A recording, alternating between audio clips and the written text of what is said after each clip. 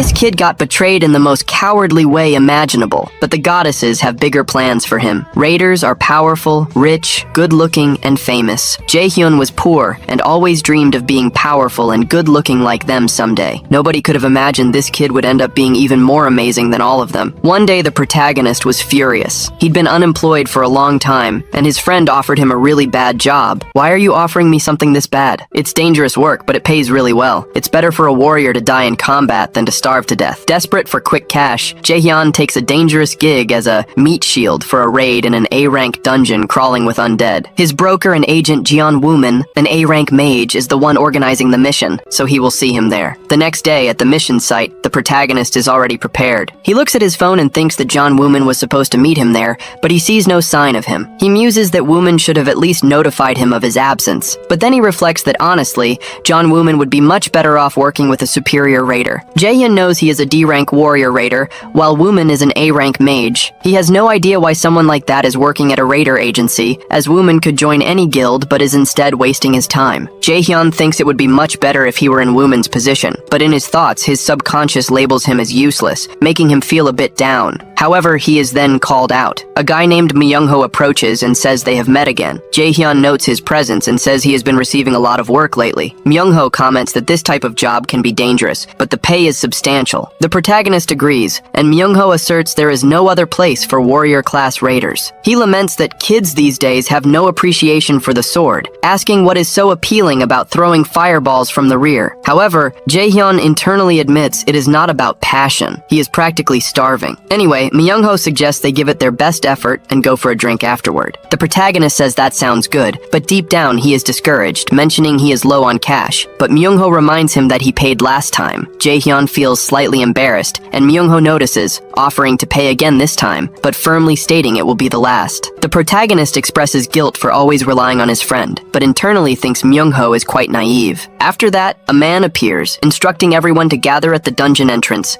stating they will enter in 30 minutes. Everyone there seems unmotivated, including the protagonist and his friend. Myungho suggests it is time to get ready. Jaehyun is completely unenthusiastic. He tries to pass the time by checking his phone. When entering a dungeon, raiders need to be mindful of two things. The first is the possibility of encountering unexpected fortune. The fortune found in dungeons can dull a raider's mind and lower their guard against the inherent dangers. While they are unable to think clearly, the dungeon tests the raiders to determine if what they hold is genuine luck or tragedy disguised as luck. Suddenly, Myungho interrupts his thoughts and asks if he is looking at his phone again. He mentions that Jaehyun always does this before entering a dungeon and asks if it is something interesting, like a picture of a girlfriend, but the protagonist insists it is nothing. Yet, he looks at the device again and sees a picture of himself with his mother, promising to return safely. Then, he heads toward the dungeon. After that, they are all already inside, and they immediately encounter some zombies. Soon, one person shouts for the tanks to raise their shields and hold a straight line.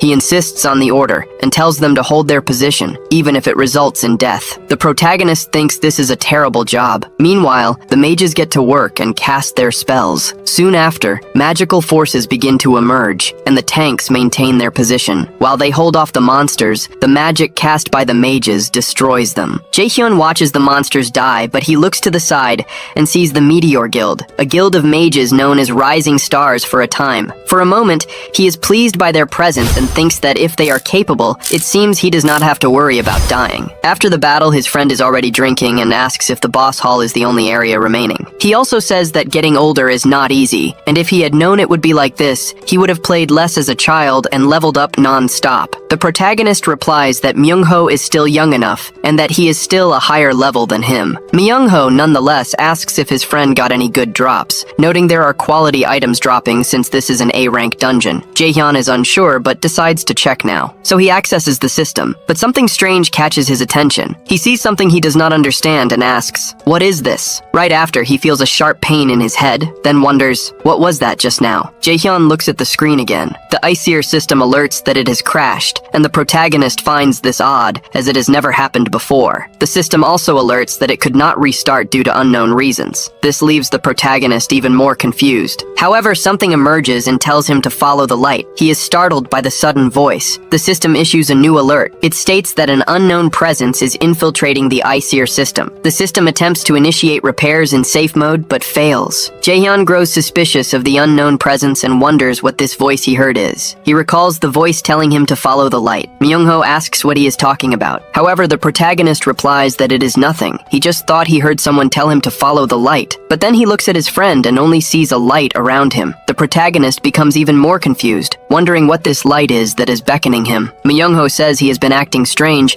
and asks if he is feeling unwell. Jaehyun insists that he is fine, but he wonders if he is the only one seeing this light, concluding that he must investigate. His friend asks where he is going. Jaehyun says it will only take a second and that he will return immediately. In his mind, he is still uncertain about what is happening. The protagonist enters the cave and follows the mysterious light. He tries to access the status window, but the system is down and has not returned. Jaehyun feels truly frustrated by this, but he persists in attempting to access the information. The system alerts that a function is partially damaged and will attempt a safe mode restart. Reading this, he becomes even more confused as he cannot grasp the situation. He has been awakened since he was 10, but the system has never crashed in these 17 years, nor has a function ever been reported as damaged. The voice he heard makes him think it is likely related to the system crash, the invasion of an unknown presence, and the system failure. An unknown voice sent him a message to follow the light. The Aesir system might be undergoing a significant change. This Aesir system is a reference to the Asgardian gods like Thor and Odin. It was theorized that the name Aesir represented humanity's last bastion of hope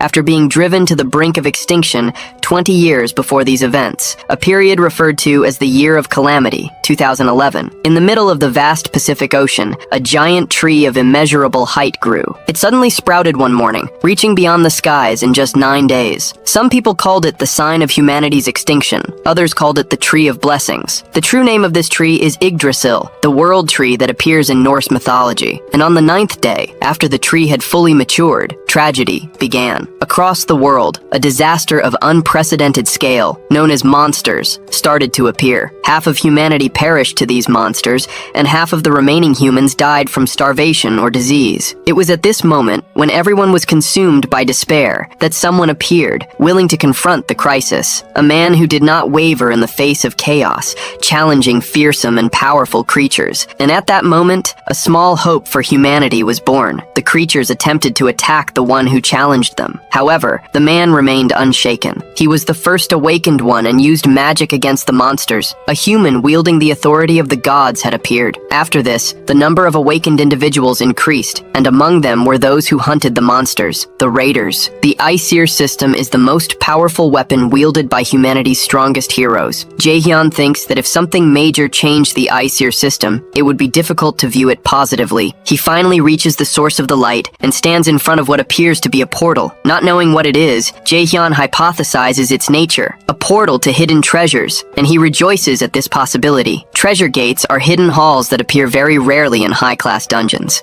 They typically contain special items or rare ingredients, and it is said that the items from a treasure gate are worth, at the very least, thousands of dollars. At that moment, the protagonist concludes that if something of Class A or higher appears here, he could immediately leave his current life. Before entering, he silently prays to all deities, hoping there is a piece of Class A equipment or higher inside. He steps through the gate. Inside, the environment is completely different from where he was. This leaves the protagonist very surprised. He never imagined that such a large space could exist inside a dungeon, and concludes that what was said on TV was not an urban legend after all. Jaehyun looks to the center of the hall and sees an item, thinking that, whatever it is, this must be the item he wants. So, he decides to inspect it more closely. Then he reaches out his hand toward the item, and just as he is about to grab it, the system alerts that a partial recovery of system functions has succeeded, and a new piece of equipment has been acquired. After that, it asks if he would like to evaluate the acquired item. The protagonist is only focused on the fact that things are finally going well, and the system returned at the perfect time. After this, he checks the item named Odin's Lost Eye, which, when equipped, allows the understanding of runes and the use of magic to disarm or destroy.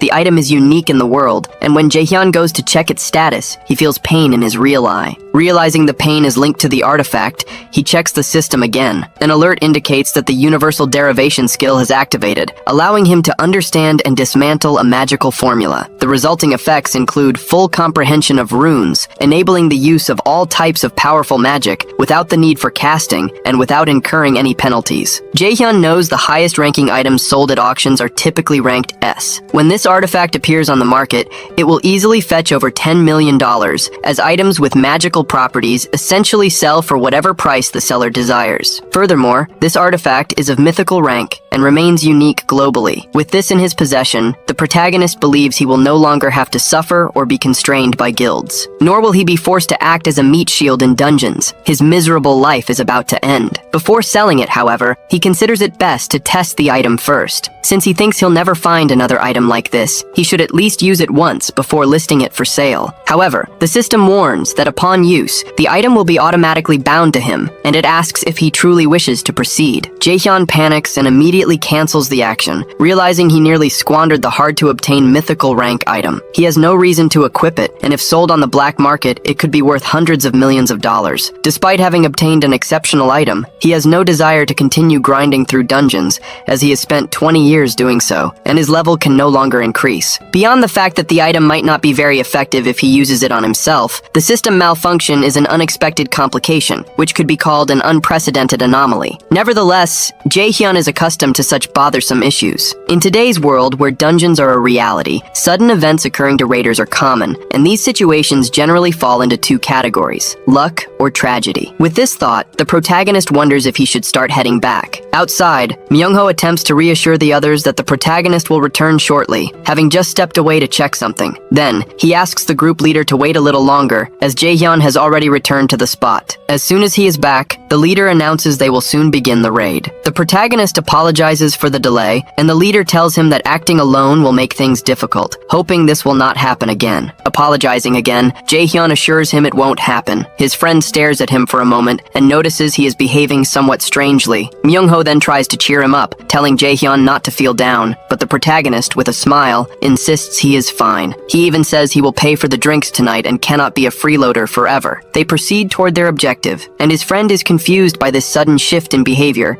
asking if Jaehyun finally matured at 27 years old. In turn, Jaehyun thinks he managed to get away with it for now. He knows he is inside a dungeon, and since nothing that happens there can be exposed to the outside world, it becomes a lawless place. Spreading the news that he obtained a valuable item would be tantamount to asking to be killed. For him, waiting until the raid is over to sell the item as planned is no big deal. Right now, avoiding suspicion is more critical. The leader states that now that the vanguard has assembled, he wants to continue the raid. However, an explosion occurs above them, startling everyone, including the protagonist. He then runs to avoid being hit by the falling rocks. Utterly confused by this sudden explosion, he wonders what just happened. But first, Jaehyun spots a purple mist rapidly spreading across the area. He recognizes this is no ordinary event, but a kind of poisonous gas affecting everyone present. Jaehyun knows prolonged inhalation means certain death and concludes he must escape the place immediately. Myung-ho calls out to his friend and urges them to leave quickly, as the mist appears dangerous. The protagonist agrees, saying everyone needs to get out, but suddenly, someone is struck. When he turns to check on his friend,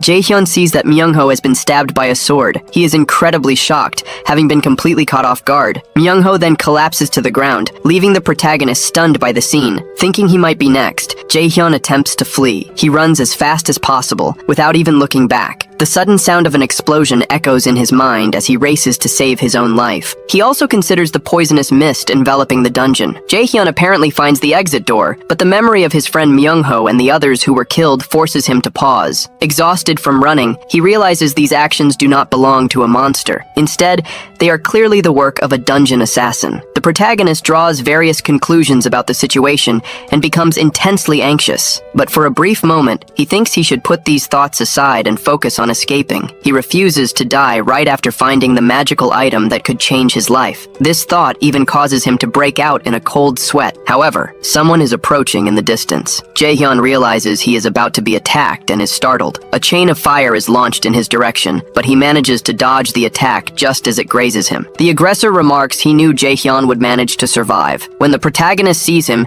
he recognizes him as Jong Wooman, the same agent who employs raiders. Jong Wooman says he warned him about his his visit today. The protagonist confronts Jong Wooman and asks if he is responsible for this. Jong Wooman knows about the spreading poisonous mist and the attack on the Meteor Guild members. He laughs at the situation and confirms that he is, in fact, the mastermind behind it all. The protagonist is shocked by this confession. He tries to first understand the situation and asks Jong Wooman about his motivations. Jong Wooman replies he did it at a client's request. He also mentions that many people dislike the Meteor Guild. They had been underestimating other guilds too much, and it wouldn't be surprising if people hated them. Dungeon assassin is the term used to refer to those who exploit closed dungeons to kill people inside. Based on the circumstances, the surprise attack on the Meteor Guild this time was executed by exploiting such a blind spot. Jaehyun is concerned about this development and wonders if he can take down his newfound enemy, but he quickly concludes it won't be possible as Wooman is an A-rank mage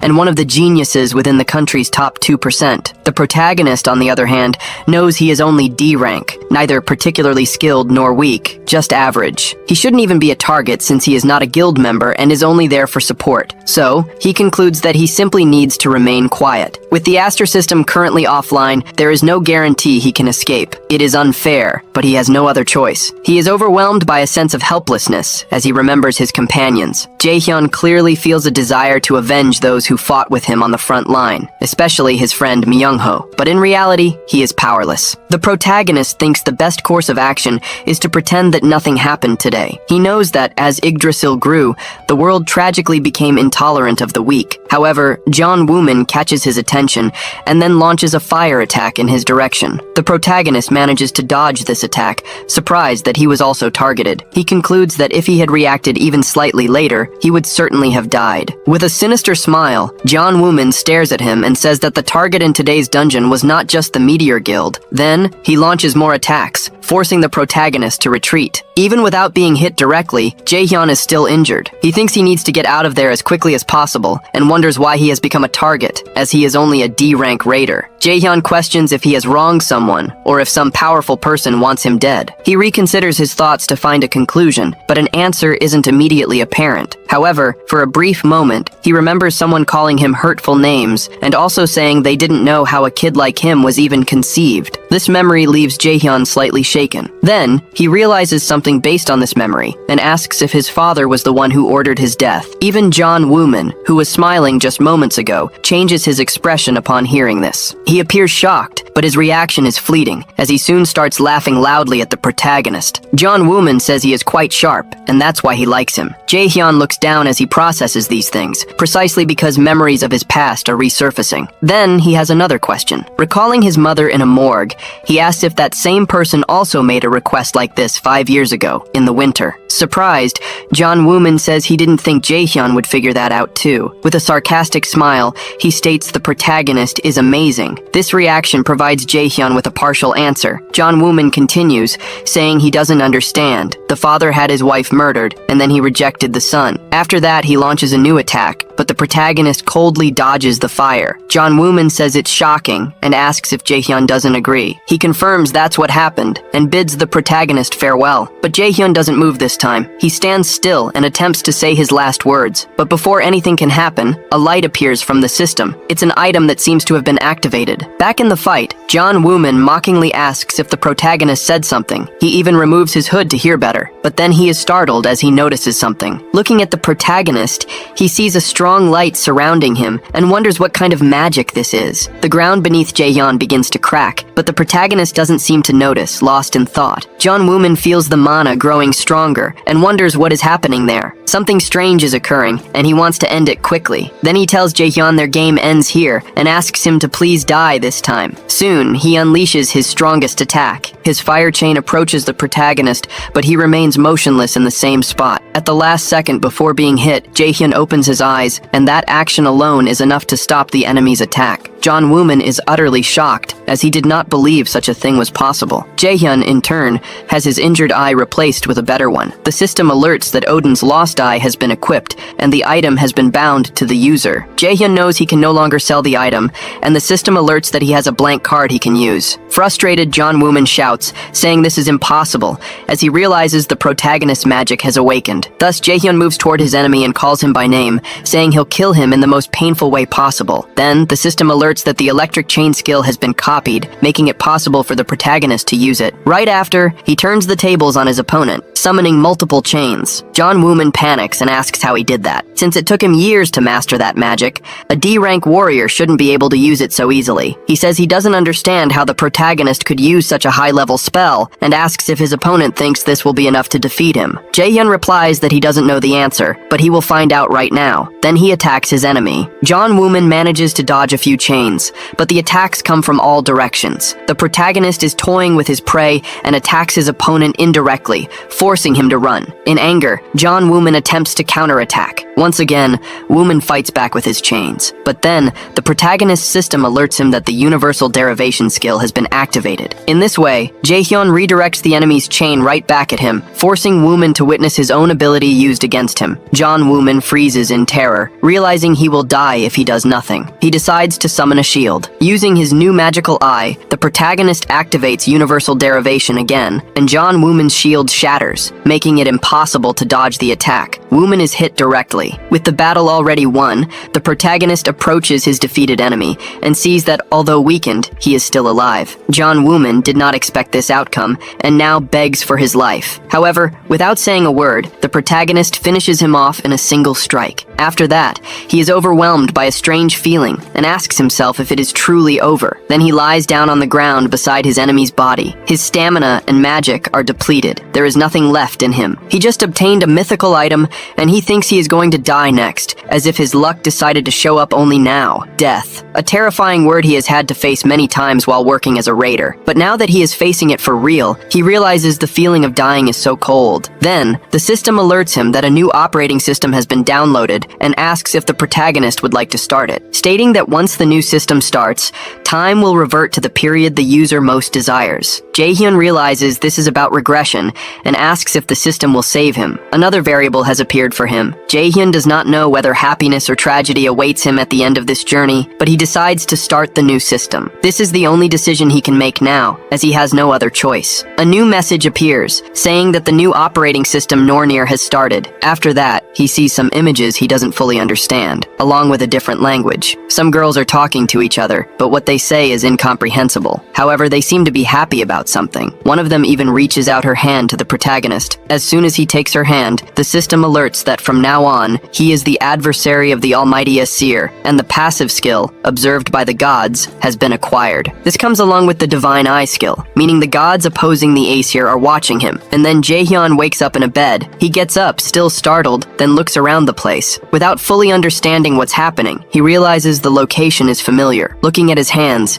he notices there is nothing wrong. But then his previous power manifests, and the system informs that temporal regression to the time most desired by the user was successful. Reading this, the protagonist wonders if he is dreaming or something. He recalls his past and asks if he really returned to the past, but he concludes no, this must just be a dream. He remembers the last moments with his mother, saying that this is one long dream. But surprisingly, she walks into the house, and as soon as the protagonist sees her, he runs to her and embraces her. He concludes that if this is a dream, he never wants to wake up. Moments later, the system alerts that the date is November 15th, 2020, and the user has successfully returned to the most desired period. The limitations on non-combat activities have been removed, and his body has successfully recovered to 20%. Jaehyun still questions the reality around him, but he realizes he is in his room in his old house. A new side quest, Rest is a Friend of Success, has been automatically created. The system states that he is a being who miraculously survived death, and as a requirement, it asks him to rest to recover his health to 80%. After reading this, the protagonist thinks he will return to the beginning. First of all, he knows he didn't die in his last fight, and the reason is probably because of the new system, allowing him to return to the past. His mind is already accustomed to the appearance of Yggdrasil and monsters. This is not the first time Jaehyun has faced such strange phenomena, and if he has learned one thing in situations like this, it is that quickly assessing and adapting to the environment is absolutely essential. If the system system's information is accurate, this day is 11 years in the past, when he was in the 3rd year of elementary school. He also realizes that the name of the new system is Nornir, but honestly, this whole experience of going back in time still feels like a dream. However,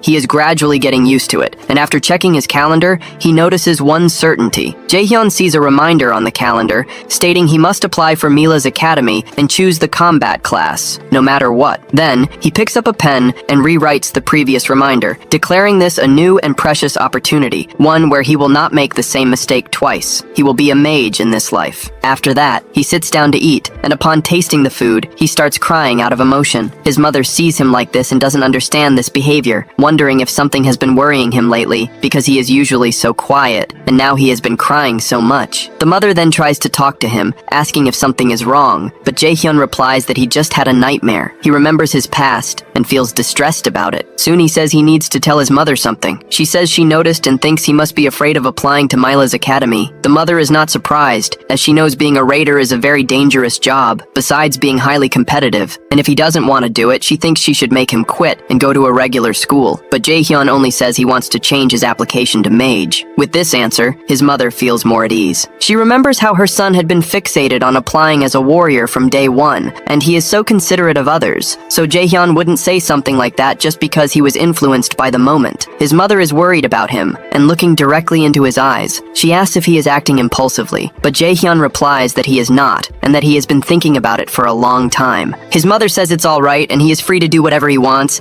and she just hopes he doesn't give in to money. Whether it's magic or something else, he will always have his mother's support. Jaehyun feels moved but thinks now is not the time to cry, because if he wants revenge on his father, an A-rank raider, he will have to get much stronger. Then, the system alerts that he has completed the rest mission and obtained a blank card as a reward. Jaehyun wastes no time and begins to train, thinking the situation is favorable for him. He still doesn't fully understand what the Nornir system is, but it's worth taking advantage of it for now, as he has knowledge of the future and knows about hidden pieces and ruins he can monopolize.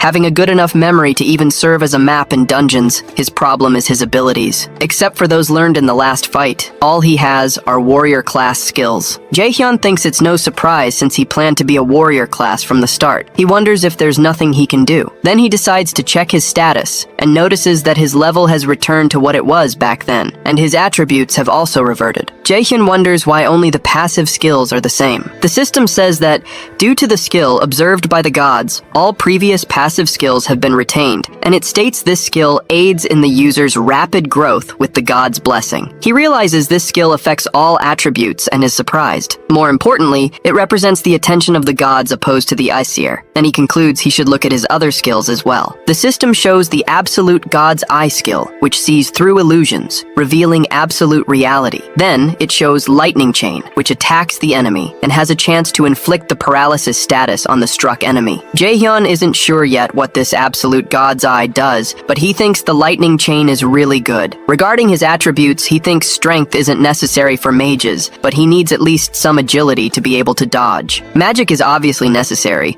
but the most important thing is endurance, because endurance doesn't increase attack power like strength or magic, but it reduces fatigue speed in repetitive actions. If he raises it first, he will notice a significant change as he levels up. He has already taken care of the first priority. Now, the important thing is to choose the skills he will learn. His attack skills are fine. Besides, even if he tries to learn high-rank spells, he won't be able to use them since he lacks mana, and perhaps what he is missing is a healing spell. Currently, it is 2020, and mage classes are considered trash compared to warrior classes. However, raiders with healing skills are exceptions. They are treated as nobility wherever they are, because even without becoming raiders, they can work in the medical field, so they are well regarded. Jaehyun concludes that if he starts with a healing skill, at least he won't be looked down upon everywhere. But the problem is that finding an awakened one with a healing skill isn't so easy. Above all, it couldn't be avoided with Wooman. However, later on, he will need to start using the blank cards as efficiently as possible. He doesn't know how many cards the system will provide, but it's unlikely he will get an incredible item that disrupts the balance. Jaehyun asks if there isn't an option like that somewhere. His phone rings, and as he checks it, his eyes widen at seeing Kim Yoo-jung's name on the caller ID. Kim Yoo-jung is his childhood friend, someone he's been close to for years, and who had always shared his dream of attending Neil's academy to become a raider. In his previous life, he tragically lost her in his arms, a fate he's determined to change this time around. He smirks as he reads her text message. Apparently, she's calling him to meet Saintess Yu Seon-yoon at her seminar. This news fills him with happiness, as Saintess Yu Seon-yoon is known for her magical prowess, particularly in the magic of sacrifice. Without hesitation, he stands up,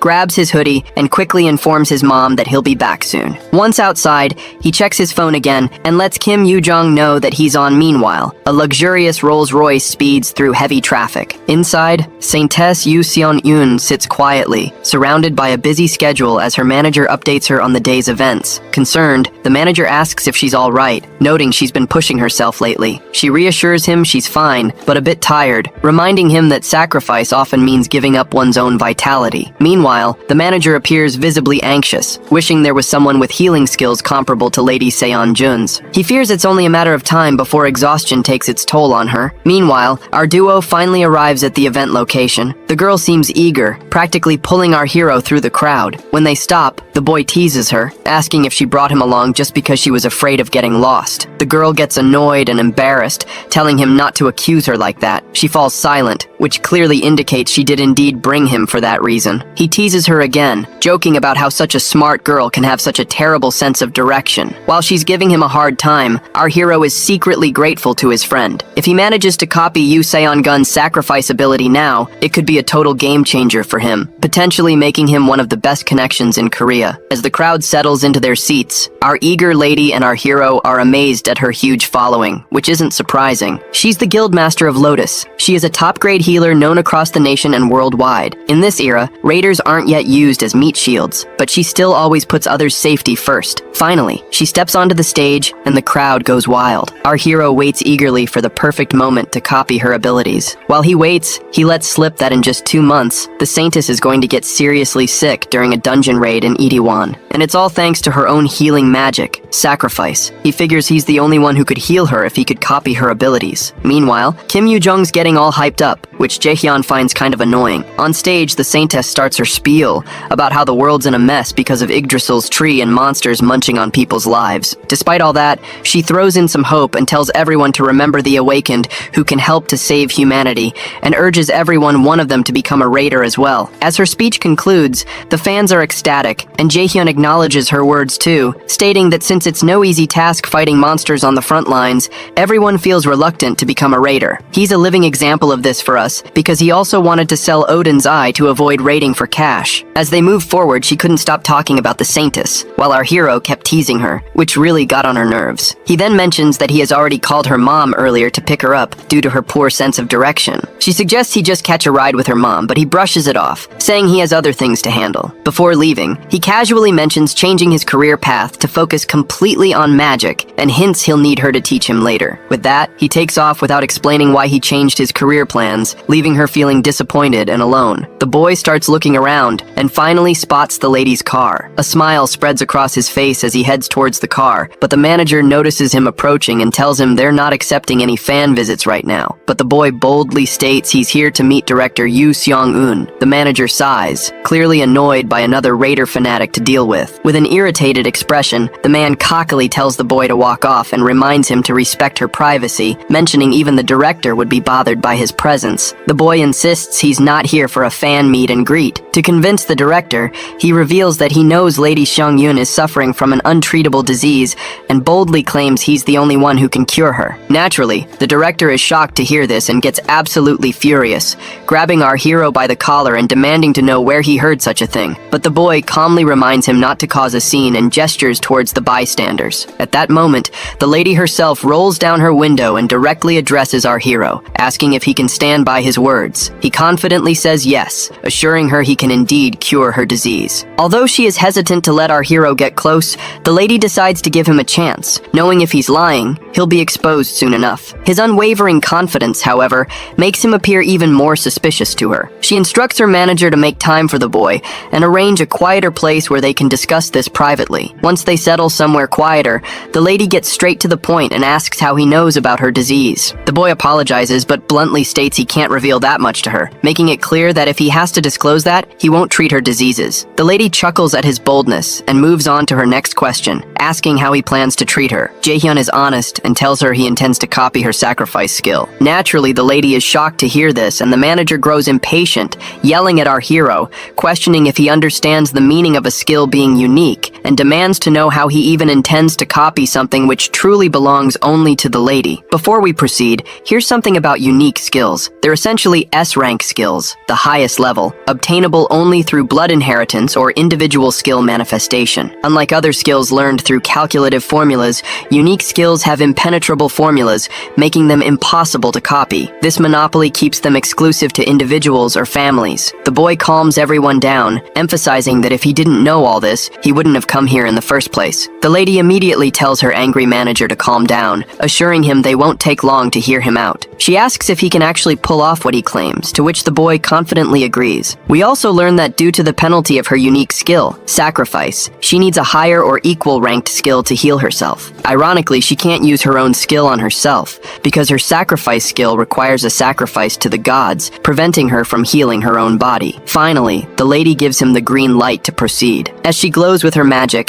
Jaehyun feels ecstatic and immediately copies her ability. The system window pops up, asking if he wants to register the new skill, sacrifice, into the blank card. Confidently, the boy says yes. Once he finishes copying, he activates his sacrifice skill, demonstrating its power by summoning it into the palm of his hand, leaving both of them shocked at the sight. Our hero decides to proceed with negotiations before healing her, but first, let's check the stats of this skill. The first benefit is that it creates a wave of healing to heal multiple allies and removes debuffs. Secondly, when used on undead monsters, it transforms into the attack skill called Judgment of Light. Lastly, since the skill was copied using a blank card, there are no inherited penalties whatsoever. So then, the lady asks what he would want from her guild. While she outwardly states this, but inwardly, she feels confident that dealing with this middle schooler will be a breeze, especially since she's the Lotus Guild representative. The boy gets straight to the point, asking her to sponsor him. The lady chuckles, asking if he wants her sponsorship just to help him grow as a raider. Without hesitation, he confirms this, explaining that it's his big dream and that he needs the resources, connections, and support that come with sponsorship to become stronger. Impressed by his determination and skills, the lady readily agrees to sponsor him, but she places a condition. As soon as our hero hears this, he's quite amazed to see that even though she's not in a strong position to negotiate, she remains bold in her stance. The lady reveals that her disease is a personal problem and has nothing to do with the Lotus Guild. What our hero wants is not entirely in her hands. He's asking for the support of the entire guild, which doesn't have any reason to favor him. Our hero tells her to lay out her conditions. If they make sense to him, he'll decide whether or not to shake hands with her. His mind races with all kinds of possibilities she might be plotting, but she surprises him by simply asking if he can join the Lotus Guild. The boy immediately asks if she's serious about recruiting him. The lady then lists several reasons for recruiting him. Firstly, he uncovered the classified information about the representative of the Lotus Guild's disease, which only a few knew about, showcasing exceptional information gathering abilities. Secondly, he flawlessly copied her sacrifice skill, something she's never seen before, and she's curious to see if there's anyone else like him in the world who can do the same. The boy feels awkward hearing this, knowing he can't tell her he only knew about her disease because he regressed in time, and he can only copy skills thanks to his cheat system. The lady then leans in uncomfortably close to him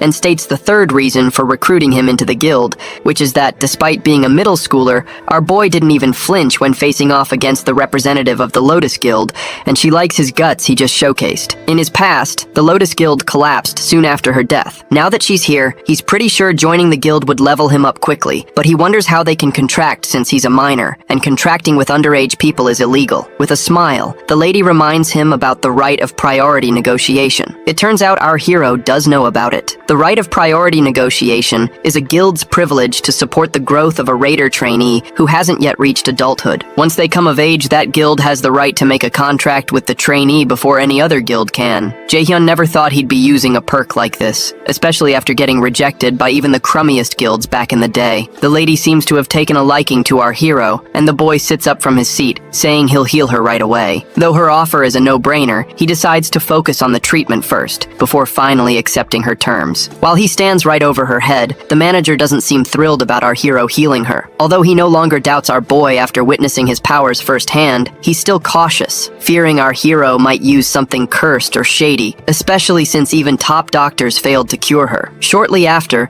the lady feels magically healed, sensing the changes inside her. The manager is in absolute shock and amazement. He wastes no time bowing his head before our hero, apologizing with utmost respect for ever doubting him. Our hero just shrugged it off, saying it was understandable to doubt a kid's words, but the manager kept on apologizing, feeling bad for his rude behavior earlier. Jaehyun tells the lady that everything's done and she can move around freely now. As soon as she stands up, she walks to the window and uses her magic to light up the whole room. Tears fill her eyes as she realizes her symptoms are completely gone. She expresses her gratitude for this miracle and asks if he'll face any penalties for healing her. But we know penalties don't apply to his copied skill. My guy assures her with a smile that she can repay him when the time comes, and the lady gladly agrees. She then brings out her card and tells him to think about the offer. She promises to do her best to make sure it works out in his favor. The boy then tells them there's something he wants to ask. The next day, the manager escorts him to a low-ranked dungeon owned by the Lotus Guild. As you can guess, he's there to level up his skills, aiming to become an ace at Mills Academy. The guild makes sure they've got all the essentials ready for him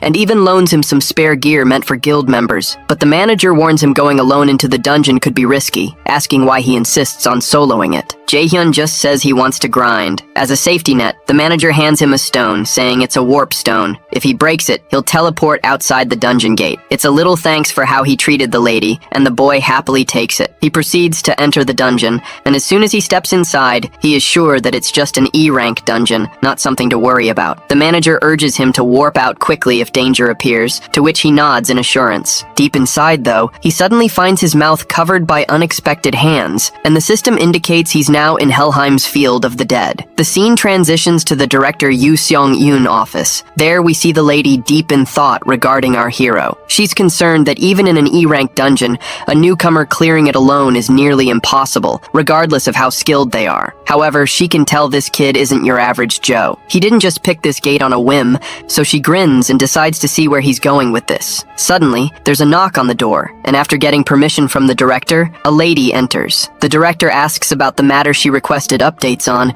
and the other lady hands her the files explaining it's our hero's profile. As the director flips through the pages, she's shocked to read that he aspires to be a martial artist, which makes no sense to her considering his magical capabilities. A heavy silence falls over the room, as the lady who brought the reports also has no clue how someone can be so talented, but she assures the directory that the reports are accurate, unless there are not any mechanical errors. Taking a peek ourselves, we see that our guy's aptitude for magic is at 97%. Shortly after, the director calls his manager Appa and instructs him to call her immediately once our hero is out of the dungeon. She's eager to witness our hero's talents with her own eyes. Meanwhile, our boy finds himself falling into the unknown realm known as the Field of the Dead, hitting his ass on the ground hard upon landing. As he looks around, he realizes he's in a graveyard and struggles to stand up, coughing harshly. Before he can make sense of his surroundings, an undead creature appears. Wasting no time, it aims its bow at our hero and shoots an arrow at him. Reacting too slowly, he ends up with a nasty cut across his face. Another monster appears, ready to strike our hero down. He's unsure if it's laced with paralysis poison, which annoys him greatly. He quickly heals himself using his fancy sacrifice skill. Suddenly, more zombies emerge, and he finds himself surrounded by black souls hovering above in the air. They immediately start attacking and shooting at him,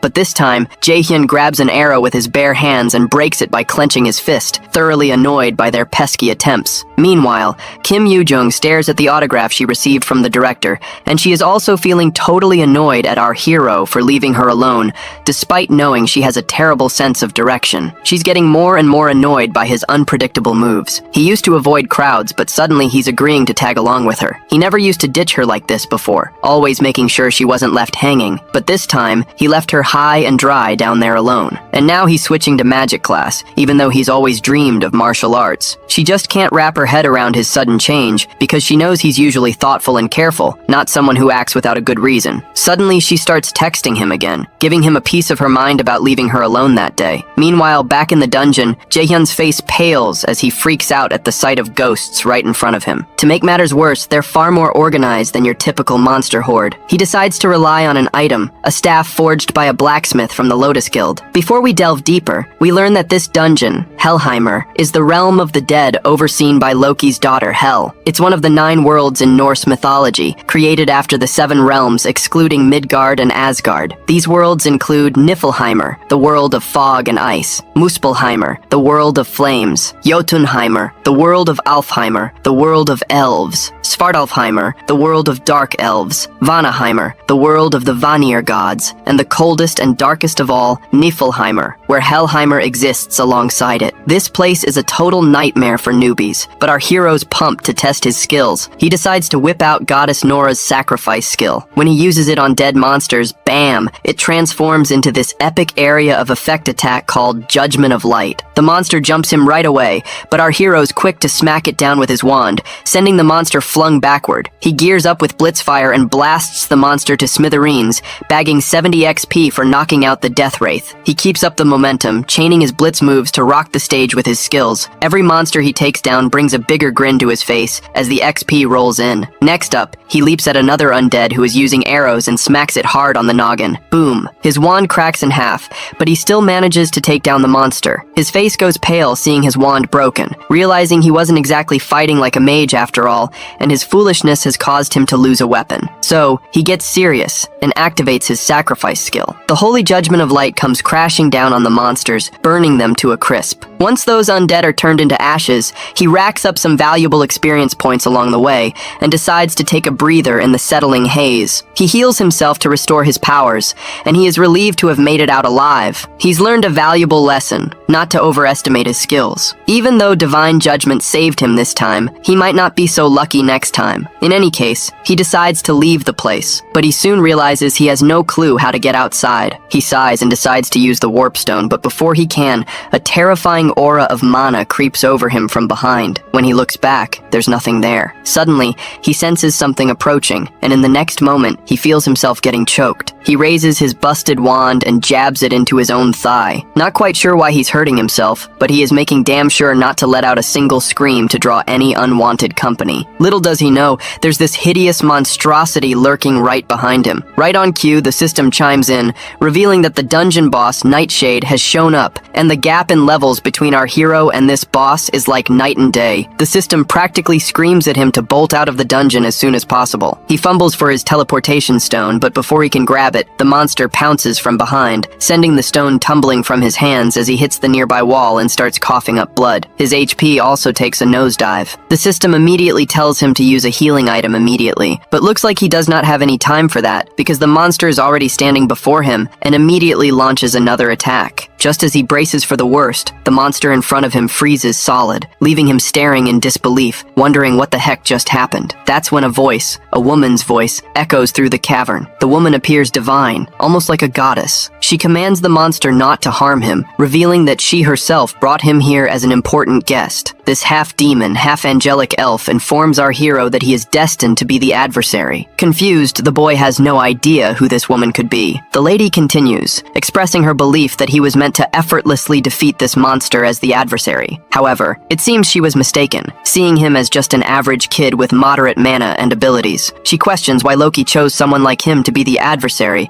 against the mighty Aesir gods. The boy struggles to remain conscious, his life slipping away from the loss of blood. He knows he can't afford to die here, not when he's been given a second chance to make things right. Seeing the determination in our hero's eyes, the lady acknowledges his resolve but states that he's still too weak to fulfill his role as the chosen adversary. She begins to choke him, warning that his end is near. If he doesn't grow stronger quickly, she threatens to end his life with her own hands. Recognizing his importance to them, she decides to grant him another chance. She urges him to become much stronger than he is now, to defeat the Nightshade monster easily. If he succeeds, she promises him a reward, but emphasizes that he must act quickly. And then, a system pops up with the first main quest, Hell's Trials. His main goal in this mission is to take down Nightshade within 2 months, and it looks like this mysterious lady is none other than Goddess Hell herself, Loki's daughter. If he nails this mission, then the Goddess Hell will personally give him her gift, but failure means death as the penalty. As those creepy hands start dragging him into the darkness, he loses sight of everything. And as the scene shifts, we see this blonde goddess we saw during his time regression, and she still appears to be saying something to our hero in this foreign language. Suddenly, he awakens in the real world. As he stands up, He realizes that his injuries have been healed completely. Checking his window stats, he sees the same quest still hovering before him, which confirms that everything he felt back then was real, and the lady he encountered was indeed Hel, the goddess who rules over Helheimer, one of the 9 worlds of mythology. He's still clueless about this whole adversary thing,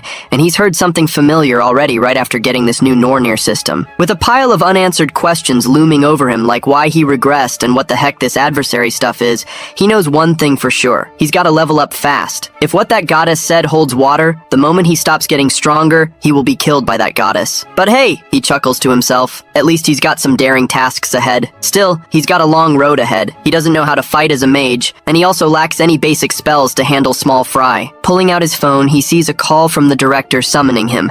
He tells her he'll swing by tomorrow and is ready to make the contract. The next day rolls around, and our hero steps into the Lotus Flower Guild. The manager leads him inside, and as they walk, he understands why they are giving him so much special treatment, because his mage aptitude is at 97% after all. Arriving at their destination, our hero brightens at the sight of the lady director, exuding confidence with her long hair and a presence that catches his eye. They exchange greetings warmly. She dives into the perks the guild is offering with the contract, and our hero enthusiastically confirms they're impressive. I mean, who wouldn't be thrilled? Alongside a stipend for living expenses, the guild provides him with an endless supply of B-rank items at no cost if they break. On top of that, he'll earn a substantial profit based on his contributions in the raids. These terms are usually reserved for top-notch A-grade raiders. Before signing the contract, he reveals a condition. The lady director warmly encourages him to speak his mind. He explains that it's only been a month since he transitioned from martial arts to magecraft, making him inexperienced in magic. Therefore, he requests to be personally trained by the director herself. The manager marvels at our hero's audacity to directly confront the prestigious director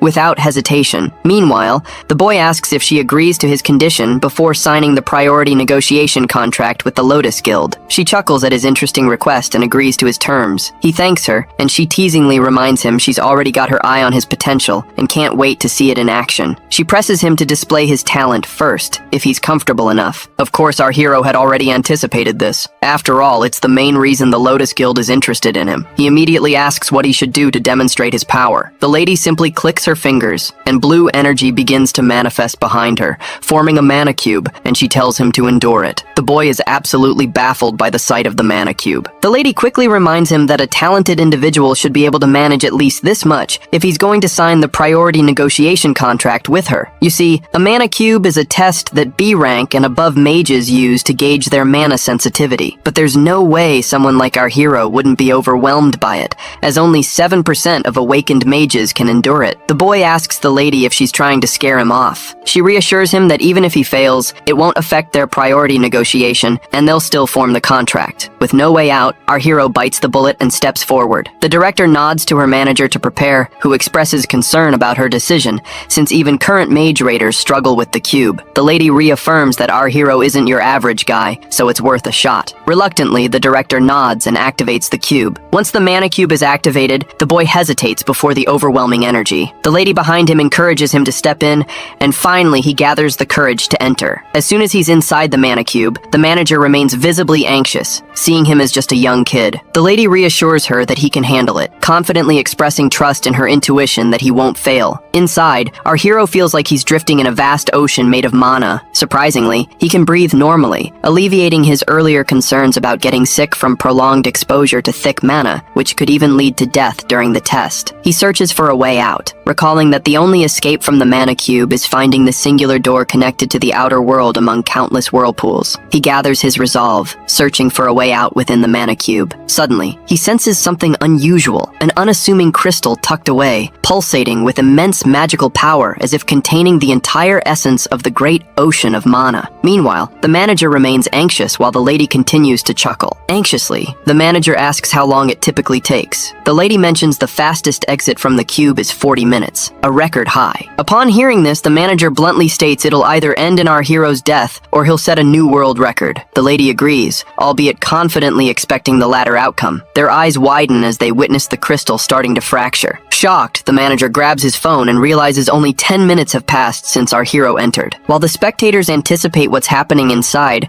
our hero senses the immense power of the crystal and grins, thinking that breaking it might just be his ticket out. With determination, he swims towards the stone, clenches it tightly in his fist, and shatters it into pieces in a swift motion. As cracks begin to spread around him, a system notification reveals that he has acquired a passive skill called Crystal of Mana Operation. Suddenly, the mana cube collapses, leaving both spectators in a mix of terror and awe. This kind of test typically takes an hour for an S-rank player, but our guy smashed through it in just 26 minutes, shattering the record held by the European Union's Camilla, a genius mage noted in the World Guinness at 36 minutes. The manager immediately walks forward, shaking our heroes enthusiastically and showering him with praise. The lady also joins in, but her curiosity is piqued about how he managed to shatter the cube so quickly. The boy explains that he found a crystal inside the cube and broke it. The lady is shocked to hear this because a mana cube crystal contains all the magic power within the cube, and it's incredibly rare for anyone, especially a regular awakened person, to find or break it. The fact that our hero not only found it but shattered it suggests that his mana capacity exceeds that of the entire cube. She bursts into a moment of happiness and immediately vows to help him become the greatest mage in the world. The scene transitions back to Lady Kim Yoo-jung, who is visibly upset that Jae-hyun is still late. Our hero's mother stands beside Kim Yoo-jung, confirming that he's indeed late and not answering calls either. Suddenly, a familiar flashy Rolls-Royce grabs both ladies' attention. They're stunned to see our hero stepping out of such an expensive car, completely blowing them away. How could he afford something like that? Jae-hyun immediately notices the ladies and waves happily. While his mother is anxious, concerned if her son is involved in something shady, Lady Kim is livid to see him lounging around. Once they're settled in the room, the girl jumps straight to demanding answers, asking why he switched to magic class. Our hero casually explains that martial arts just wasn't cutting it for him anymore, and he already filled out all the paperwork for the magic track. She keeps pushing for more details about his decision, but he flips the script and asks why she's dropped by. He then asks if her parents are off at work, to which she nods, explaining that's why she's crashing for the night with our hero's mom's blessing. We then learn that her folks work in a monster processing plant, shipping creatures abroad, which keeps them moving. And whenever she's left alone, she tends to hang out with him, since our hero's mother is a good friend of her parents. Moving forward, the boy asks her to teach him the theories of magic now that he's in the magic class. The girl demands to know what she'll get in return. Reluctantly, the boy asks what she wants. The girl admits she doesn't have anything specific in mind at the moment. After thinking for a bit, she decides that he must grant her one wish. The boy agrees, but adds a condition. Her wish must be made within a year, or it expires. The girl agrees, somewhat annoyed, while the boy privately bets that she'll likely forget about it within a year. Teasingly, the boy asks what kind of wish she might have in mind, but the girl, now visibly annoyed, tells him to shut his yapping. The lady gets so mad that while she was holding to that pillow, I thought that she is squeezing her boobs hard. Did you get the same kind of illusion, or it is just me? Let me know in the comments. As they continue their banter, their mother calls them to dinner, but they ignore her, caught up in their playful pillow fight. Observing their chemistry, it wouldn't surprise me if the girl jokingly tells him to marry her as her wish. Meanwhile, in the forest, violent ravens float above in the air, and a man clad in black easily dispatches the monsters with his sword. Finally, we meet our hero's father, Min Seong-ho, who receives praise from the armored man for effortlessly clearing the dungeon. The man invites Min Seong-ho to join their guild, but our hero's father declines, preferring to stay solo. The armored guy practically begs our father to join, promising all sorts of respect from the Scarlet Guild, but the man in black just scoffs and calls him stubborn. Then, out of nowhere, the father starts summoning these weird chain things, and he also yaps about humans being greedy like he's giving a lecture. He vanishes into thin air, leaving the armored guy scratching his head. After this spooky encounter with this killer dad, who, let's face it, looks younger than our hero himself, we're back to the director, who's giving a lecture to Jae-hyun for his first magic class. The lady decides to dive right into sparring and challenges him to take a swing at her. The boy hesitates, but realizes he has no choice. He lets out a sigh and carefully takes his stance, ensuring there are no openings. Drawing on his martial arts knowledge, he throws a punch aimed at her, expecting a reaction. The lady stands there grinning, and the impact of his blow creates such a massive disturbance that everything gets obscured in a cloud of dust. As the dust settles, our hero sees his punch effortlessly caught by the lady, who handles it like it's nothing, leaving him utterly terrified. She grins confidently, and the boy quickly retreats to a safer distance. Seems he underestimated her just because she's a healer. He's now certain she's got the power of an S-rank raider. After that punch, she breaks down his moves, noting the martial artist's habits in his stance and attack. She points out that mages typically don't charge in like that to attack. The director then asks him if he knows the difference between martial arts and magic. The boy says martial arts is all about up-close fighting with swords and stuff, while magic is more about blasting from a distance. She nods and adds that magic classes are about weakening enemies from afar, while martial arts finish them off face to face. Then she tells him to get ready because she's going to attack him to show him what mage combat is really like. She assures him she can heal him if things get messy. He's a bit nervous but ready. The lady gathers energy at her fingertip and shoots out this intense laser beam of energy. The boy quickly rolls to safety as the lady tells him it's his turn to attack. He activates his blitz chain power and unleashes lightning arrows straight at her. There's a huge explosion when the chains hit their mark, but the lady stands there without a scratch. She's surprised he has an A-rank skill, but reminds him it's only good if he hits the target. Then she counters with her own arrow aimed right at his face. He freaks out and ends up taking the arrow straight. Even though he's battered head to toe, he stays standing, impressing the lady with his resilience. But then she decides to go all out, throwing a barrage of blue lightning bolts at him. This time, he immediately uses his absolute calculator skill and the magic disintegrates, leaving the lady shocked. She can't believe he reversed her attack and neutralized it in such a short time. The lady is once again amazed and asks him if there are any more surprises he's hiding. Our hero just tells her to find out for herself, and with that challenge, the ground right in front of her starts crackling with intense energy. She takes a direct hit but manages to deflect it with her hand, though her hand trembles from the impact. She's absolutely baffled at how he managed to cast this attack so fast. Meanwhile, he sends a barrage of arrows her way, but she quickly throws up a shield to protect herself. She's curious why he's casting magic without chanting, as casting for a mage typically requires a deliberate process. Experienced mages can reduce the chant for lower-powered spells, but each of his attacks is just as potent, making her doubt he's casting without uttering a single word. On the flip side, our hero's almost wiped out and can't muster enough mana to keep attacking, so he just blurts out that she's a monster for being so resilient. The lady strolls up to him with this smirk, saying he's an interesting kid with loads of potential, but she points out he's still green, catches him off guard, and knocks him to the ground just like that. He's clueless about how it happened, while she just chalks it up to her years of experience. Thinking about his skills, she gives him props for his melee combat game and how he can cast magic without a hitch. She's impressed by his knack for unraveling spells with that reverse calculation trick, thinking he could totally create a one-of-a-kind fighting style. She tells him she's taking him under her wing from now on, officially making herself his teacher. Apparently, he's the first lucky duck to get this kind of VIP treatment of becoming her student. The next scene shows our hero sitting melancholically, lost in thought. His friend snaps him out of his daydreaming with a disdainful aura, and he clicks his tongue, telling her he's listening. It seems she's been munching on ice cream ever since she arrived, which our hero bought for her as a tuition fee. He asks if she's not full yet, to which she replies she could eat it all day, urging him to focus on his studies. As she continues teaching him about magic, the system window reveals that his knowledge of magic has increased, and his efficiency in using magic has risen by 5%. The boy is tired of these persistent notifications. Every time he learns something new, they start to annoy him. The system feels like it's pushing him to grow constantly. It seems even Lady Kim finds it pretty strange how quickly he's picking things up. He's learned more in 2 days than most people would in 2 months, but the boy downplays it, saying there's nothing surprising since she herself can memorize forms just by looking at them. This annoying girl gets even more irritated and demands our hero to call her teacher. Her annoyance seems to stem from the fact that he's learning everything so fast, despite her being in the magic field much longer than him. She's worried he's going to surpass her sooner than later at this rate. The boy sighs and reluctantly calls her teacher, reminding her that he surely has natural talent in the field of magic, so of course he is learning faster. But let's face it, he's putting in every effort to learn magic as quickly as possible because he doesn't want to get screwed over by God as hell.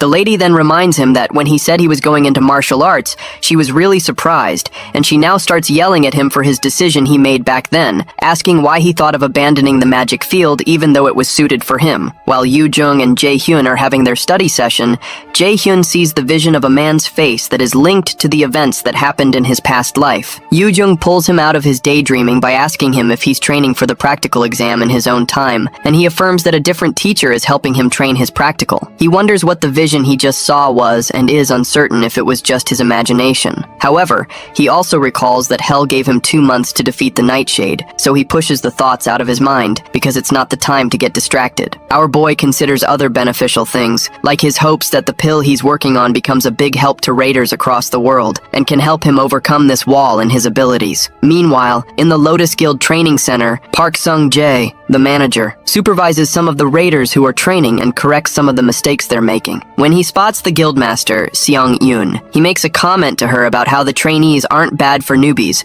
and how the average rank has almost gone up from last year, but he's surprised to notice she wasn't listening. When she realizes he was talking to her, Seong-yoon apologizes, and the manager teases her by saying she's thinking about Jae-hyun, and she affirms his suspicions. Suddenly, the manager mentions that he recalls that several other raiders have tried to learn the thing that she wants to teach Jae-hyun, and have all failed. However, Seong-yoon reminds the manager that he also saw Jae-hyun's peculiar talent. It would have been believable to say that Jae-hyun was a veteran because he didn't make a single unnecessary movement. At this point, Guildmaster Seong-yoon is certain that if another S-rank magician is to appear in the future, it will be Jae-hyun. Presently, she's still the only magician in the country who has become an S-rank. Even so, as a healer, her effectiveness in battle is a bit low. However, if Jae-hyun were to suddenly appear like a comet right now, it would shake up the whole magic world. Sometimes later, MC works on a mana enhancement pill. Like its name suggests, it's a pill that permanently increases the mana of the awakened who takes it, and it's an item that all magicians covet. While he's working, the mixture fails for the umpteenth time, and our boy throws away the spoon in anger. At this point, he's already used up 3 sets of the ingredients, and it seems like he'll blow up all his money if this continues. In the present of November 2020, no one knows how to make the mana enhancement pill just yet, because the pill won't be invented for another 5 years. Before returning to the past, the pill's recipe was shared by a world-class alchemist. As he published the recipe, the alchemist expressed how he hopes that the pill will be of great help to numerous raiders around the world. It seems to our boy that just keeping at it like this won't work, but he gets another idea of what might have a higher chance of working, and that is finding Lee Jae-sang, since he's the one who will invent the pill in 5 years' time. Even if he ends up unable to make the pill, creating a connection with that guy won't be a loss. Since Jae-sung is presently a senior who's currently a first year at Mills Academy, he has to go to Mills Academy to meet him. While he's out, Yoo-jung comes to see Jae-hyun, and she opens the door to find a pot that seems to be possessed by some demonic power and a disgusting sink. She immediately becomes worried that something bad happened and wonders if she should call the police as she looks at the disaster all over the house. Wielding a frying pan as a weapon, she looks around the terrifying wasteland. In the past, right as the Yggdrasil appeared and monsters started pouring out, there were a few people who established themselves the quickest. One of them was a man called Lee Jae-shin, also known as Quick Blade. When the first awakened vanished without a trace, Lee Jae-shin appeared as if to take over his mantle as the first S-rank raider in Korea. Lee Jae-sang, the person our boy is out to meet right now, is the youngest son of Lee Jae-shin. When Jae-hyun reaches the transportation building, the attendant asks him where he would like to go, and he requests to take a portal to a place called Daegu. Daegu currently lay abandoned due to the monster outbreak, and it's a city where monsters poured out from all sides, and you had to worry about your life from the moment you stepped in. Shortly after, our boy gets close to the Mills Academy in Daegu, and has to walk a bit more to get to the main entrance. When he gets in, he wonders where he could find Jae-sang. Although Jae-sang was in the combat department, he wasn't very talented. The probability of Jae-sang, who dislikes fighting making use of Millis's combat facilities, is very low, so Jae-hyun decides to look around the classrooms first. As he walks forward, he notices a crowd and walks up to see what they're looking at. When he forces his way through, he's hit by Jae-sang, who's thrown back by an attack from whoever is whooping his behind. Our boy helps Jae-sang up, and the kid apologizes for hitting him. Jae-hyun, however, doesn't reply to his apology, but only locks eyes on Jae-sang's opponent, who asks him who the heck he is, and if he has any business with Jae-sang, whom he calls a stutterer. Before he can talk, the bully places a hand on our boy's back and asks him if he's the brother of the stutterer. After all, they don't look one bit alike, but Jae-hyun doesn't bother giving any response to this shithead. However, the bully clarifies that they're having an important discussion and advises him to wait outside if he doesn't want to end up in a bad situation. Before the guy can finish his statement, our boy slaps away his hand. Finally, Jae-hyun tells the kid it would be best if he went to the nurse's office and asks if he can walk, but Jae-sang just stares at him in confusion. Annoyed, the bully steps forward and grabs Jae-hyun by his collar, calling him a bastard. The angry bully demands to know if he doesn't understand when spoken to nicely and asks him if he wants to die. However, our boy mentions that this is the second time someone is grabbing his collar, and he doesn't know why people keep doing that so often lately. He remembers his lessons with Yoo-jung about having a clear image in his head, then calculating the magic formula, constructing the spell, and then executing it. As he recalls Seon-gyun, the image our boy chooses is a beam of light that shoots out like an arrow. Suddenly, the system notifies him that the skill called Holy Arrow has been activated. Just by pointing his finger, our boy releases a blast of the Holy Arrow into the big guy's chest and throws him backward, even knocking out spit from his mouth. As the big guy screams in pain, Jae-sang watches in shock as he realizes this stranger just cast a spell without incanting. The other onlookers also wonder what the heck just happened, and they wonder how this guy was able to cast and how he was able to fire a holy arrow that broke the arm of a prospective warrior. As the students begin to chat that it's possible that the big guy is just weaker than he seems, the big guy becomes annoyed. If this goes on, his reputation is going to be destroyed, so he pledges not to let this bastard go without leaving a dent. As he holds on to his broken arm, he generates a sword. When Jae-sang notices it, he calls out to Jae-hyun to be careful, but the angry bully swings the sword to injure Jae-hyun. As the sword closes in on Jae-hyun's face, he remembers how Master Seon-gyun had taught him how to create a barrier by evenly wrapping mana around his body so attacks violently bounce off. He immediately activates his mana barrier skill, and the bully's huge sword bounces off like rubber until it swings out of his reach. A look of terror crosses the big guy's face, but he's unable to react quickly enough because our boy soon grabs his face and asks him if he's done with his tricks. As the bully attempts to call him a crazy bastard, Jae-hyun doesn't let the words fully come out of his mouth before he blasts a holy arrow into his face, violently knocking him backward and breaking his nose. A huge thud occurs as the bully crashes into the ground, and Jae-sang watches in awe as he wonders who this stranger is. When Jae-hyun eventually locks gazes with him, the kid shrieks in fear, but Jae-hyun only walks past him towards the unconscious bully, who's still enveloped in smoke. Jae-hyun crouches near him, and he's surprised by how good he got the guy. Soon after, our boy brings out a potion. He regrets having to use the potion he bought for this, but it can't be helped, so he pours it on the injured bully. Immediately, the bully's face completely heals up, and our boy is impressed by its effectiveness. Once that's done, he turns to Jae-sang, who's still pretty shaken up, and proposes that they get going to the nurse's office. As they head to the nurse's office, Jae-hyun stops when they reach somewhere where no one can hear them talk. Confused, Jae-sang stares at him, and he suspects that Jae-hyun came looking for him because he knows who he is. Eventually, he musters up the courage to ask Jae-hyun if his father sent him by any chance. Intrigued, Jae-hyun replies that his father didn't, and asks how he would know who his father is, but it's clear that Jae-sang isn't buying it. Eventually, Jae-sang asks him why he came looking for him, so our boy informs him that he has a favor to ask. When Jae-hyun mentions that he would like him to make a certain pill, Jae-sang becomes shocked and states that he doesn't know how to make things like that. Confused, Jae-hyun tells him he's good at alchemy, and when he brings out the potion he used on the bully,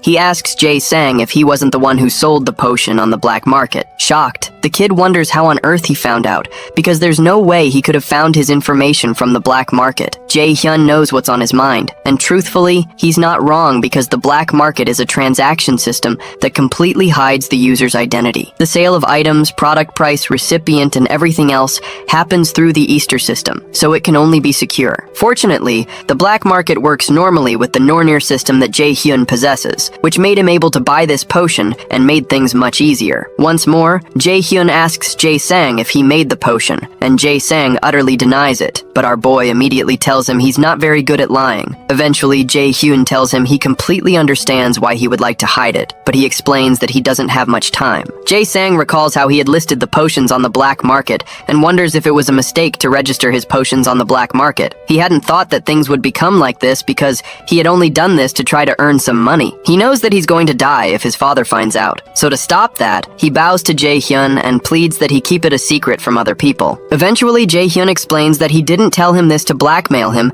but he only needs an excellent alchemist that can help him make the elixir that he wants. After Jae-sang thinks about it for a while, he asks Jae-hyun who on earth he is. So our boy explains that he's a prospective student of Mila's academy and calls him senior. Eventually, they both sit, and Jae-sang, who's still tense, requests that he tell him about the pill he wants to make. Our boy informs him that he wants to make a mana enhancement, a pill that permanently increases a raider's mana. Shocked, Jae-sang gets up and asks him if permanently increasing someone's mana is even possible. Jae-hyun tells him it is. Immediately, the kid's engines begin running, and he wonders what kind of ingredients would be needed to create such such an effect. As he begins to think of the things that could be needed for the mana pill, Jae-hyun is surprised to notice that the kid's aura has changed, and he's stopped stuttering. Apart from that, Jae-sang was able to guess most of the ingredients just from hearing the effects, which shows he's truly talented, and Jae-hyun decides that he has to win him over. Eventually, Jae-sang stops talking and concludes that it would be better to ask another alchemist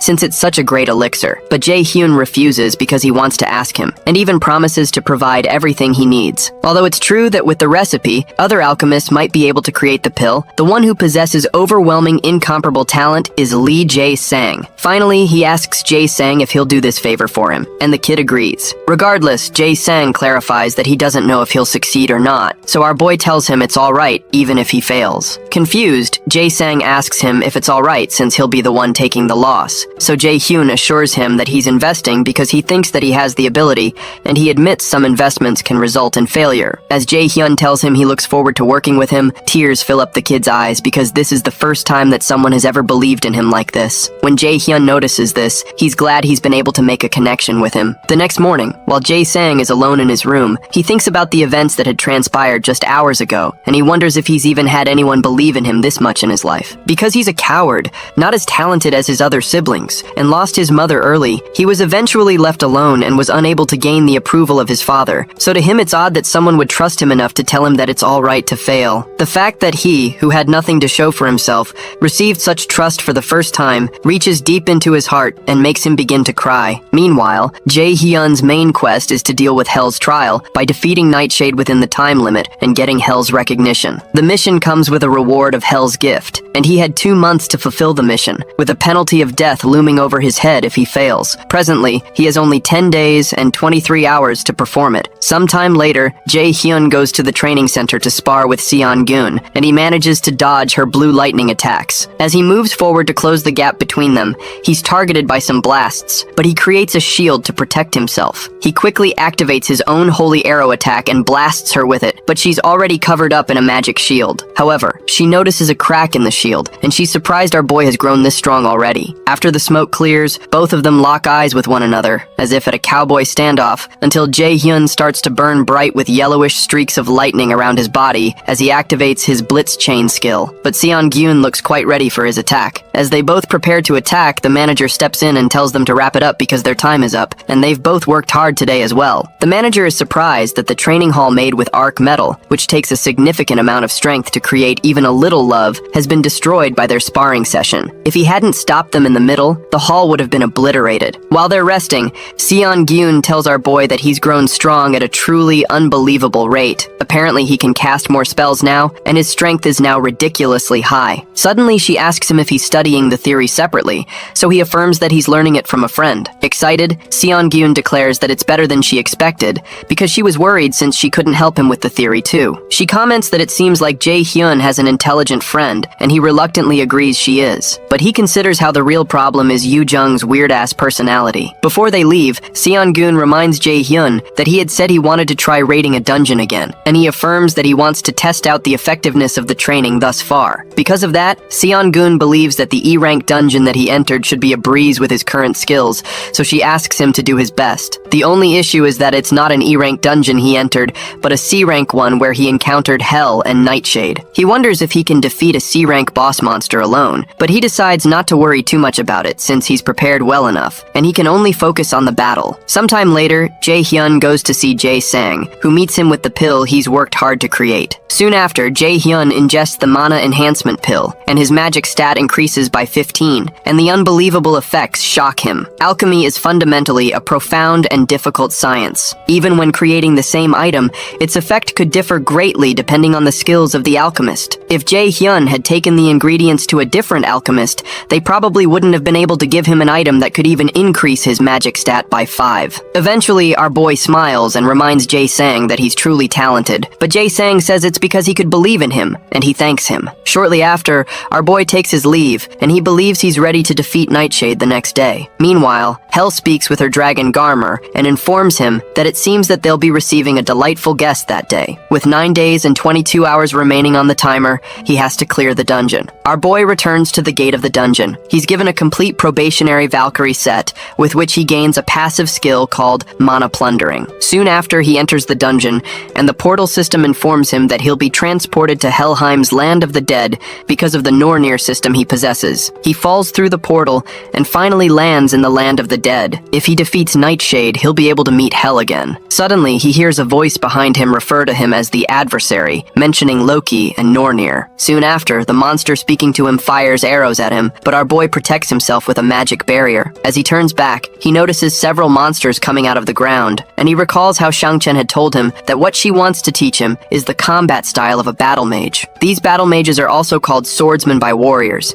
and it's a hybrid combat style that uses both magic and physical attacks. But until now, no one has managed it. As Jae-hyun turns back to blast the monsters behind him with holy arrows, he considers how this fighting method is not as powerful as being a long-distance magician and is lacking compared to a close-distance warrior. As he pummels one monster into the ground, he realizes the fighting style is in an awkward position because it specializes in neither, but Shang-Chen seems to believe that it's going to be a different story for him. He soon begins to destroy the monsters. Meanwhile, while manager Sung Jae is guarding the entrance of the dungeon, he senses that someone else is there, and he recalls that he didn't get a report that someone else would be coming here. He immediately wields his sword as a red car rushes towards him. When the driver parks, a woman who recognizes him as Senior mentions that it was rather hard to find him. When Sung Jae realizes it's an old acquaintance named Yeonju, he stows away his sword, and he asks her what she's doing here and about her guild. She explains that she's on the job right now too, and that she figured she'd see him again while taking care of some work for the guild,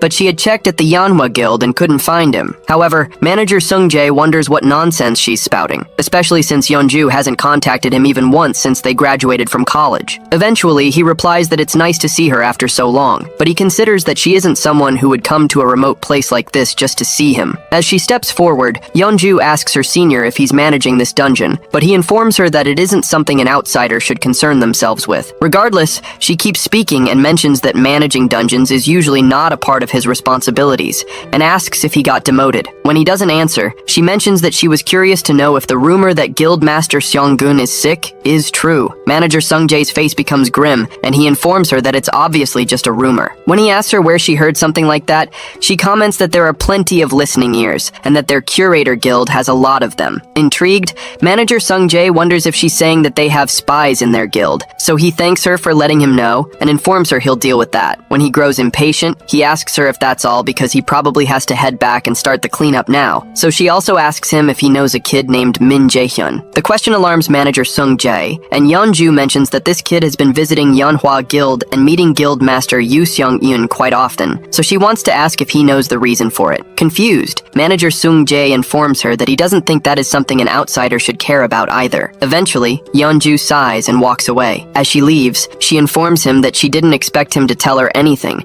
because she knows how inflexible he is, but the reason she came all this way is because she should at least pretend to do something deserving of her salary at the guild. Eventually, she gets into her car and drives off. Meanwhile, in the dungeon, our boy piles up a lot of monster corpses and sits on them. Soon after, the dungeon boss, Nightshade, appears, and our boy tells the monster that it's been a while. Nightshade's body burns in an eerie, bright red, and the monster soon lunges forward, causing our boy to jump into the air as he aims his holy arrows at the monster. While mid-air, he fires the arrows down into the monster's eyes and mouth, destabilizing it for a while before he lands back on the ground. The monster doesn't seem to be injured, and removes its hand from its face, unveiling its bright red, eerie eyes. It releases several blasts of energy towards our boy, who spots them and quickly calculates the place to step to avoid the incoming attack. He successfully dodges the attack, and when he gets right in front of the monster, it releases another onslaught of destructive energy, which our boy still dogged as. Shortly after, our boy asks it if it's now flustered because things aren't going its way. Jae-hyun activates his lightning chain, and he directs the chains at Nightshade, who manages to knock away the anchor of the chains. However, our boy redirects the chain's anchor and wraps the monster's midsection with the chain. Due to the monster's violent reaction, our boy decides that this attack is still not enough to subdue it, so he rains down several holy arrows and goes right for its eyes. The resulting attack is quite painful and causes blood to ooze out of the monster's face. Regardless, Nightshade refuses to go down easy and continues to thrash around until it breaks itself free of the lightning chains. Soon after, the system warns Jae-hyun that the boss monster has entered a berserk state, and its strength has increased by 1.5 times, and so has its dexterity. This isn't good news to Jae-hyun, and as if that's not enough, he's told that something called the stigma of death has been placed on him, and he will receive the penalty of sudden death if the stigma is not removed within 10 minutes. The condition for removal is defeating Nightshade, and our boy wonders what this sudden death penalty is since he's never heard of it before. Oddly, the system also informs him that his absolute calculation skill, also known as universal derivation, has been activated. Still confused, Jaehyun suspects that Hell has something to do with this, so he calls out to her and asks how she can just interfere like this. Instead of an answer, the system displays the 10-minute countdown, and he's already down by 30 seconds. With the stigma still on him, our boy runs towards the berserk monster, but he's shocked when Nightshade begins to run away from him. Jaehyun quickly fires a holy arrow blast at the monster's face and creates a hole in it before it can get too far away. The timer continues to count down to 8 minutes and 32 seconds, and a smile develops on Nightshade's face. It seems to know that it will win as long as it prolongs the fight, so Jaehyun decides to use a wide area skill that it can't dodge. As he's about to activate the attack, Nightshade captivates him with its gaze, and it breaks our boy's concentration and casting. The system informs him that he has failed to resist and has temporarily acquired a fear debuff that weakens his abilities. While he's still shocked at what's going on, Nightshade strikes him. After he's struck, the system displays that the fear debuff has disappeared, but Jaehyun is coughing out blood at this point. However, he manages to find his footing and isn't knocked off his feet by the attack. At this point, the time remaining until the penalty is 7 minutes and 11 seconds. Jaehyun expects the monsters to use the same attack on him, and when it doesn't, he wonders if it's unable to use such spells that limit his movements continuously. Jaehyun isn't certain, and he's worried that the monster might interfere again if it sees him trying to cast Light's Judgment, which will cause him to use up his mana and end up incapacitated. He has to think of another way, and he recalls that the monster got hit in the eye a while ago, and its line of sight is probably narrower than before. He decides to activate his wind boost skill to first get rid of the rest of the monster's sight. After using a blast of wind to block the monster's sight, the smoke soon clears, and our boy is seen wielding a light-type magic in his hand, just like he had planned. He teases the monster for thinking he would have run blindly towards it, and calls it gullible as he activates his flash bomb skill. The flash bomb is soon triggered, releasing an explosion of bright light that covers the entire field, and releases several lightning chains towards Nightshade. Amidst the explosion, our boy is relieved that he finally got the freaking bastard. As the monster is burned up by the explosion, it screeches in pain. Out of nowhere, our boy notices some of the undead monsters he faced earlier behind him. He activates his sacrifice skill, and the system declares that sacrifice has changed into an attack skill, allowing him to use his Light's Judgment skill. With only 3 minutes and 46 seconds on the timer, our boy begins to rain blasts of light from the sky onto the field. In the frenzy, the timer goes down to a few seconds until only just 10 seconds are left. As we count down to 6 seconds, our boy fixes his gaze on Nightshade's crumbling body, and he pats himself on the back for having done it. As the timer reaches 3 seconds, the system declares that he's defeated the dungeon boss and has obtained the title of one who has overcome the first trial. Meanwhile, Hell, who had been watching the whole thing, exclaims that it seems there was a reason behind Jaehyun being chosen. She stretches forth her hand and asks the boy to come to her temple. After defeating the dungeon boss, the stigma of death disappears, and our boy receives some experience points, a crafting item called Nightshade's Core, as well as an equipment item called Shadow Armor. He's also told that he's gained 3 levels and has obtained the title of the one who has overcome the first trial. After checking his qualifications, the system informs him that Hell is calling on him to come to her temple. Moments later, he's transported in front of a huge entrance that leads into Hell's temple. At the entrance, he sees a huge monster burst out of the darkness towards him. Our boy leaps backward due to fear, but Hell calls out to the monster named Garmer and asks it to show their guest in. Jaehyun follows Garmer into the temple, and he calls out to Hell. Hell tells him that she didn't expect him to have succeeded, and she congratulates him for overcoming the trial she gave him, referring to him as the child born with the fate of the adversary. Confused, our boy asks the reason she gave him the Nornir system and made him go through a trial like this, but Hell only smiles as she watches him, then states that he has to grow as the adversary. Still confused, Jaehyun asks why he was the one specifically chosen to be the adversary, so she adds that it's because he was born with that fate from the very beginning. Apparently, he's destined to be the adversary to the great Aesir, and to become the one who will kill the great god, Odin. She explains that this is what Loki and the rest of them expect from him. When Jaehyun says he doesn't understand, Hell informs him there's no need to understand, because they had no hope of it happening in the first place. When Jaehyun becomes angered by her pointless answers, she places a finger on his lips and states that he must feel wronged because he probably cannot comprehend why he would have to be controlled by the gods. As she moves closer to him, as if to enclose her lips upon his, she reminds him that this does not only concern the gods who are against the Aesir. While speaking, she pushes him into a portal behind him and informs him that the world is heading to its end, and Odin wishes to have everything under his control. To stop this, the strength of the prophesied adversary is needed. As our boy falls through the portal, he protests that she shouldn't let him go because he still has more questions to ask. But Hel only tells him to grow strong, because she looks forward to the day they meet again. After Jaehyun is transported away, Hel turns to someone who is standing nearby and asks how long he plans to continue watching, since she doesn't remember inviting him there. Shortly after, Jaehyun falls to the ground in the real world, and he's annoyed that he was unable to get any real answers. As he sulks, the system informs him that he has received Hel's gift, which is a passive skill called Hel's Blessing that makes all abnormal inflictions on him invalidated. Meanwhile, the old man who was spying on Hel asks her to forgive his discourtesy because he just couldn't resist when he heard that Hel was meeting with the boy. He asks Hel how she feels after meeting the boy in person, and she replies that she doesn't know because it's too early to decide, especially since the adversary has only taken his first step forward. She admits that the growth of the adversary was to a greater extent than she expected, and he won despite the stigma she gave him and stood before her in the end, which is a fortunate miscalculation on her end. The old man is relieved that the boy is doing a good job. Eventually, Hel asks him what he wants because she knows he has more to say to her, referring to him as Mimir, a figure in Norse mythology. Mimir, however, claims he doesn't know what she means, and the goddess accuses him of trying to feign ignorance till the end. As she continues to speak, Mimir asks her to calm down and admits that it seems he can't deceive her after all. Hel further states that the adversary's left eye is without a doubt the one Odin had sacrificed at the Well of Wisdom. She's certain that Mimir and Loki are concealing a secret from her, but Mimir pleads that he would wish to tell her, but it's still too early, so she agrees to wait. However, she states that she can't sit still, and when Mimir asks her what ideas she has, she explains that the adversary is still too immature because, according to the prophecy, there are innumerable hardships waiting for him, and he needs a guide. Sometime later, around 7 days before Mill's academy admission,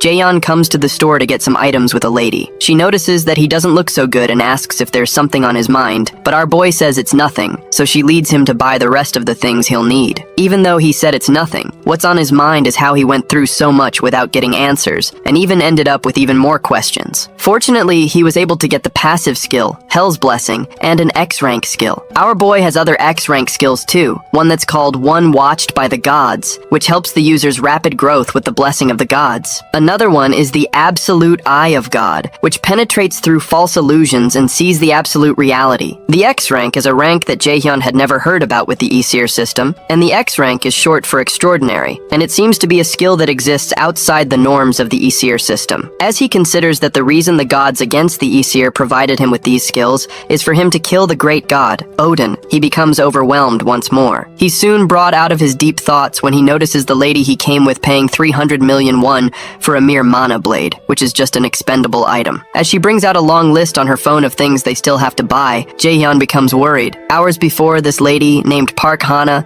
had approached our boy and told him she's from the Manhwa Guild. Apparently, Shang-Gwen wishes to give him a gift, seeing his admission to Mila's is right around the corner, and he had thought they would be coming here to buy a few elixirs and artifacts at best, but this is on a totally different scale. After offloading several bags in Jaehyun's hands, she proposes they go take a look at armor now, but Jaehyun stops her and says they don't have to buy armor since he has something that he can use. He shows her a shadow armor equipment that he received from Nightshade that gives him the stealth skill once equipped. Since it's B-rank protective gear, he's certain that there's nothing they can buy that's better than this, especially since it also provides stealth. When Hana notices his armor has stealth skills, she asks him if he also needs an artifact that grants the stealth skill since that's an item all raiders would desire, even though it would be difficult to obtain in a place like this. But Jaehyun says he doesn't. He adds that it would be difficult to get one unless he's lucky to find one in a dungeon, especially since there aren't that many people who learn stealth. Hana agrees because the only raider who possesses the skill in the country is her brother. She walks away right after saying that, and Jaehyun asks her what she means, so she informs him that manager Park Sung-jae is her brother. That information shocks Jaehyun, and as she walks away, he can't believe it because Hana and Sung-jae act nothing alike. Out of nowhere, his eyes begin to shine bright, and the Nornir system informs him that an unknown entity is resonating with him. He begins to feel queasy, and he suddenly sees a light trail that he had seen from the treasure gate. When he dashes back to follow the light, Hana calls out to him, but he tells her he's only going away for a moment. While he's following the light, his Absolute Eye of God skill is activated and pierces through the false illusion and shows the truth. The system informs him that the Absolute Eye of God's first low-rank skill has been opened, and he's obtained the skill called Detection. Detection is also an extraordinary rank skill that allows him to check unappraised items as well as invalidate an opponent's stealth or phantom skills. While he watches in surprise, the Nornir system activates the Detection skill. In another place, a close combat match occurs and is soon concluded after a guy named An Ho-yan beats his opponent. Some men in the audience talk about how phenomenal Ho-yan is, but clarify that the difference in his talent and that of his opponent is too obvious,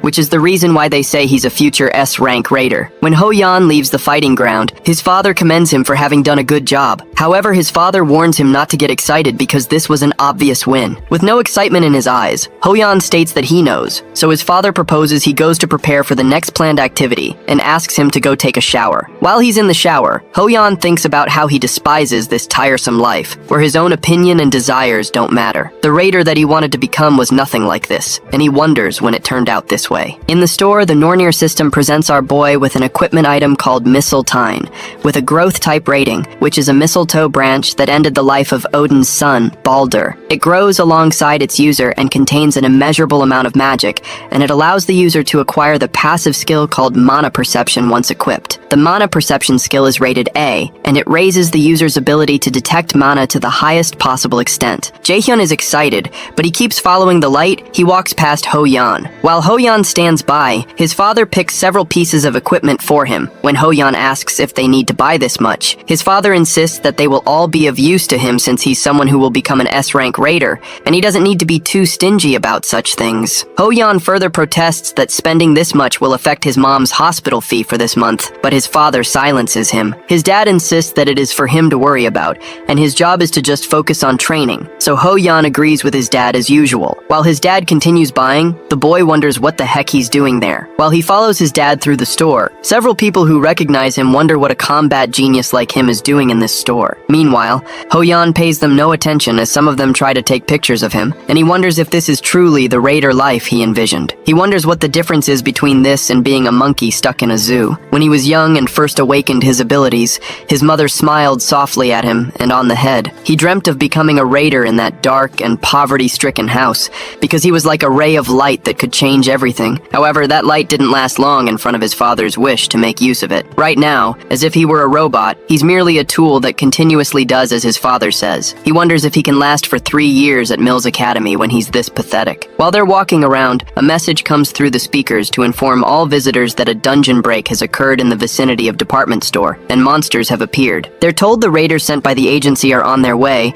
and they're asked to calmly follow the employees. By the way, dungeon breaks occur when a dungeon isn't cleared within the time limit, causing monsters to overflow from it. Some of the employees signal to the people to follow them and try to calm them down. As Ho-yan's father goes towards the evacuation, he asks Ho-yan why he's just standing behind and not following. His father reminds him that he's a genius with the potential for complete control over Korea in the future. If he gets hurt in a place like this, it will only become a disadvantage during the Mills enrollment event. He warns Ho-yan that he won't gain anything from getting involved, but Ho-yan still doesn't move an inch. The boy agrees with his father that the raiders from the agency should be able to quickly take care of the monsters, but while they're on their way, he wonders what will happen to all the civilians who don't have the strength to protect themselves. This is his chance, and he dashes in the opposite direction as his father orders him to come back. To Ho-yan, this is his chance to prove that he can succeed as a raider. He tells himself that he has to make sure to know if his current self is anything like what he longed to show his mother when he was younger. While running, he has to pause when he runs into a group of gruesome-looking goblins who look both confused and excited to see him. For a moment,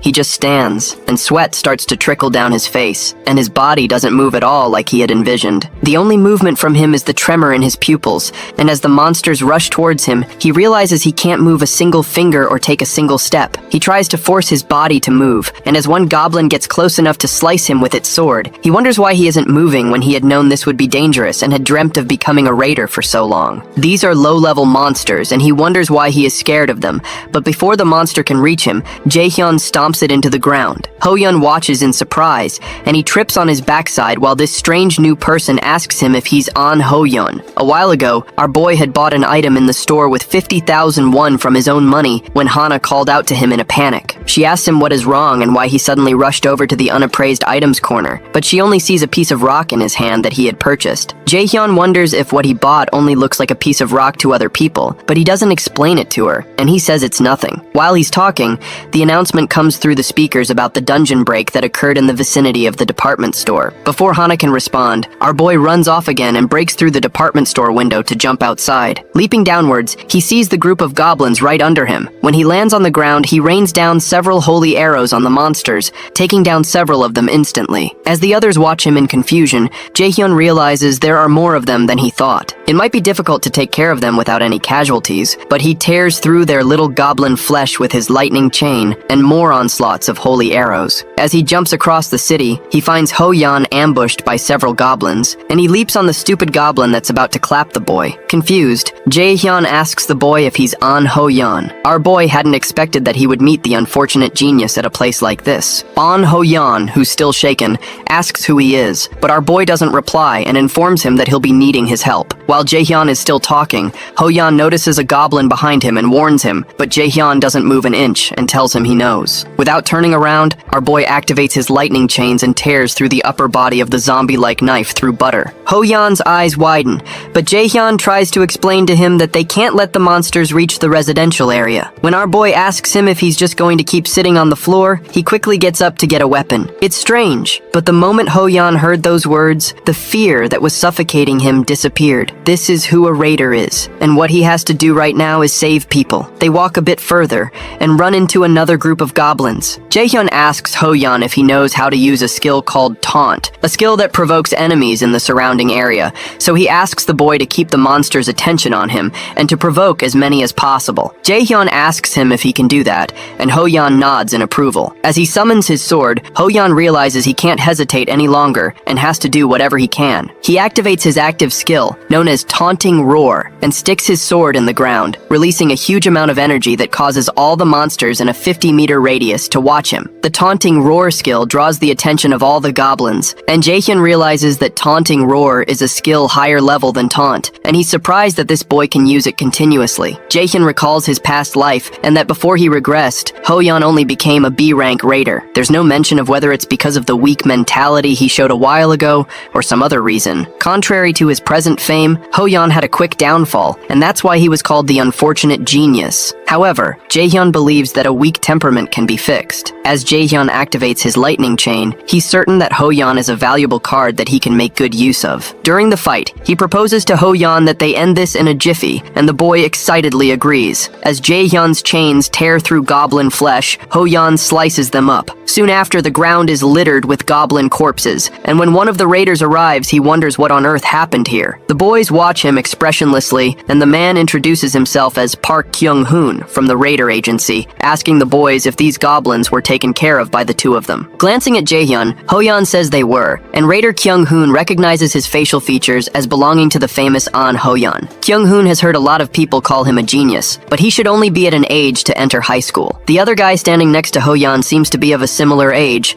but he still can't believe that they took care of these many monsters by themselves. Confused, Kyung-hoon confesses that he doesn't know how to report this to the higher-ups. However, Jaehyun mentions that he wanted to talk to him about that. He asks Kyung-hoon to say the agency took care of things since no one would believe that they were the ones who killed all these goblins anyway. Confused, Kyung-hoon states that this is a clear violation of the law, but our boy explains that it would only be if there were anyone who saw what went down. Kyung-hoon explains that since they're a governmental organization, it's not something he can take care of any way he wants, but he assures him that he'll keep everything on a down low if he doesn't want to attract any attention. He adds that the boys will receive the reward for hunting the monsters. However, Jaehyun states that it's fine, and proposes that he give all the reward to Ho-Yan and keep the fact that he was here a secret. Since he's been sponsored by Manhwa, he's not lacking money either way, and it's better not to attract too much attention with the mill's enrollment coming up. Also, he considers this as a way of having An Ho-Yan in his debt, which would be much more beneficial. After a short pause, Kyung-hoon asks them if that's all,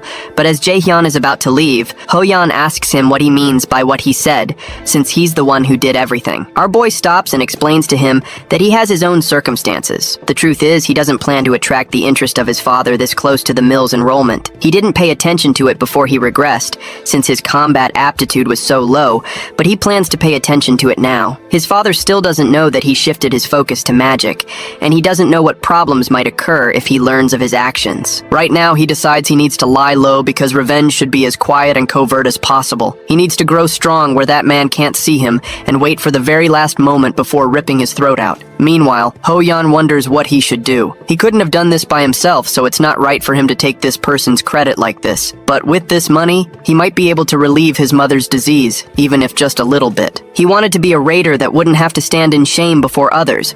But if, because of that, he missed a chance and his mother were to pass away, he doesn't know if he would be able to hold on. Jaehyun watches him, and he figures that Ho-yeon's trouble with accepting this doesn't seem to be his pride, and he wonders if there's another reason. To help him choose, Jaehyun asks him to think carefully because his actions were clearly worth that much. He reminds him that if he hadn't moved, someone would have lost their life. So Ho-yeon agrees that he's right, especially because his dream would become meaningless if he hesitates like this, and his mother dies. Eventually, he assures Jaehyun that he'll pay back this debt someday. As Jaehyun proceeds to take his leave, Ho-yeon asks him for his name and contact number. Jaehyun notices he's speaking to him using polite speech, so he reminds him he doesn't have to since they're the same age, but he informs him that they're both prospective cadets at the Mills Academy, so they should be seeing each other more often. On the day of the Mills Academy enrollment, Jaehyun and Yoo-jung are seen in the crowd. Meanwhile, some other students spot Ho-yeon, whom they refer to as the genius warrior, and they speculate that he's a totally different species from them. They notice a beautiful lady behind him,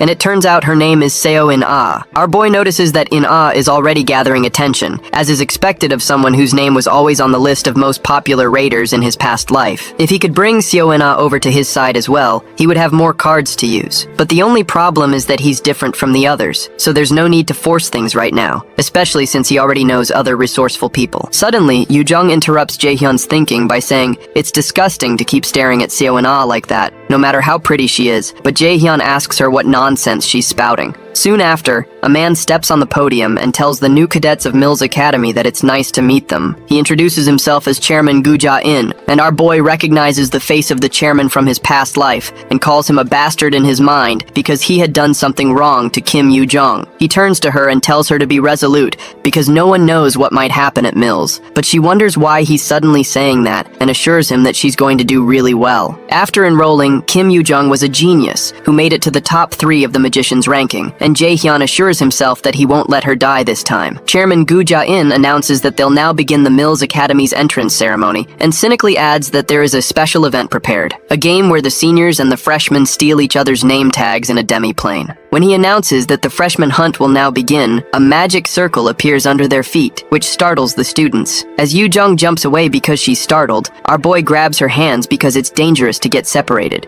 Meanwhile, manager Park Sung-jae recalls that today is Jaehyun's entrance ceremony, and Seon-eun wonders if it's time already because she wanted to send him a message and wish him good luck. She realizes he won't be able to see the message anymore, and asks manager Sung-jae if the freshman hunt will also take 3 days this time. He affirms that it will happen in the demi-plane for 3 days. Seon-yoon considers that it's a shame that she won't be able to contact Jaehyun for another 3 days, but Sung-jae informs her he figured this would happen, so he sent a message in her stead. Excited, the guildmaster asks him if Jaehyun replied. Meanwhile, Jaehyun and the others are transported to the demi-plane, and he asks Yoo-jung, who is still disoriented nearby, if she's alright. When he looks behind him, he sees Seo In-ah, the black-haired lady with hazel eyes, born as a genius with a magic aptitude of 92. In his past life, she was someone who changed people's perception of magicians and became an S-rank raider, following in Seon-eun's footsteps. In the Manhwa Guild, manager Sung-jae informs Seon-eun that Jaehyun has replied that they don't worry. At the Mills Academy Central Control Room, the school officials gather to observe the proceedings of the freshman hunt. One of the instructors, Kim Seo-ki,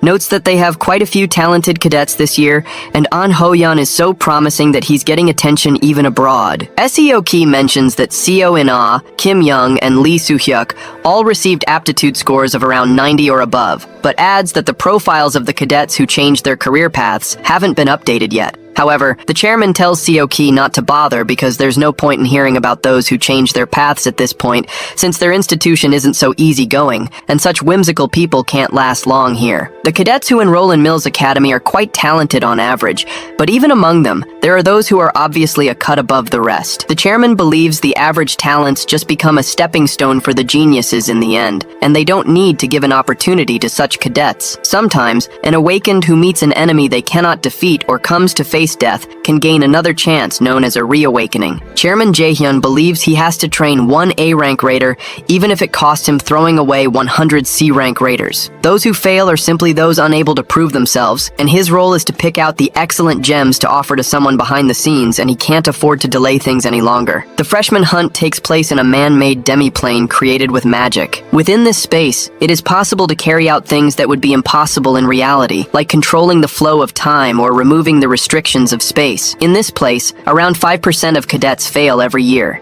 This event is so difficult and lets them realize just how limited their abilities are. In the demi-plane, Chairman Jaehyun's face appears on a screen, and he proceeds to explain the rules of the freshman hunt. Within the demi-plane, they can only use skills that are C rank or below, and every time they steal someone's name tag, they earn points. When a senior takes a freshman's name tag, they will receive 10,000 points. On the other hand, when a freshman takes a senior's name tag, they can get 100,000 points. Since these points can be used in all facilities within mills, it's good to have more of them. Meanwhile, our boy realizes that he won't be able to use his A-rank skill, Lightning Chain, because they can only use C-rank skills, but the chairman didn't say anything about unique skills. After explaining the rules, the chairman explains that all skills used will be diminished to 1/10 of their usual power for everyone's safety, so they don't have to worry about getting hurt. While listening, Jaehyun considers these rules as nonsense because not only does the chairman not say a thing about unique skills, but he doesn't mention any limits on stats. What the chairman wants is obviously to filter out the useless ones and pick out the talented. Our boy immediately turns to Yu Jung and proposes they get going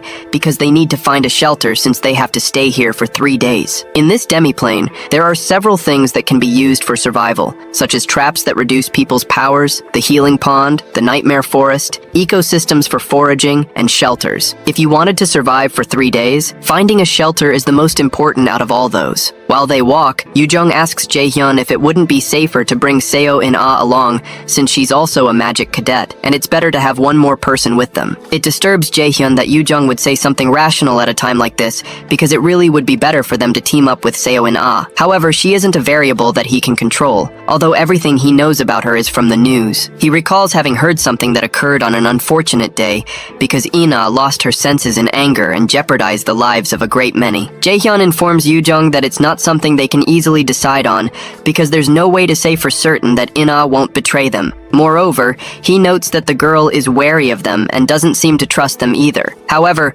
Yu Jung mentions that from the way she sees it, In-ah is just like Jaehyun was when they were younger. Before our boy can say anything, she walks up to In-ah and asks her if she would like to come with them since they're both magicians too. In-ah doesn't speak for a while, so Yu Jung mentions that the event is unfair to freshmen like them, so it's easier for them to fight if there are more of them. In-ah seems to reason with her, but she mentions that it seems like they'll have to leave the decision of moving together for later, and Yu Jung soon realizes that they've been ambushed by a group of seniors who are excited to have already found freshmen. One of the seniors, Shinju Sheng, mentions that it seems like they'll have an easy time earning points this year, and the other senior, Kwon So-yul, wonders why there are 3 juniors when she had only detected 2. When she looks at Jaehyun, she's shocked because she can't feel anything from him. Meanwhile, Yu Jung recognizes that the seniors are warriors, so she suggests to Jaehyun that they escape from there first, but our boy insists that they have to catch them now because if they don't, they won't be able to escape from them. From what Jaehyun remembers, Kwon So-yul has a particular ability that allows her to find any target she focuses on within 300 kilometers called Search. If they don't defeat them now, they might round up other seniors and attack them together. Jusheng tells So-yul that once they get a lot of points this time, he's going to eat a ton of good food. But So-yul warns him not to be careless because there's about Jaehyun. However, Jusheng summons his sword and states that Jaehyun is just a freshman, and they have more experience since they've done this event several times. He tells So-yul to watch him take care of them all in an instant, so he dashes forward. Jaehyun doesn't move an inch, and when Jusheng swings his sword at him,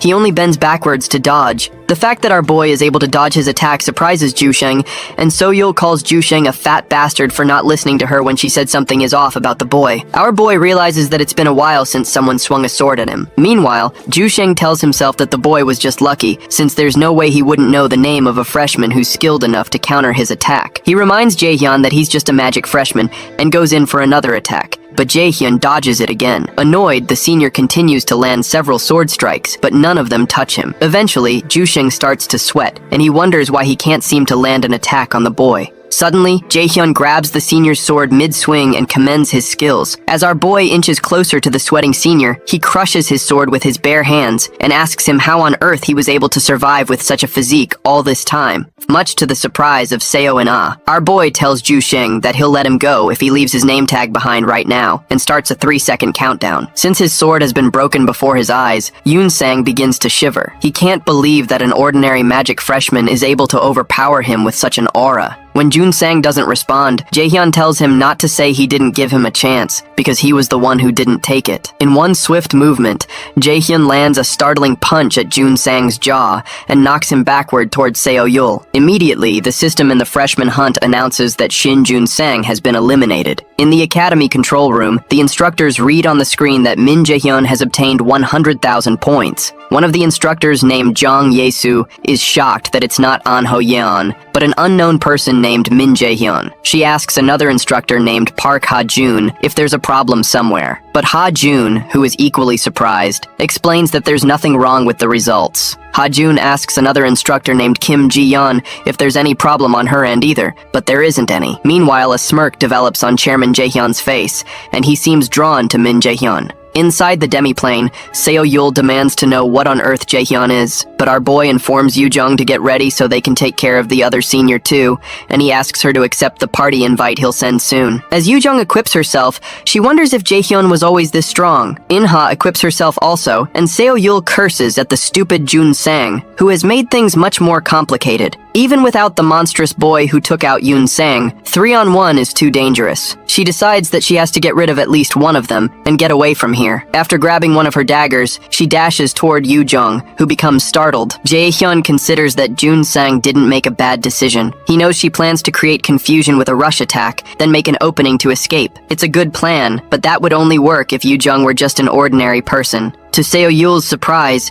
Yoo Jung activates her binding to attack Seo Yul, forcing the senior to throw her daggers at her. Before the daggers reach her, Yoo Jung creates a barrier around herself. Jaehyun, who is watching nearby, considers that it's still too hard for Yoo Jung to take on a senior all by herself. And as he proceeds to help, In-ah activates something called the Holy Light of Alfheim. In-ah uses the Holy Light to form a radiant sword that catches our boy's attention. He knows that this is In-ah's unique skill, and it's called the Falchion of Alfheim. In-ah rains several holy swords on the unsuspecting senior and impales her, causing her to sputter blood from her mouth. As Seo Yul falls to the ground, she realizes that all 3 students were monsters, and not just one of them. Soon after, the system announces that player Kwon Seo Yul has been eliminated. Based on the level of contribution, player Yoo Jung obtains 50,000 points, while In-ah also gets 50,000. After taking down the senior, In-ah turns to the others and asks them if she interrupted by any chance. Excited, Yoo Jung tells her she didn't, because she was able to win because of her. Eventually, In-ah asks her if the offer she made before is still on the table, and our boy realizes that he may need to update the information he has on Seo In-ah. It's clear that she's reserved, distrusting, and very curious. Soon after, the system informs the 3 of them that they've formed a party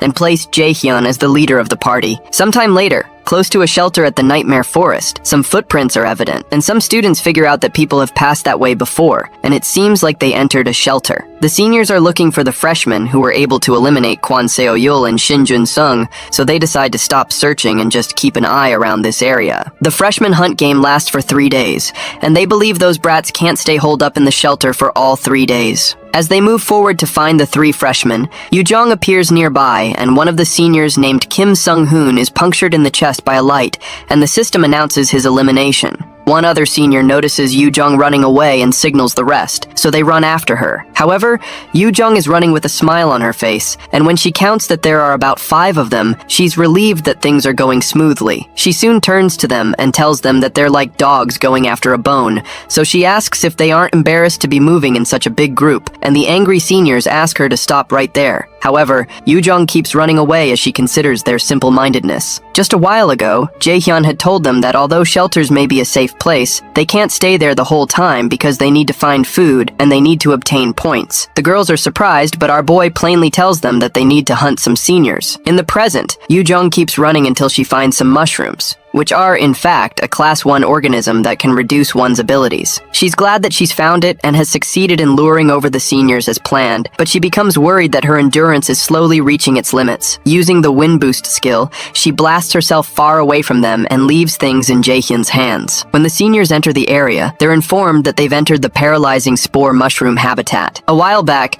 Jaehyun had visited Jae-sung to find a way to deal with the paralyzing spore mushroom during the freshman hunt, and Jae-sung informed him that ash tree sap would probably be the best way since it's common in the nightmare forest, but it's only useful as a cure and can't prevent the effect. If you're already under the effects of the paralyzing spore mushroom, then it would be of good use. In the present, the seniors stop when they realize where they are. As they watch Yoo-jung run away, the system informs them that they have entered the paralyzing spore mushroom habitat. One of them signals to their leader Ji-hyuk that this is pretty dangerous, so he suggests that they retreat, but Ji-hyuk angrily sets his sights on Yoo-jung, who is still running away. He asks the others if they're really saying they should give up when they've gotten this far, but the others consider that everything will be ruined if they make a mistake now, so they suggest they stop chasing. However, Ji-hyuk insists that Kim Sung-hoon was taken out by that freshman brat, referring to Yoo-jung, so they shouldn't be saying such bullcrap right now. The cautious one among them reminds Ji-hyuk again that it doesn't matter if their opponent is a freshman because it would be of no use if they also end up paralyzed. Because the paralyzing spore mushroom can affect beings within an approximately 50-meter radius,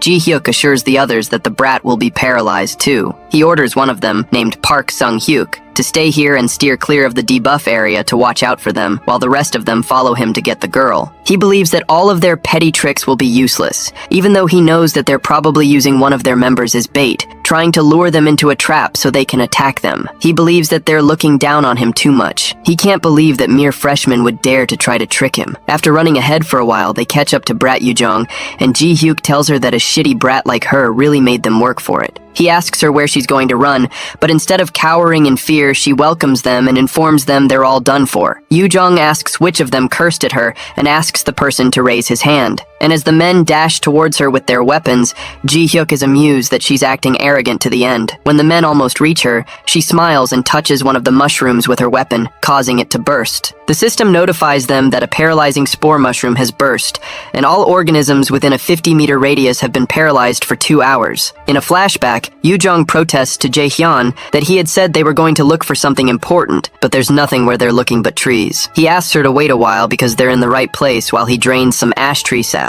Yi-jun points out that they must have noticed that this event is more advantageous to warriors, and Ina agrees that being able to use C-rank skills and below is a big restriction to magicians who rely heavily on skills. For warriors, who have great physiques already, the restriction in the demi-plane is useless. Yoo-jung laments that it's still alright for Ina, who has a unique skill, but all her own useful attack skills are sealed, and the best she can do is buff spells and basic skills. When she asks what she should do, Jaehyun explains that they need to make a plan by using those basic skills as efficiently as possible, so he asks her if she knows how to use the skill called Change. Yoo-jung proudly tells him she can and reminds him that she was the one who taught him magic theory. Ina mentions that Change is a spell that swaps one's location with that of a designated party member, so she asks him what plan he's going to make with it. When he's done retrieving the ash tree sap, he tells the ladies that they can do something pretty fun with Change using the sap. In the present, Jaehyun tells Ina they need to get ready, and she agrees. On the field where Yoo-jung is, Ji-hyuk calls Yoo-jung a crazy B-word because she really burst one of the spores, but Yoo-jung activates her change skill and passes the baton to someone else. As she disappears, she informs them that it's no longer her turn anymore, and Jaehyun appears where she disappeared and pushes his leg into Ji-hyuk's face, stating that it's his turn now. Our boy breaks the senior's nose and kicks him to the ground, then later lands on the ground. Ji-hyuk lands on the ground still paralyzed and begins to curse. Still paralyzed, he angrily asks Jaehyun if he thinks that everything will go according to plan, and he calls him an idiot for entering the paralyzing spore mushroom's habitat. He informs Jaehyun that he figured he would do something like this, so he left one of his companions waiting outside, and he promises him that they're done for once the spores dissipate. Before he can finish his statement, Jaehyun informs him that the guy he left behind won't be coming. Confused, Ji-hyuk says he's saying bull, but a scream soon erupts from the spot they left Sung-hyuk in, and the system announces to them that player Park Sung-hyuk has been eliminated. Sung-hyuk lays on the ground with In-ha's holy sword driven through his body, and the system awards 100,000 points to Jaehyun, Yoo-jung, and In-ha. Ji-hyuk lays on the ground confused, and Jaehyun reminds him that he told him that his friend won't be coming. Extremely angry, Ji-hyuk blurts out that they're still in the same situation for the next 2 hours, and he'll personally take care of him once he's paralyzed. While he's still talking, our boy takes a step forward and asks him what he means by them being in the same situation. That sight shocks the heck out of Ji-hyuk, and he wonders how this boy is moving right now. He protests that this is impossible, and Jaehyun agrees with him that it is. However, Jaehyun asks him to take it up with the gods. The truth is, our boy is unaffected by the paralysis debuff because Hell's blessing completely negates any abnormal inflictions on him. Now sweat begins to drip from Ji-hyuk's face, and he warns Jaehyun to stay away from him, but the others soon watch the horrific scene of their teammate being murdered. The system soon announces that player Oh Jin-hyuk has been eliminated, and players Jaehyun, Yoo-jung, and In-ha have obtained 100,000 points. When that's taken care of, our boy smiles at the 3 people left.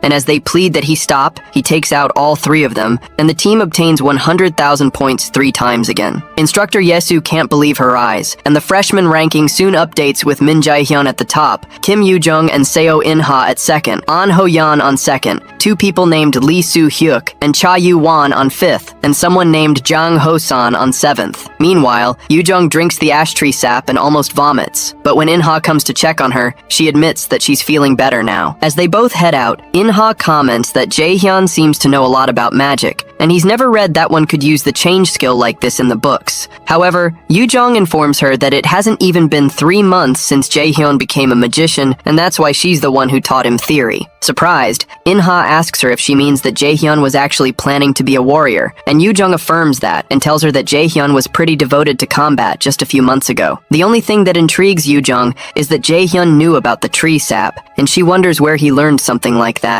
and how he will get rid of his own paralysis. Soon after, they run into him, and our boy asks them how the paralysis is because it seems neither of them has had any trouble. Yoo-jung cheerfully states that it's expected, even though she only just ran like hell and cast 1 spell. She turns to In-ha and asks if she's also fine, and In-ha replies that she's fine too. Eventually, Yoo-jung tells Jaehyun that his plan this time wasn't too bad. She adds that he usually looks stupid, but he looks a bit different today. Suddenly, Jaehyun grabs her cheeks and asks her who she's calling stupid, and asks if she has the right to be saying something like that. In-ha simply watches them messing around, and she wonders why Yoo-jung called Jaehyun stupid, and notices she thinks he looks pretty handsome. While they're both still messing around, In-ha is caught off guard by her thinking, and realizes this isn't the time to be thinking about something like that, and as a tear rolls down her cheek, she recalls that she has to be careful. Later, they return to their shelter, and Jaehyun proceeds to make some sort of concoction. In-ha approaches him and asks what he's making, so he tells her it's an HP recovery potion. He says he learned to make it from an older brother of his just in case he needs it,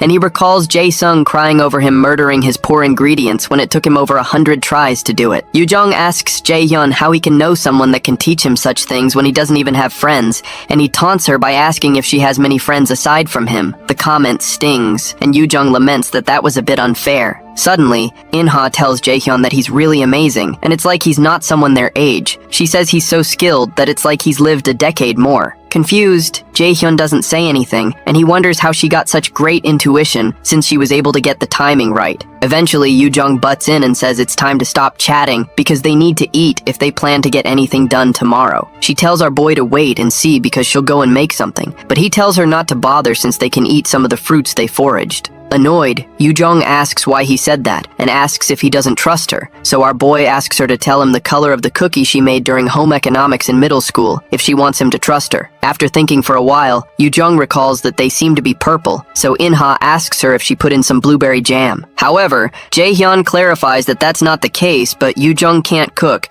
and he recalls how they had to call the teacher because he passed out after eating the cookie. To clarify things, he states that he can't cook either, so In-ha mentions that she knows a little about cooking and asks if she can cook for them. Surprised, Jaehyun asks her if she can cook, so she says she used to cook every day when she was living with her grandmother. As she ties up her hair to start cooking, our boy recalls that there was never much information on Seo In-ha's family life. Since she just mentioned that she used to live with her grandmother, our boy wonders if that means there's some circumstance around her parents. After a short while, In-ha finishes her cooking and serves it to the others. When Yoo-jung tastes it, she hugs In-ha and declares that the food tastes delicious. Jae-hyun also keeps munching and agrees that the food is delicious, and he's surprised they can eat something this good at a place like this. The compliments from them warm In-ha's heart, and a smile forms on her face because it's been a while since she felt like this. Meanwhile, in the Mills Academy control room, instructor Seok-gi mentions that the much-anticipated cadet An Ho-yeon is in 4th place. It's more surprising that the 1st and 2nd places are magicians,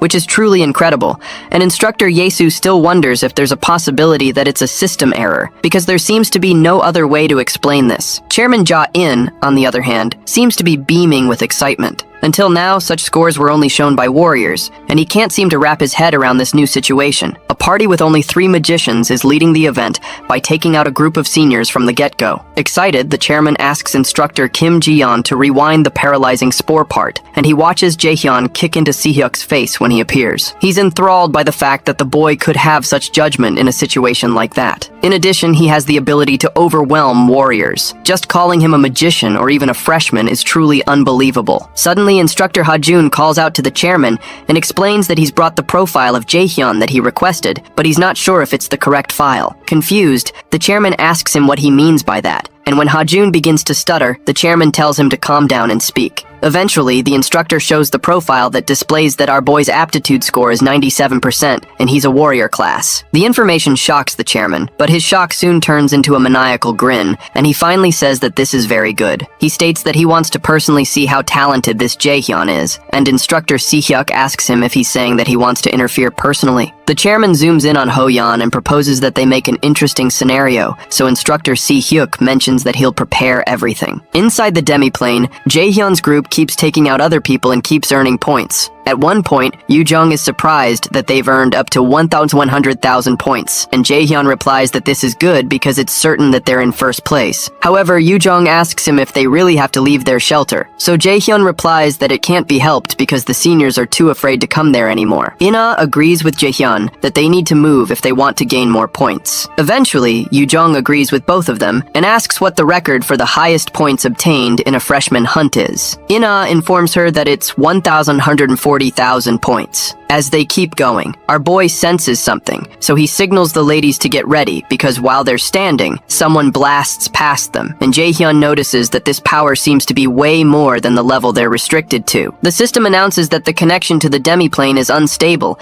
and that the restriction on the player is broken. Jae-hyun tells the new fellow that he didn't think they'd meet again like this, and it turns out the fellow who has been loosed from his restriction is Ho-yeon. When he asks Ho-yeon what he's doing, he doesn't reply and keeps looking at the ground, so Jae-hyun wonders if he's unable to hear his voice. In-ha warns Jae-hyun to be careful because she doesn't think this guy's in his right mind, and it's like he's being controlled by something. So, our boy suddenly recalls that this is the chairman's handiwork. Before he regressed, something similar happened back then at the Mills Festival. That day, which was supposed to leave the young cadets with happy memories, instead left horrible red stains that couldn't be forgotten. The cause of the event was Gu Jae-hyun's unique skill called indoctrination. After all his evil actions became known, just before he was arrested, Jae-hyun created a horrible event to turn the world's attention away from himself so he could hide. On that tragic day, numerous cadets lost their lives and Gu Jae-hyun escaped. For Jae-hyun, it was also the day that Kim Yoo-jung lost her life. In the present, Ho-yeon activates his sword, and Jae-hyun realizes that he needs to get Ho-yeon to return to his senses first. Suddenly, a screen appears from the Nornir system, and a sub-quest to save the cadet under mind control is given. His job is to break the spell off the cadet under the mind control spell and save him. The difficulty is C ranked, and the reward is 1 blank card, with a 2-hour time limit given for this quest. Jae-hyun is surprised by the sub-quest, but is more surprised by the mention of a blank card as a reward. The thought of getting a blank card that he can use to copy another person's abilities excites him, and Yoo-jung tells him she'll help him, but he tells her he's fine and asks the ladies to leave quickly. He asks them to get as far away as they can and see if they can get some points while they're at it. Yoo-jung stands there confused, and she reminds him that his opponent is the famous genius warrior, so he can't defeat him all by himself. But our boy only smiles at her and asks her if she thinks he can't. For a while, In-ha hesitates, but she finally agrees to leave, and Yoo-jung is shocked by the fact that she's agreeing with Jae-hyun. Frustrated, Yoo-jung decides to play along and suggests they go gain points like he said, but she asks him not to get hurt before she leaves. She rushes into the woods and drags In-ah, who is still looking at Jaehyun, and she asks him to beat Ho-yeon up or steal his name tag and then come find them. After the ladies leave, our boy mutters to himself that it won't take too long. A few hours ago,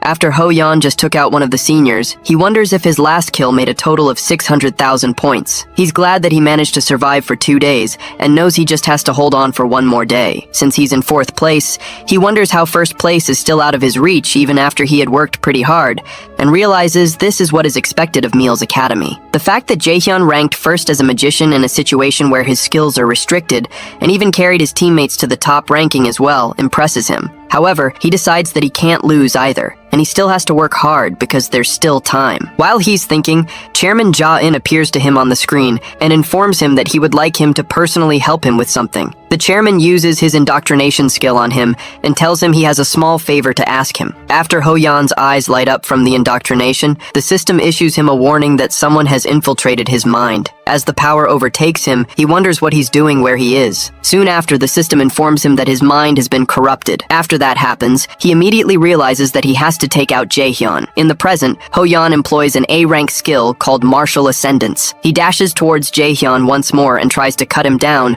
but our boy is able to dodge his attack. Jaehyun doesn't think Ho-yeon was this skilled even just a few days ago, but he continues to dodge each of his attacks. It seems to him that Ho-yeon has become unrecognizably skilled. As Ho-yeon tries to smash his shield into him again, Jaehyun jumps backward and avoids the impact. He knows that he'll lose if this fight is determined by both of their physical abilities. To create some distance between them, our boy blasts himself backward with a gush of wind after activating his wind boost skill. The impact of the wind is so strong that Ho-yeon blocks his face with the shield, but this gives Jaehyun enough time to circle to his back before he brings down the shield. Our boy tries to use some lightning magic on him, but before he can hit him, Ho-yeon turns back and moves backward in one swift movement. This reaction surprises Jaehyun because Ho-yeon was able to move his body first, even before his eyes could track his opponent's movements. Jaehyun realizes that his opponent has an innate battle sense, and this isn't as easy as he thought it would be. Breaking indoctrination would be easy with his absolute calculation skill, but the problem is that Jaehyun is watching them. Even if he can't see the chairman, he reasons that he's probably got an evil grin on while watching what he does against the talented warrior An Ho-yeon. This time, Jaehyun smiles, and he considers that it would be such a waste to end things carelessly. He decides to give them a show if they want to watch, but promises to make the show an expensive one. When Jaehyun begins his display, Instructor Yi-soo wonders if she's seeing things correctly. It's unbelievable that our boy, who is a magician, is fighting on the front lines like a warrior, but now he's overwhelming his opponent, even when the opponent is the said genius warrior, An Ho-yeon. On the field, Jaehyun seems to be using his lightning chain skill, and Yi-soo considers all of this unbelievable. She wonders how on earth this boy is doing that since a magician can't win against a warrior, and that is something that has always been carved into her mind as she walked down this path as a magician. Meanwhile, Chairman Ja-in watches with keen interest when Jaehyun injures Ho-yeon, and he begins to plead. In the demiplane, Ho-yeon crouches by his sword, and Jaehyun tells him that he wasn't planning to go this far, but he promises him that he's tough, and he'll recover quickly. Eventually, Jaehyun takes a look upwards at the instructors since he knows they're watching. Then he activates his flash bomb skill,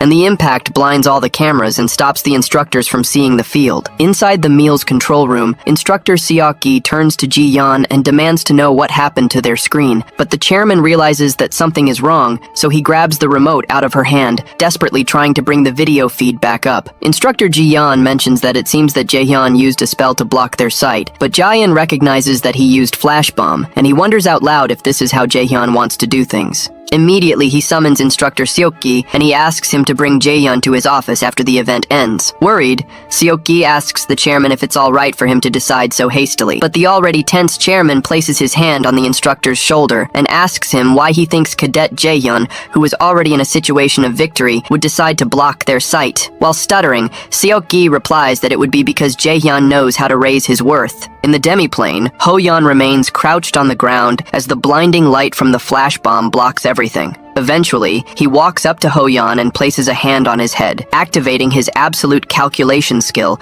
which allows Jaehyun to lift the indoctrination controlling him. Suddenly, Hoyeon's eyes become clearer, and he recognizes Jaehyun. Still smiling, our boy asks him if he's feeling better, and Hoyeon attempts to get up and says he's feeling better, but he soon collapses to the ground because of the violent pain that runs through his body. Our boy apologizes for the pain, and reminds him that he attacked him out of nowhere, but Hoyeon doesn't seem to remember attacking him. He asked why on earth he would do that, so Jaehyun informs him that he was under a mind control spell. Confused, Hoyeon asks him what he means by mind control, but when he thinks about it, he recalls seeing a face that he can't remember clearly, and hearing a voice he can't remember either. However, it doesn't make sense to Hoyeon because spells like that, to even control someone for even a short period of time, are usually over A rank, but they had told them that they could only use skills C rank and below. Jaehyun informs him that he doesn't know, because there might have been a slight malfunction with the demiplane, or perhaps someone intervened. Hoyeon remains silent for a while, and considers that there's no way a cadet could cast a mind control spell of this caliber,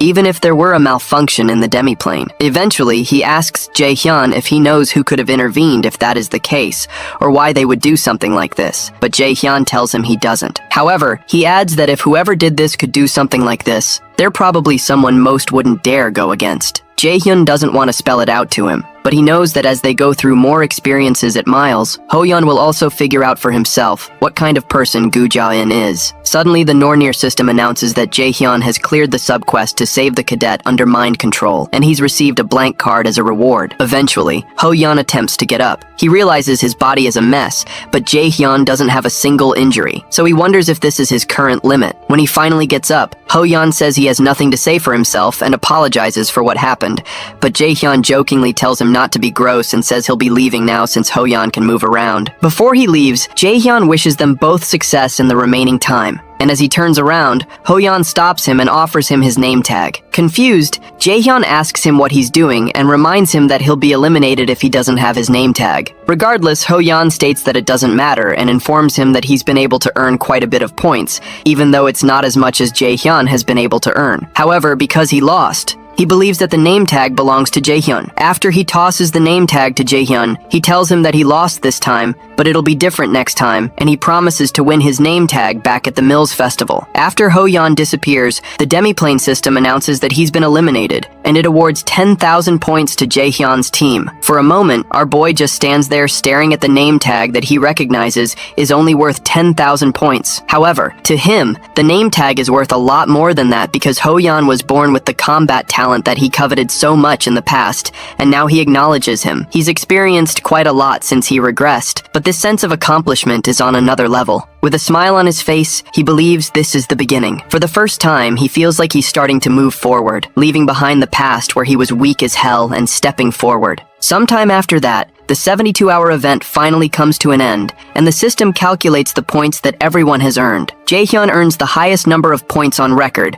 which is a startling 1.53 million points, and he's soon transported back to the real world. When the students appear back in the real world, our boy considers that 53 million points aren't so bad, but Yoo-jung immediately busts his ass for not being much happier, since it's still the highest number ever recorded in the event. She turns to Iana to get some support, but Iana laments about how they would have been able to get 1.6 million points if they had just stayed one more hour. At this point, Yoo-jung realizes her teammates are really insane. She tries to cheer them up by saying that they should be able to live quite luxuriously for a while with this many points, and Jaehyun agrees. He calculates that if they multiply the points by 10, it would be kind of similar to real currency value. It's safe to say that they've just earned about 15.3 million won, which is approximately $12,000, and Yoo-jung almost drops her jaw. When Iana hears that, she's shocked that it was such a huge amount of money. Our boy informs them that he's first, but they have 1.48 million points at second, and they should also get bonus points. The mention of bonus points makes Yoo-jung grab Jaehyun, and he tries to shake her off and explains that the bonus point is about 1 million points or so. The thought of all that money makes Yoo-jung light up like a Christmas tree, and she starts to twirl Iana around in a dance because of the mention of 1 million bonus points. While they dance, Iana is shocked that they got 48 million points and won 24.8 million won in just 3 days. Jaehyun tries to stop them from dancing because it's embarrassing, and he notices the other students watching them with contempt. However, the The girls continue to sing until instructor Seoki enters the room to greet everyone. He introduces himself to everyone and tells the 3 top winners he has something to speak to the 3 of them about. To get some privacy,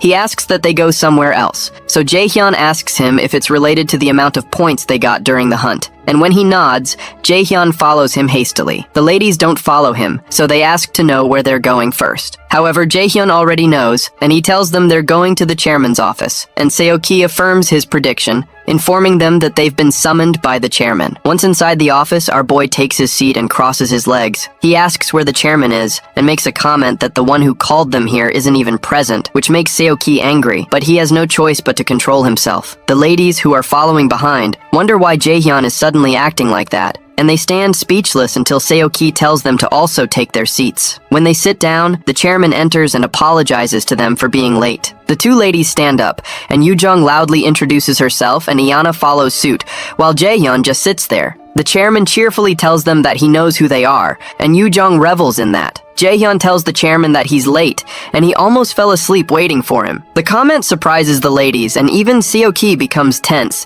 as he wonders if this kid has lost his mind. A moment of silence continues in the office for a short time, until the chairman says he has no excuse for being late. He finally adds that he needed some time to prepare to talk to them, but Jaehyun immediately tells him that they're actually the ones who have no excuse since he called them out right after coming out of the demi-plane for 3 days without giving them a chance to wash up, so they had no time to prepare. The chairman's face tenses again, but this time he just laughs. Jaehyun realizes he's putting on an act and figures that it's because he's interested in the people in front of him. Finally, the chairman informs them that he brought some very beneficial news for them. He congratulates them for being the elite of the elite who secured the top 3 spots in this year's freshman hunt, especially Jaehyun, who took first place. When he says that, Jaehyun says it's all thanks to his party members, and he wouldn't have been able to do it all by himself. That comment makes the chairman hesitate as usual, and he wonders if the boy has no wish to show off his abilities. He finally agrees with Jaehyun, but comments that he's also observed all his actions,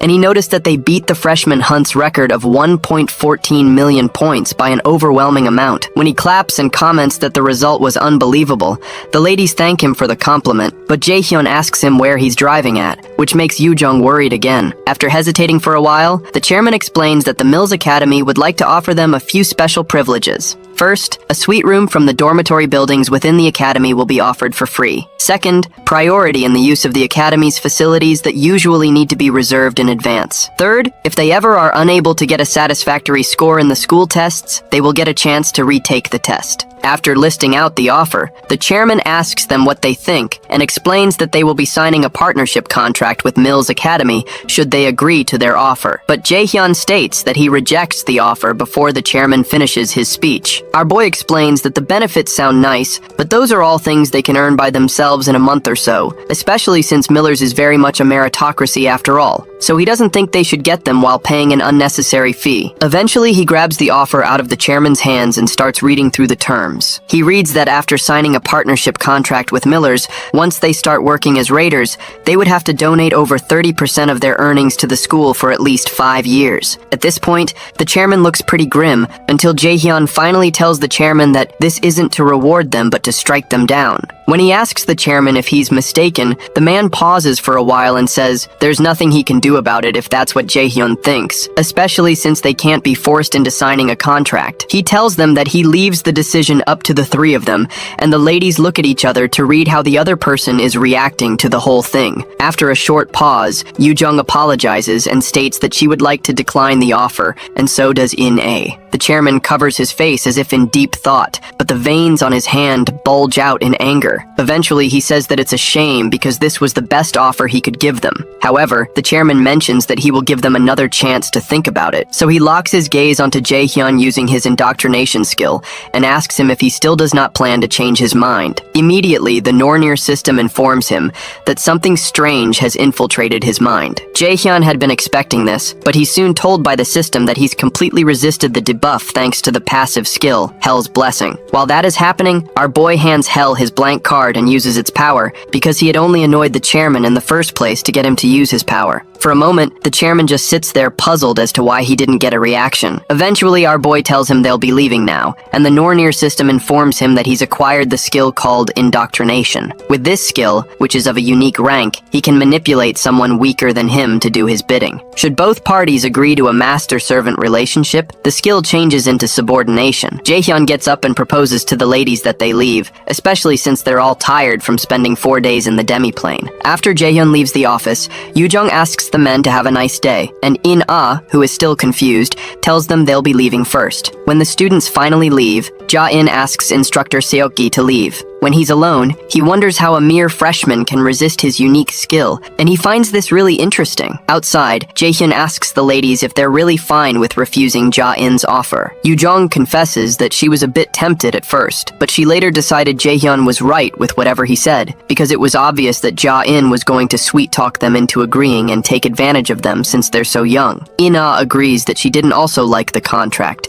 and she thinks rejecting it was the best choice. Apart from that, she feels that it's better to earn things with their own hands than to start off with privileges. Jaehyun listens to In-ah intently, and he considers her reasonable, which is completely different from the cold image he had of her before he regressed. Suddenly, Yoo-jung asks them if they also noticed that something was really strange about Chairman Ja-in, because his expression was totally sickening when they rejected his offer. In-ah mentions that she thought so too, and she also mentions that the chairman and instructor Seok-gi never said a word about the problem with the demi-plane. Jaehyun listens to them talk, and he notes that In-ah has really good instincts. Eventually, she asks Jaehyun if he knows anything about Chairman Jae-in by any chance, so he asks her why she'd think that. In-ah replies that he's always pretty calm, but the moment they met the chairman, he became strangely aggressive. Yoo-jung agrees with her, and she bugs Jaehyun to tell them if he knows something about the chairman. To answer their questions, he tells them that he's also not certain, so it's hard to tell them anything. But he informs them not to trust anyone in the academy, whether it's the chairman or the instructors. Suddenly, In-ah walks up to him and asks if they can't trust him too. And while Jaehyun pauses, Yoo-jung steps behind In-ah with an eerie look in her eyes and tells her not to trust Jaehyun either. She points out Jaehyun's fierce look and narrates how he once left her stranded in the middle of the streets instead of taking her home. And Jaehyun asks her why she's suddenly bringing up something that happened a long time ago. Annoyed, Yoo-jung grabs his hair and calls him a jerk, reminding him of how hard a time she had back when it happened. Eventually, our boy manages to get Yoo-jung off him, and he suggests they go into rest since the sun has set. When it's time for them to separate, In-ah doesn't look like she wants to leave, so she asks them if they'll be parting ways here. For a moment, an awkward silence occurs, and Yoo-jung just looks at the two of them. Suddenly, she hugs them both and asks why it feels like a teen romance over here, so she asks them to make room for her too. Jaehyun, however, drags her away and points her to the girls' dormitory, then asks her to go get some rest. She eventually agrees to go rest, and In-ah follows behind, but she reminds Jaehyun to rest well before she leaves. Our boy soon heads to the boys' dormitory. When he gets to the door, he realizes it's been a while since he's been here. He recalls the musty smell of mold from the corners, the floor that a lack of funds left unmaintained, creaking with every step, and eventually goes to his bed. To him, those who remained in this dormitory after a few years are those without talent, so he hopes to find a new place as soon as class is over the next day, because experiencing hell once was plenty enough. The next day, Jaehyun goes for a run and eventually stops after he feels he's done enough for a warm-up. He turns around towards the dormitory so he can start getting ready for his first class. Shortly after, all the freshmen that are magician cadets gather in a room, and their assigned instructor for the basic mana acclamation, Kim Ji-yeon, comes to introduce herself. While she talks, Jaehyun frowns because this instructor isn't someone he's familiar with. Even considering the fact he was a warrior in the past, he doesn't have many memories of his instructor. She could be one of the instructors who quit soon, even though becoming an instructor at Mills wasn't easy. The instructors who still remained at Mills were those like Kim Seok-gi that were greedy for the crumbs Ji-yeon was willing to throw them. Ji-yeon mentions that she's sure that most of them found it strange that their first class was not in a classroom, but a large facility like this instead. As some doors open behind her, she explains that the reason is to test their mana sensitivity. The students are shocked by the sight of the doors that seem to be exposing a mana cube, and they hope they're not saying they have to go in there. While they lament that this is too difficult for a first class, Jaehyun considers that this mana cube feels similar to the mana cube he saw before, but it has way less mana. Instructor Ji-yeon explains to them that what they're looking at right now is called a mana room. It was built based on a mana cube that can normally be found at guilds. For cadets like them, she explains that it is close to impossible to break out of a mana cube, and that is why they prepared this. The odd thing is that our boy had broken out of a mana cube at his guild. The mana room is divided into many sub-rooms. The first room's mana is similar to the amount in the atmosphere, but the mana becomes thicker as you go further in. On average, a first-year Mills Academy cadet can usually reach level 3. A graduating cadet can reach their limit at around level 7. In this class, they will find out what level their mana sensitivity is at. Ji-yeon asks the cadets to form a line and follow behind her. She informs them that they can raise their hand if they have trouble during the test, so they can follow the assistant instructors out of the room. Soon after, she enters one of the mana rooms, and the cadets follow her in. After everyone enters, instructor Ji-yeon notes that none of the cadets seem to be having trouble at level 1. She decides that they move to level 2, and when they enter, some of the cadets begin to pant, and the instructors have to help them out. After they leave, Ji-yeon asks the rest that are still standing to follow her to level 3, and when they enter, almost half of the class raises their hands, but Jaehyun, Yoojung, and In-ah do not seem to be affected at this point. Instructor Ji-yeon asks that the rest follow her to the 4th level, and many more people raise their hands. When those uncomfortable leave, she proposes they move to level 5, and then many more people ask to be excused at that point. At level 6, several other people are taken out due to exhaustion. Yoojung asks Jaehyun if he feels like it's starting to get hard to breathe, but he says he doesn't think so. Meanwhile, In-ah watches Jaehyun and notices that he seems like he's still doing fine, so she decides to try harder. Ji-yeon looks around, and she notices there are only 4 cadets remaining. Jaehyun, Yoojung, In-ah, and one other guy named Lee Soo-hyuk. They are all cadets that scored high during the freshman hunt. Chairman Jae-in had told her to keep a close eye on Jaehyun and report back to him, but she doesn't plan to simply follow such orders. She soon tells the cadets they'll be moving on to level 7, and the other students wonder who the heck those guys are that are moving on to the next level, especially since the instructor had said only graduates reach level 7. When they enter the 7th level, instructor Ji-yeon proposes that they move on to the 8th level and asks any of the cadets if they're having trouble, and no one speaks, even though Yoojung seems to be struggling at this point. The other students are in awe as they watch them move to the 8th level. And when they get there, the cadets feel a sharp spike, except for Jaehyun, of course. Starting from level 8, the mana level fluctuates at every moment like it does within a dungeon. Ji-yeon knows that geniuses should have trouble starting at this point, and true to her expectations, Soo-hyuk and Yoojung raise their hands to leave the mana room. Meanwhile, Iana begins to sweat, but when neither she nor Jaehyun raise their hands, instructor Ji-yeon has no choice but to move to level 9. When they enter level 9, Iana almost vomits and begins to stagger, which startles Jaehyun. When Ji-yeon turns around, she's unable to help because she recalled that the chairman had told her that she should never offer any cadet help before they ask, no matter what kind of situation they face. He had said that danger is no different from a new opportunity to a cadet,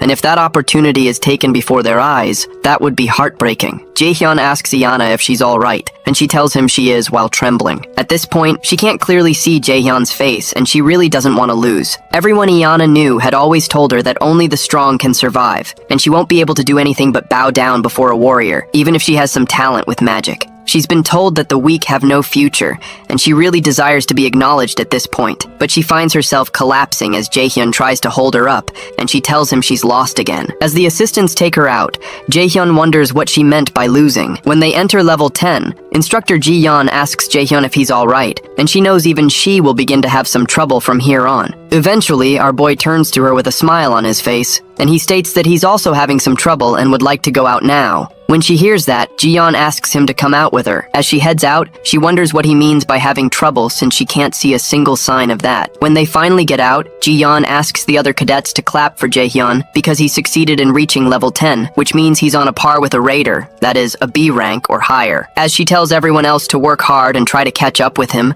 Soo-hyuk glances at Jaehyun with a frown, and In-ah doesn't look so happy with herself. Shortly after, our boy asks In-ah if she's alright. She tells him she is and apologizes for making them worry, so Jaehyun tells her it's good since nothing serious happened to her. Yoojung asks Jaehyun if he's also alright since he looked pretty unaffected a while ago, and he tells her he is. Then he asks her to take the towel from around her neck because she looks like a construction site worker. The statement riles Yoojung up as expected, and she regrets having been worried about him. While she's ranting, Jaehyun asks her if she's also not in any pain, and she says that the doctors also said she's fine, and she gloats about how fit she is. For a moment, Jaehyun watches In-ah. He had thought she was just a bit competitive, but something seems to be different. It seems to him like a case of compulsion. Fortunately, she didn't get very hurt this time, but with that kind of person, it will be hard to control her later. Of course, he doesn't mean to make In-ha dance to his tune, but like it's happening with Seong-yoon, Ho-yeon, and Jae-sung, he has a feeling that In-ha's future will change also. He also figures that's also true for Yoo-jung,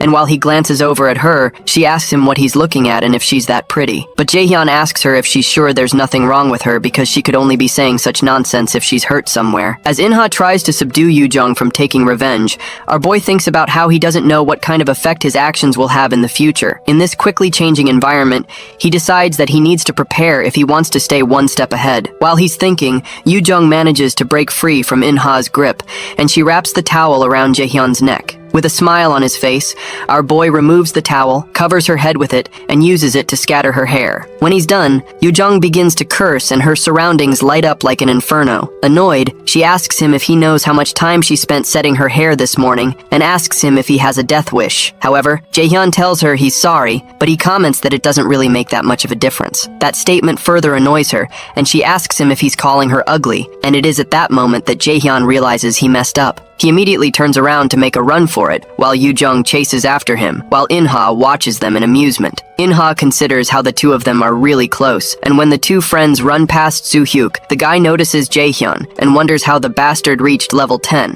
While he's looking, a friend of his named Kim Min-soo comes by to say hi and asks him what he's thinking about so deeply. Soo-hyuk asks Min-soo to tell him everything he knows about the guy that's getting his hair pulled out by the lady, and even though Min-soo wonders why Soo-hyuk is talking to him like a slave, he explains that Jae-hyun is the first guy to get first place in the freshman hunt as a magician. Soo-hyuk tells him that he knows that, but what he wants to know is where a guy like that came from all of a sudden. But Min-soo just shrugs because he doesn't have that answer. No matter how much Soo-hyuk thinks about it, it doesn't make sense. To him, there's something weird about this Jae-hyun guy, and he believes he's hiding something. Meanwhile, Min-soo thinks about how he's not used to this new Soo-hyuk because he used to know him when he was younger. Eventually, he tells Soo-hyuk that Jae-hyun has already proved himself twice, so there's no need to keep looking for something mysterious, since it's most likely impossible to cheat in meals. However, Soo-hyuk informs him that there's no way there's someone stronger than him unless they're cheating. That statement stuns Min-soo, and he considers that Soo-hyuk won't win against In-ha or Yoo-jung either, but he doesn't say it out loud. Eventually, he advises Soo-hyuk that they don't need to become unreasonable,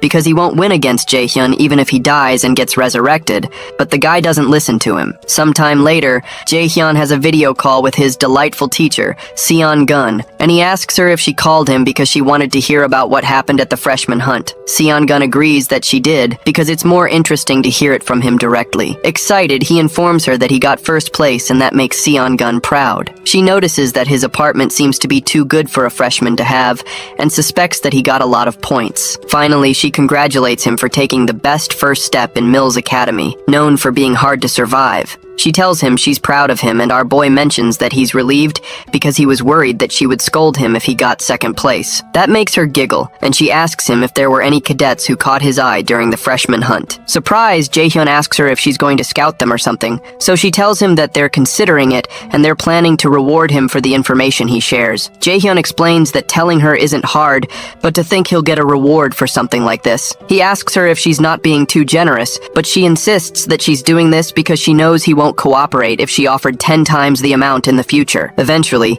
he mentions In-ah, Yoo-jung, and Ho-yeon, saying those three are the ones that can be recruited by Manhwa. When he hesitates to mention someone else's name, Seon-gun asks him to speak, so he adds that he knows someone who isn't a freshman, but would be good to recruit from the upperclassmen. Seon-gun promises to give him a big welcome. After they end the call, the guildmaster thinks of Lee Jae-sang, whom Jae-hyun had mentioned, and she recognizes him as the youngest son of the S-rank raider, Lee Jae-sin.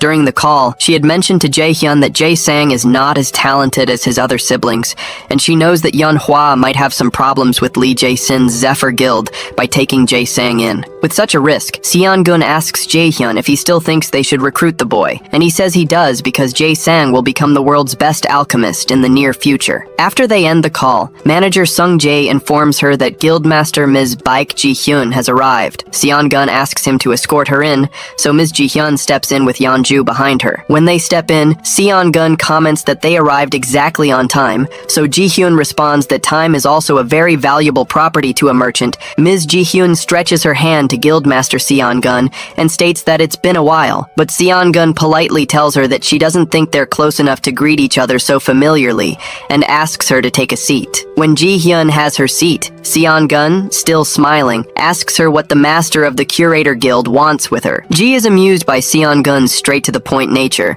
and comments that becoming close will really be difficult, but she admits that she also likes it. Eventually, Ji-hyun mentions that there seems to be someone Yeonhwa has been raising quite well, so she asks how much she can purchase Jaehyun for. Seon-gun tells her that it's unfortunate that Yeonhwa Guild doesn't think of its members as commodities that can be bought, so she suggests that Ji-hyun look somewhere else. However, Ji-hyun asks her if the child would agree with that, so Seon-gun tells her there are some things that can't be bought with money, but remarks that she most likely wouldn't know. Eventually, Ji-hyun replies that she didn't think Seon-gun would take her offer anyway, and it doesn't matter because she only came as an act of courtesy. Amused, Seon-gun informs her that her thoughtfulness is quite unpleasant, but Ji-hyun thinks that's a shame and decides to leave since it's getting late, and Seon-gun doesn't seem to want to talk to her either. As she gets up to take her leave, Seon-gun retorts that she's glad that she noticed that she doesn't want to talk to her, and Ji-hyun jokingly responds that a sharp eye is also a merchant's virtue. The next day, after an endurance test at the Mills Academy, the cadets wait for the system to analyze the results of the endurance test. An Ho-yeon ends up first with 101 points, while Jaehyun comes in second with 99 points. The result makes our boy hiss, but he had expected that he won't be able to compare to a combat genius like Ho-yeon. However, he doesn't consider second place a bad result. To him, there's no need to rush, but he also keeps in mind that he hasn't reached his goal. When Jaehyun turns to the ladies,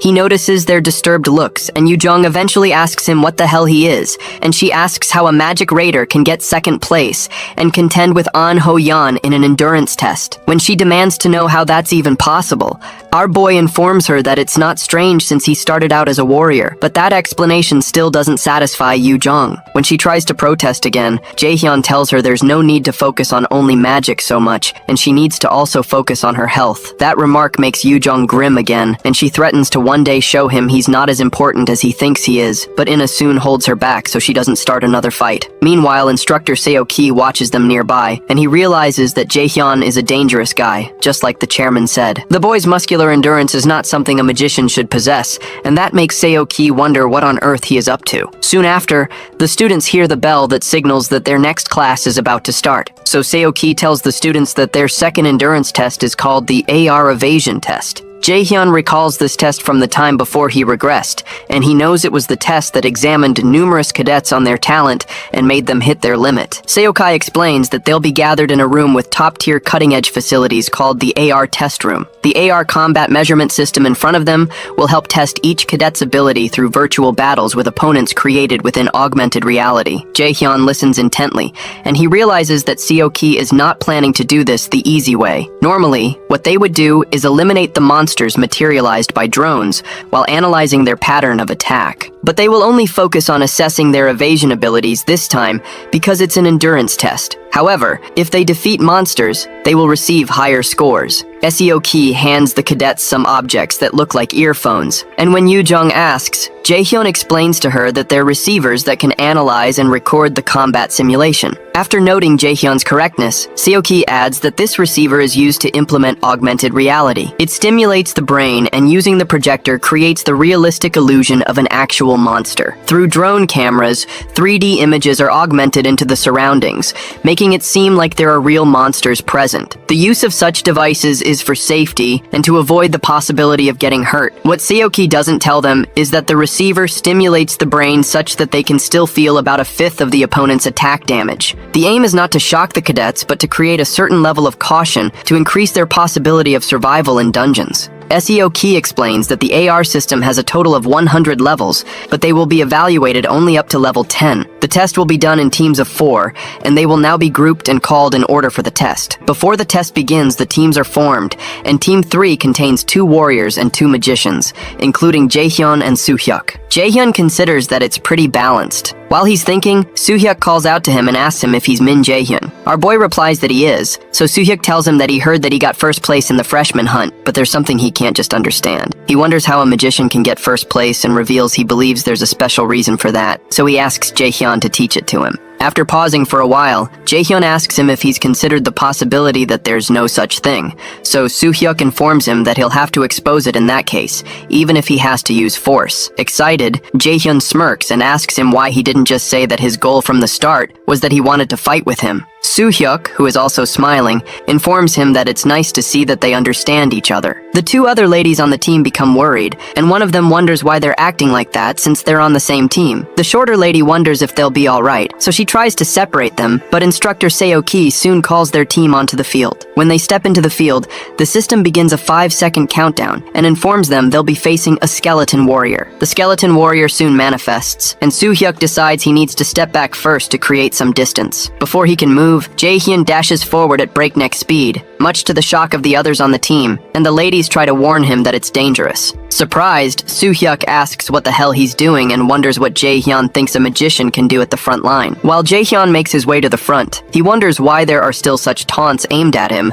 but he decides that it'll be best to show a bit of his ability here. After creating some mana in his hands, our boy smashes the skeleton's head with just one strike, and the others watch him in utmost surprise. Even Seo-ki is stunned, and everyone else in the crowd watches in amazement. Soon after, a few more skeleton warriors appear, but Jaehyun proceeds to feed his knee to another skeleton warrior standing nearby. When he lands on the ground, he initiates an active skill of his called Mana Weapon. Mana Weapon is a special skill that an ordinary magician can't make use of because it's a skill that allows a magician to physically inflict damage. It's useless to magicians since they don't fight close combat, but our boy is a different breed. Soo-hyuk watches in confusion, and he tags Jaehyun as a psycho. The other ladies still can't believe their eyes, and the system announces that they've completely cleared level 1 of the AR evasion test, and additional points have been awarded, with Jaehyun getting 100% of the contribution. Level 2 of the test begins, and they're faced with a monster called a Draugr. The sight of the monster intrigues Jaehyun, and he informs the monster that it's been a while since they met. After a series of fighting and broken grounds, the system announces that they've completely cleared level 10 of the AR evasion test. While the system congratulates them for breaking the record for the shortest time to complete the test, Soo-hyuk considers this completely unbelievable. Meanwhile, Jaehyun considers that his performance is not too bad, and that his body has been feeling lighter ever since he started using the combat technique that Ms. Seong-yoon taught him. Suddenly, Soo-hyuk approaches him and asks him what kind of dirty trick he just used, but Jaehyun explains that there's nothing more to what he just saw. However, Soo-hyuk protests that it was bad enough that he left the safety of the defense line, but he completely annihilated the enemy all by himself, which makes his performance unbelievable. He insists that doing something like that is impossible without cheating, but Jaehyun repeats that he has nothing to say because he has nothing to hide. When Soo-hyuk stands his ground, our boy tells him not to make him repeat himself, and he moves closer and offers to let Soo-hyuk confirm his strength right now if he's really curious. The move startles Soo-hyuk, and he calls Jaehyun a bastard, but before anything can develop, Instructor Seo-ki asks the two of them if there's a problem. The instructor's interference stops the building tension, and Soo-hyuk wishes there weren't any instructors here. Our boy eventually turns to walk away, and Soo-hyuk tells him not to think he's won, so our boy tells him he doesn't think he lost either. Before Jaehyun can leave,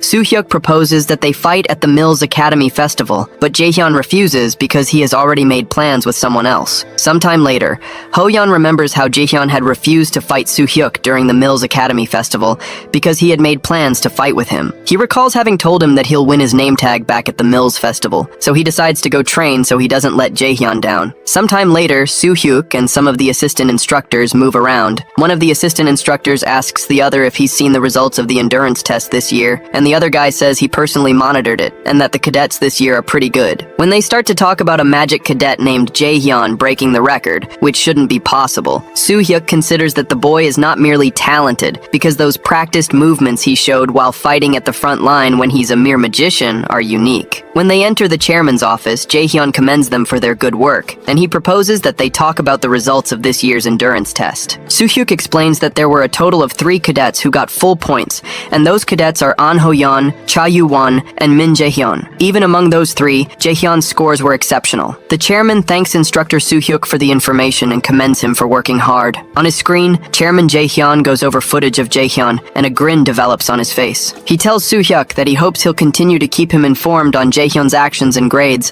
and to tell him immediately if he starts acting strange, to which Soo-hyuk agrees. The chairman tells them all to keep up the good work, and he asks that they inform the instructors to prepare for the next event. Sometime later, Jaehyun returns to the AR evasion test and completes level 27 of the test. The 27th level seems to be his limit, and this is a difficulty level that a 6-member party of C-rank raiders would normally clear with effort, so it means he's equal to that much of a force. It turns out that the next event for the freshmen is the dungeon practicum, and Jaehyun decides to start preparing. He remembers the dungeon practicum incident, which was one of the most disgraceful and tragic incidents at Mills Academy, where numerous cadets lost their lives. He and his teammates were mixed up in that incident, and in the end, he was the only one who survived on his team. Even as he had to listen to people tell him that he should have been the one to die, he couldn't bring himself to leave Mills Academy because he didn't want to disappoint the people who believed in him. Shortly after, our boy goes to the store to make a purchase. When he's done, he wonders if he'll be able to live differently in this life. He was unable to protect anyone, led a pathetic life in his past life, and was as expendable as a single-use item. However, he doesn't plan to live the same life all over again. Living a life of regret once was enough. One day before the dungeon practicum begins, the students go to class as usual and soon finish their activities for the day. When class ends, Yoojung and Inha approach Jaehyun, and Yoojung asks him what they should do tomorrow since it's their first dungeon practicum. Inha admits that she couldn't sleep well last night, so Jaehyun informs them that everyone feels the same when they enter a dungeon for the first time. His comment surprises Yoojung, and she playfully asks if this is not his first time, and if he had gone into a dungeon for a walk or something. He retorts that he doesn't know about dungeons, but he's met monsters a few times, and there's one in front of him right now. That causes Yoojung to lose it one more time, and she starts to curse and pound her fists on him. Inha watches them nearby, and their goofiness makes her smile. Eventually, Jaehyun offers the girls something if they're so worried, and Yoojung asks what it is. Our boy tells them that he bought the potion along with his own, and he tells them to use it when they need it. Eventually, Yoojung agrees to forgive him this time because of his good gesture, and Inha promises to make good use of it. Our boy considers that he survived the dungeon practicum the last time due to luck, but he'll ensure that he does it this time with skill. On the day of the dungeon practicum, Jaehyun spends some time warming up in the early hours of the morning. Warming up is important before going into a dungeon, no matter how great a magician's mana capacity is. If they suddenly overuse high-level spells, they will experience mana rebound. If mana rebounds when casting a spell, it could injure the user's body. A magician who uses high-level spells a great deal is prone to mana rebound, and Jaehyun recognizes that Lightning Chain and Sacrifice are high-level skills. Apart from that, he's not sure how dangerous things will get during the dungeon practicum today, and he doesn't know if he'll die or if his teammates will. On top of that, if he keeps his mana pooled up in his lower abdomen like he has just done, he can use it to strengthen his spell or body quickly when he needs to. He suddenly recalls the time before he regressed, when the system had told him that time would be regressed to the period the user most desires. While he's deep in thought, the Nornir system activates a main quest. Apparently, he has succeeded in returning to the time he longed for. From now on, he has to go through several junctions that left him with regrets, and decide whether to make the same choices or change them. The decision he takes may kill or save others, and whatever he decides to do is in his hands. The difficulty of the mission is unknown, and the rewards are unknown too, but they seem to depend on whether he takes route A or B. The worst part is that he has just 12 minutes to decide, and the penalty for failure is equally unknown. Jaehyun guesses that something came up again, and the Nornir system is obviously trying to help him grow stronger since the gods need him for their plans. However, he doesn't understand what they mean by him choosing his route, and he wonders what on earth they're planning. Shortly after, the freshmen gather at the Mills Academy underground mock dungeon. Instructor Yeejin comes to attend to them and informs them that they'll be grouped into teams of 4 via lots and will have to act together. When the students begin to murmur, Jaehyun guesses that the others think it's not fair. Real monsters will appear in this dungeon, and if you're lucky, you can clear the dungeon easily. But if you're unlucky, you'd be part of a low-ranking cadet team struggling to raid the dungeon. When the murmuring continues, Yeejin silences them and explains that their scores in the dungeon practicum will be part of their official tests. Apparently, only low-level monsters that they can defeat will appear in the dungeon practicum, and Yeejin tells them all to try their best. While she's speaking, Jaehyun reasons that this is Chairman Jaehyun's trap. Like the instructor said, most of the monsters that appear here are low level, but if things go like they did before he regressed, boss level monsters will be mixed in. He recalls the D-rank boss monster, Kobold Lord, and even though it isn't a difficult opponent for him, he doesn't plan to follow along with Jaehyun's plans, except that the small gap Jaehyun will leave open in this dungeon practicum might actually give him the opportunity to end him. Shortly after, Yejeon declares that the cadets should come forward and pick a lot, one at a time. After picking, Jaehyun and Ina end up together, and our boy tells Ina he's glad he knows someone on the team, to which she also reciprocates. He's glad there's someone on his team he can talk to comfortably, especially someone who is skilled. While he considers coming up with a strategy, he's shocked by the sight of his two other teammates. The lady introduces herself as Warrior Kim Jina, and the guy introduces himself as Warrior Park Sungwoo. Sungwoo cheerfully asks if they're also on Team 3, but Jaehyun recalls how these two people were his teammates in his past life, and they ended up getting killed by the boss monster after they asked him to run away while they took care of things. Suddenly, our boy understands what the Nornir system means by him choosing his route, and he can see the choices in front of him. When the new two warriors step forward, our boy realizes this is what the Nornir system wanted from the start, so he shakes them and introduces himself as Jaehyun, and introduces Ina also because she's clearly shy. It amuses Sungwoo that Ina is shy, but he's certain that they'll all get along as they spend time with one another, and Gina agrees that they'll all get along well. Our boy realizes that these two warriors are the same as they were in his past life, and he's happy with how cheerful they are with Ina. Once they've gotten introductions out of the way, Jaehyun proposes they make plans first. The other two agree, and one of them suggests making Jaehyun the team leader. With the quest the Nornir system showed to him still in his mind, our boy sits down to explain the plans to them. He reminds them not to get weak no matter what pops up in the dungeon, because if the warriors and the vanguard start to falter in particular, the whole party will end up annihilated. The warriors are intrigued by Jaehyun's tactical intelligence, and Sungwoo says this is expected of the person that got first place in the freshman hunt. Sungwoo realizes the details of the strategy are no joke, and says he's memorized all 6 parts of it, and Ina says she has 2. Soon after, Instructor John steps forward to inform the cadets that their planning period is over. From now on, they will officially begin the dungeon practicum, and she asks the team leaders to come forward. Jaehyun steps forward, and when he looks to his side, he notices Hoyeon coming forward as the team leader of Team 4, which Yoojung is part of. He's glad that Hoyeon is the team leader because that means Yoojung won't get hurt. When the team leaders step forward, Jaehyun instructs the team leaders who are ready to lead their teams into the dungeons assigned to them, and wishes them good luck. Shortly after, Hoyeon leads his team into the dungeon assigned to them. One of the party members notices that the place is pretty damp and has a musty smell,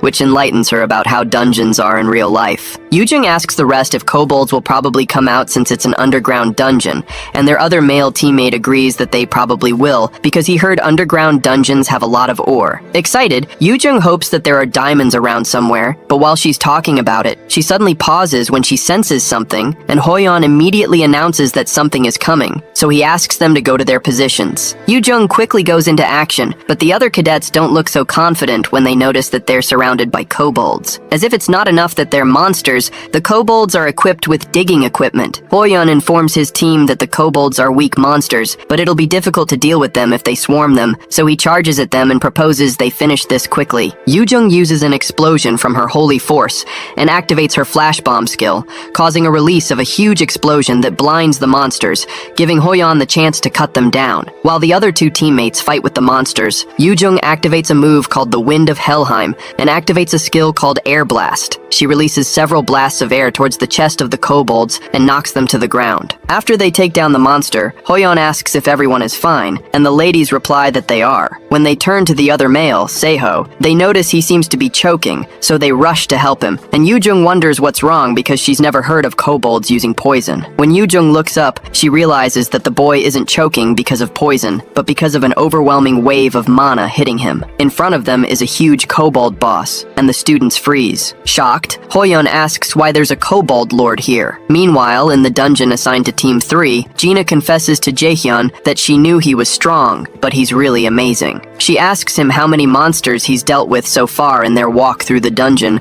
but Jaehyun insists it's nothing because things just happened. However, Gina insists that it's nothing because they will be able to clear the dungeon without anyone getting hurt if things continue like this. When Jaehyun looks to his side, he notices that Ina is distracted, so he grabs her hand and asks her if other people girls still make her uneasy. She admits that they do, so Jaehyun realizes she's really shy. But then, there were rumors that no one had seen Ina speak more than 3 words at a time. While moving forward, the team runs into a room filled with oars. Our boy realizes that this is different from what he remembers, and this clearly must be Jaehyun's doing. It occurs to Jaehyun that his existence has caused Jaehyun to change his plans from what he did in the past. Suddenly, Jaehyun senses a monster coming, and he supposes it's the Kobold Lord, so he informs his teammates to use their plan C by defending first and then counterattacking. When Jaehyun tells them to be careful because this monster is different from what they've encountered before, Sungwoo becomes worried that a stronger monster is coming, especially because they had been told that only weak monsters appeared here. Suddenly,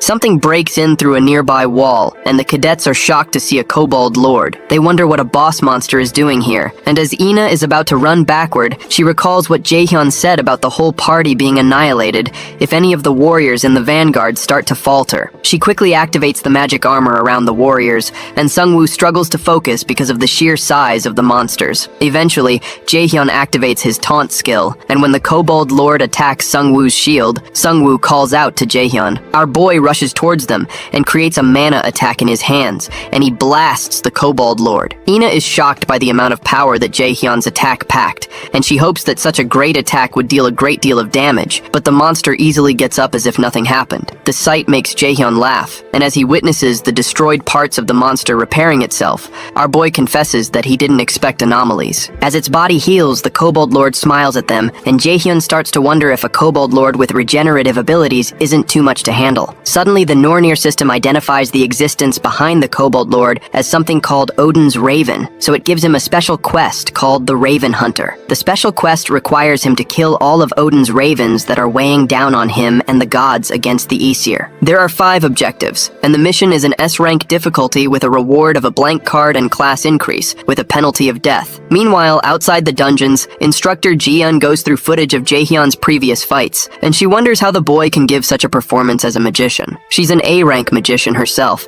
but such battle skills that Jaehyun shows are unthinkable to her. She considers that the chances of Jaehyun's Team 3 taking first place in this dungeon's practicum are high, and when one of the doors opens, she's surprised to see Cadet Siho being helped up by Hoyun, while Yoo-jung tells her that there's a big problem. Still shocked, Jiyeon asks her what happened, and they inform her that a Kobold Lord appeared in the dungeon. She's surprised that they could run into a Kobold Lord because there's no way it could have gotten in, and Jiyeon begins to wonder what on earth is going on inside the dungeons. Meanwhile, the assistant instructors come to help Seho, who has a mild case of mana addiction, and they ask him to take deep breaths. Soon after, Yoo-jung asks instructor Jiyeon if Team 3 has not come out yet, and she's told they have not. Hoyun doesn't believe it because he's sure that Jaehyun and Ina are too skilled to be unable to escape the Kobold Lord easily. After hesitating for a while, Jiyeon places a call through to Chairman Ja-in, who sounds surprised to hear from instructor Jiyeon, even though he has a smirk on his face. She informs him about the appearance of a B-rank monster, and she requests rescue personnel, and the chairman acts surprised to hear that something like that happened. He tells her not to worry too much because he'll send a support team, so he asks her to wait on site. After he hangs up the call, instructor Jiyeon experiences a strong feeling of uneasiness, but can't explain it. Meanwhile, inside the dungeon, Ina, Gina, and Sungwoo grow tired. The system informs Jaehyun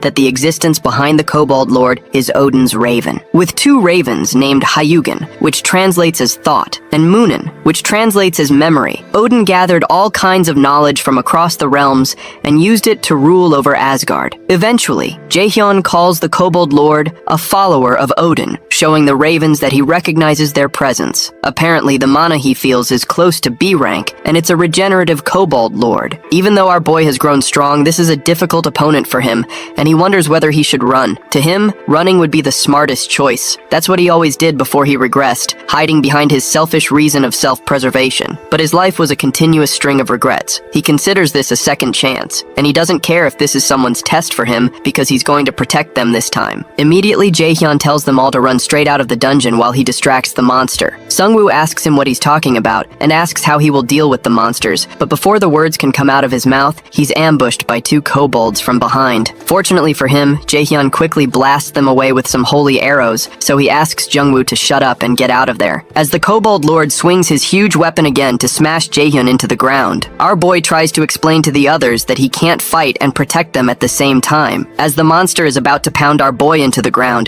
Ina calls out his name in fear. But as he turns around to face the monsters, a shield appears between him and the monster to weather the impact of the strike. Surprised, Jaehyun looks to his side and realizes that Ina activated the shield. She informs him that she can help, and our boy knows from the look in her eyes that he can't convince her out of this. He wonders if this is another change he has created in the future. Then he asks Ina to stay with him while the others go back to the entrance of the dungeon and tell instructor Jiyeon about the situation. When Sungwoo tries to protest, Jaehyun begs him to leave, so Gina agrees and promises to tell the instructor as soon as they can. As the two of them head out, Jaehyun and Ina are left alone to face the monsters. Jaehyun tells Ina he'll cover her from the back, so she summons her radiant holy sword and sends the sword through the flesh of the smaller group of kobolds. Jaehyun takes that as his cue, and he rushes forward to meet with the kobold lord that's coming for him. When he gets closer, Jaehyun notices that the kobold lord's body is melting, and our boy decides to stop in his tracks. He recalls that there's a limit to the amount of mana a body can contain,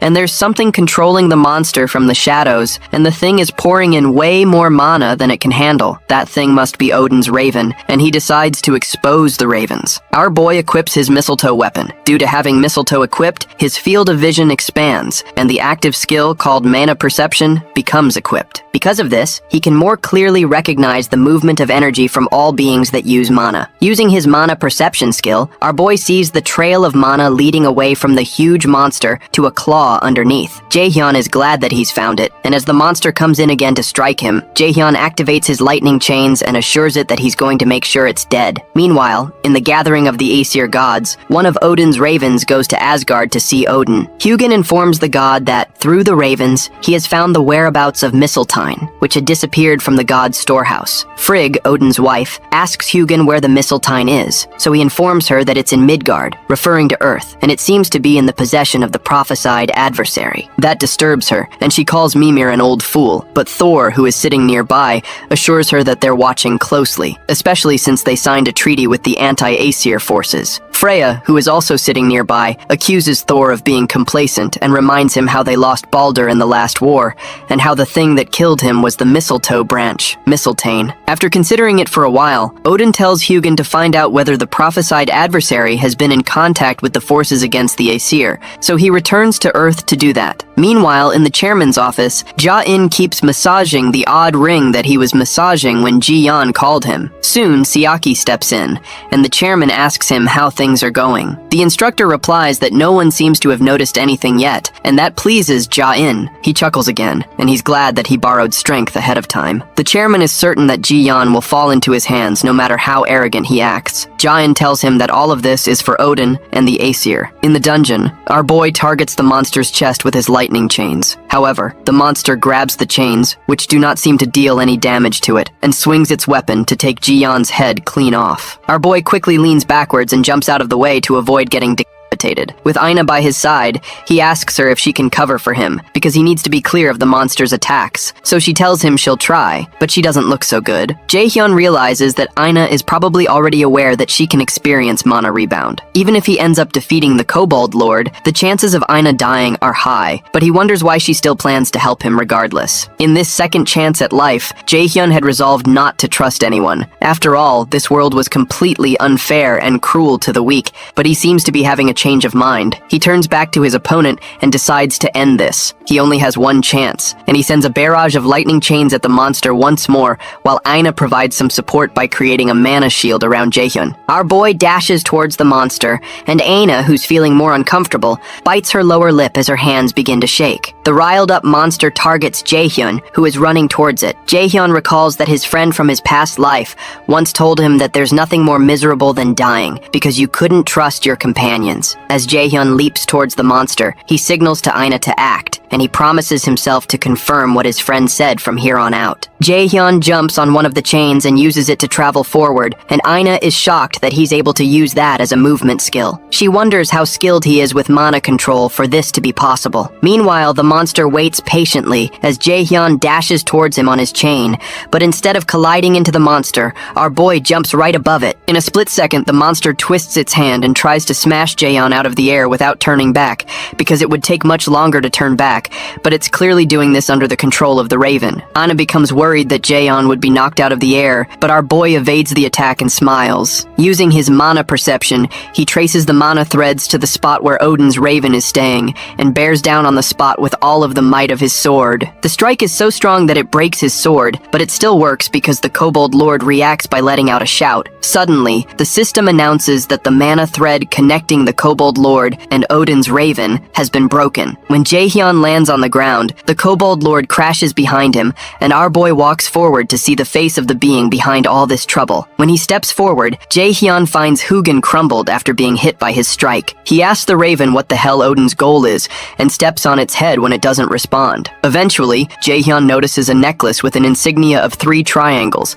similar to the shape on Chairman Jaehyun's ring. He steps on the Raven again, and asks it what the connection is between Guja-in and Odin, but the monster doesn't respond. Eventually, Jaehyun realizes that the Raven doesn't have a will of its own, and it's meaningless to keep it any longer. He finally raises his leg, allowing the bird to fly back to Asgard to report to its master. Suddenly, Inna bursts into the area looking for Jaehyun, but Jaehyun warns her that it's not over yet, because she needs to be careful about mana rebound. Before the words come out of his mouth, she suddenly freezes, and the Nornir system informs Jaehyun that corrupted mana has accumulated in his body. Jaehyun grabs his chest due to pain, and Inna does the same, but the Nornir system soon purges Jaehyun's mana due to the purity of his mana. Soon after, he finally stabilizes, and the system notifies him that his mana capacity has permanently increased by 5%. Jaehyun is glad it worked, and he's told that he has succeeded in hunting the first of his prey from the special quest called Raven Hunter. He's rewarded with 5 stat points, a blank card, and a level upgrade. Once he fully recovers,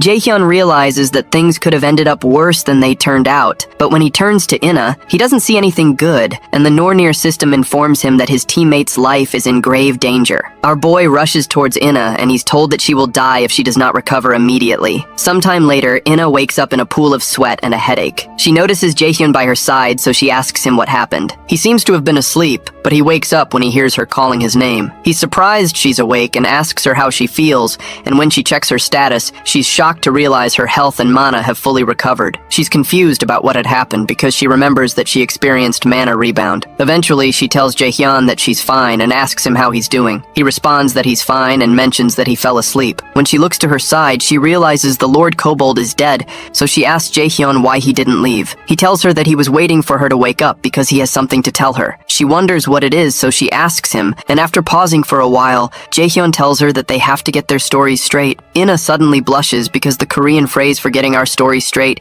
is directly translatable as "I want to touch my lips to yours." Outside the dungeon, Yoojung demands from Sungwoo and Gina why only 2 of them made it out, and instructor Jiyeon tries to hold her back from doing anything stupid. She tells Yoojung she understands that she's worried about her friends. Meanwhile, Hoyeon wonders what he's supposed to do to help Jaehyun and Inna come back. Suddenly, the dungeon door opens, and while Yoojung is still raising dust, Jaehyun and Inna step out of the door, causing everyone to freeze. Jaehyun asks them if they're fighting because of the 2 of them, and even instructor Jiyeon freezes in shock because the inspection team had told her that the 2 cadets would definitely be dead. The monster inside was at least a B-rank boss. Suddenly, tears flow down Yoojung's eyes, and she runs towards the 2 of them with her arms open wide. She cries while embracing them, and explains that the instructor and the inspection people all said that they'd be dead.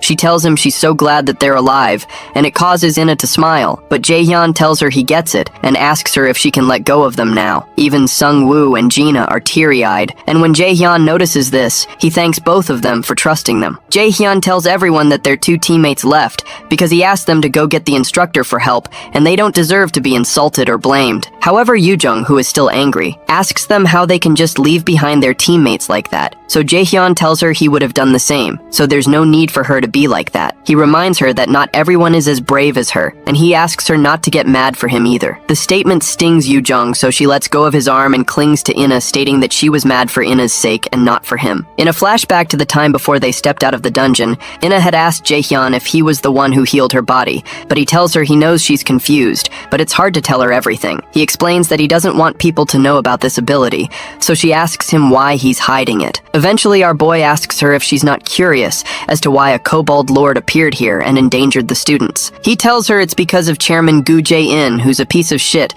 who thinks of students as tools. Jaehyun tells her that Jaehyun is very different from the side of himself he shows to the public and the media, and he thinks it's fine for useless students to die. Ina realizes that's why Jaehyun is against the chairman and why he's hiding his ability, and he confirms it. After pausing for a while, she reminds him of some things he said to her the day they went to the office. Apparently, he had told them not to trust anyone, whether it's the chairman or an instructor, so she asks him how much he knows about Jae-in. She points out that he knew from the beginning that Jae-in is a bad person, and he acted as if he already knew what was going to happen, so she asks him how he knows those things. When he doesn't speak for a while, Ina pleads with him to answer her, and Jaehyun still remains speechless because he didn't expect her to react like this. He knows her life may be at risk if she gets more involved, so he considers using his indoctrination skill on her, but he changes his mind because she has a high magical aptitude value. Since her mentality is strong, it might not work, and that's not a good solution in the first place and a terrible way to make allies. Eventually, he apologizes, but tells her he can't tell her more than what he already has, so she asks him why he can't. Jaehyun finally explains that it'll be too dangerous for her too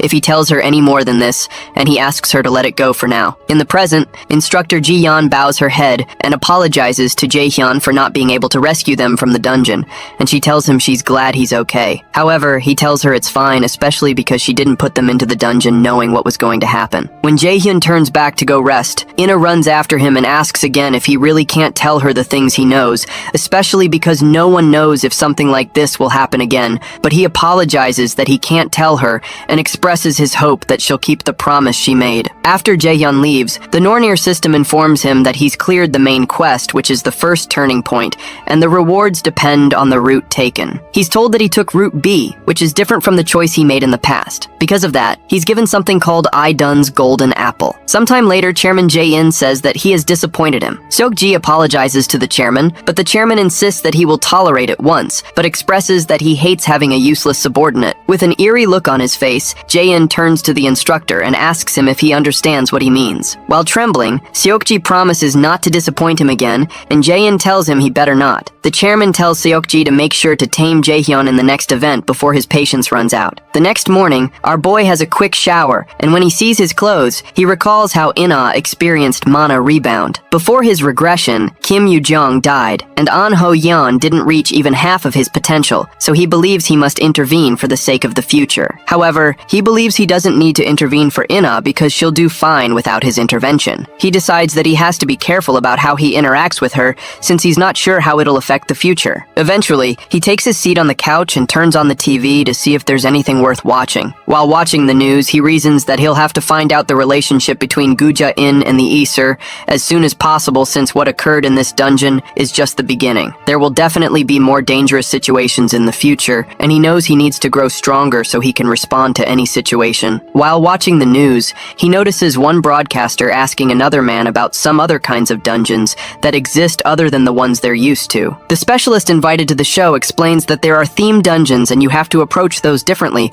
than you would a normal dungeon in which you kill the boss to clear it. When asked what other feature a themed dungeon has, the man explains that the biggest difference is that you can't leave the dungeon before clearing it, and our boy recalls these themed dungeons from his past life, and he gets an idea. The specialist further explains that raiders who want to raid themed dungeons need to become a character of the theme and clear certain requirements. It could be regarded as a kind of role play, and what raiders want in these kinds of dungeons are rare item rewards. Apparently, there's a hidden piece that raiders also call God's Arrangement, and this item is the reason raiders are desperate to clear such dungeons despite their difficulty. After hearing that, Jaehyun smirks and realizes this is his opportunity to get what he needs the most. Meanwhile, Ina enjoys a cup of tea with Yoo-jung, and she apologizes to her for making her worried. Yoo-jung tells her it's fine because she's happy as long as the two of them are okay. She admits that Yoo-jung's personality is kind of shitty, and she was worried that Jaehyun might have been mean to Ina, so she explains that Jaehyun is always like that. Ina pauses for a while and Yoo-jung becomes angry and asks if Jaehyun was actually mean to her. Surprised, Ina clarifies that he wasn't, but it's just that Jaehyun seems to trust Yoo-jung a lot. She reasons that she would be happy if Jaehyun could also trust her and depend on her a bit more. Finally, she mentions that he might trust her if she were a bit stronger, and when she pauses again, Yoo-jung becomes worried about her. So she eventually gets up and proposes that they throw out the thought of Jaehyun and go eat something yummy instead. As Yoo-jung stretches out her hands, she explains that there's a place she's been waiting to go to, and while Ina stutters, Yoo-jung grabs her hand and declares that they're going to make her feel better. At first, Ina is surprised that Yoo-jung is dragging her away, but a smile soon develops on her face. Meanwhile, our boy checks out the legendary rank consumption item called Idun's Golden Apple. It's an apple grown and picked by Idun, who is in charge of the Aesir god's eternal youth and immortality. Consumption slows down aging immediately by 50% and increases natural healing ability by 50%. It also permanently increases magic aptitude and cannot be sold or given to another user. Jaehyun realizes that such features like anti-aging and better natural healing are super rare, and it must cost at least $1 million. However,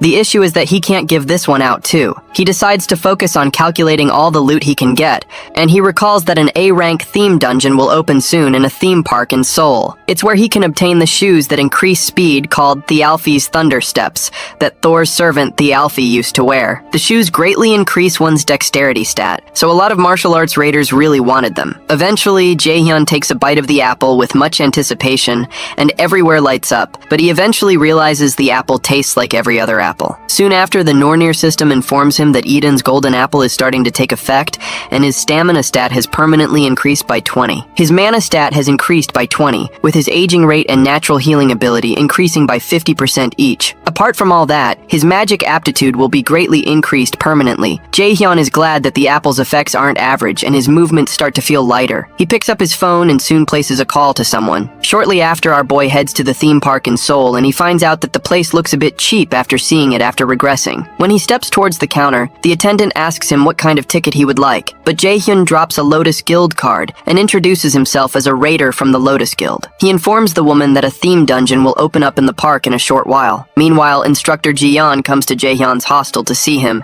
and she's told that he's not around. The attendant informs her that Jaehyun had said he had something to do today and asks if something is wrong, so Jiyeon clarifies that there isn't a problem. Jiyeon wonders how Jaehyun is already able to recover from such an incident, especially being a newly enrolled student. He's not only skilled, but also very fast at recovering from trauma, so Jiyeon realizes he has real guts. Before she leaves, she asks the attendant to tell Jaehyun to come see her when he returns. Jiyeon steps out of the hostel and plugs in a communication device to secretly speak with a team manager named Song Jiseok Sunbaenim. Jiseok soon answers and asks her how her investigation went, so she informs him that she found out that Jaehyun was behind it. Jiseok asks her if Seoki was in charge of the dungeon trial and guesses he must be in a difficult position right now. He asks her to keep an eye on both of them and call him if she notices anything. Jiyeon receives the orders and also informs him that she thinks student Min Jaehyun, whom she talked to him about, knows something about what is going on. At the park officials announce to their guests that they need to leave. Jaehyun is surprised by how quickly they responded,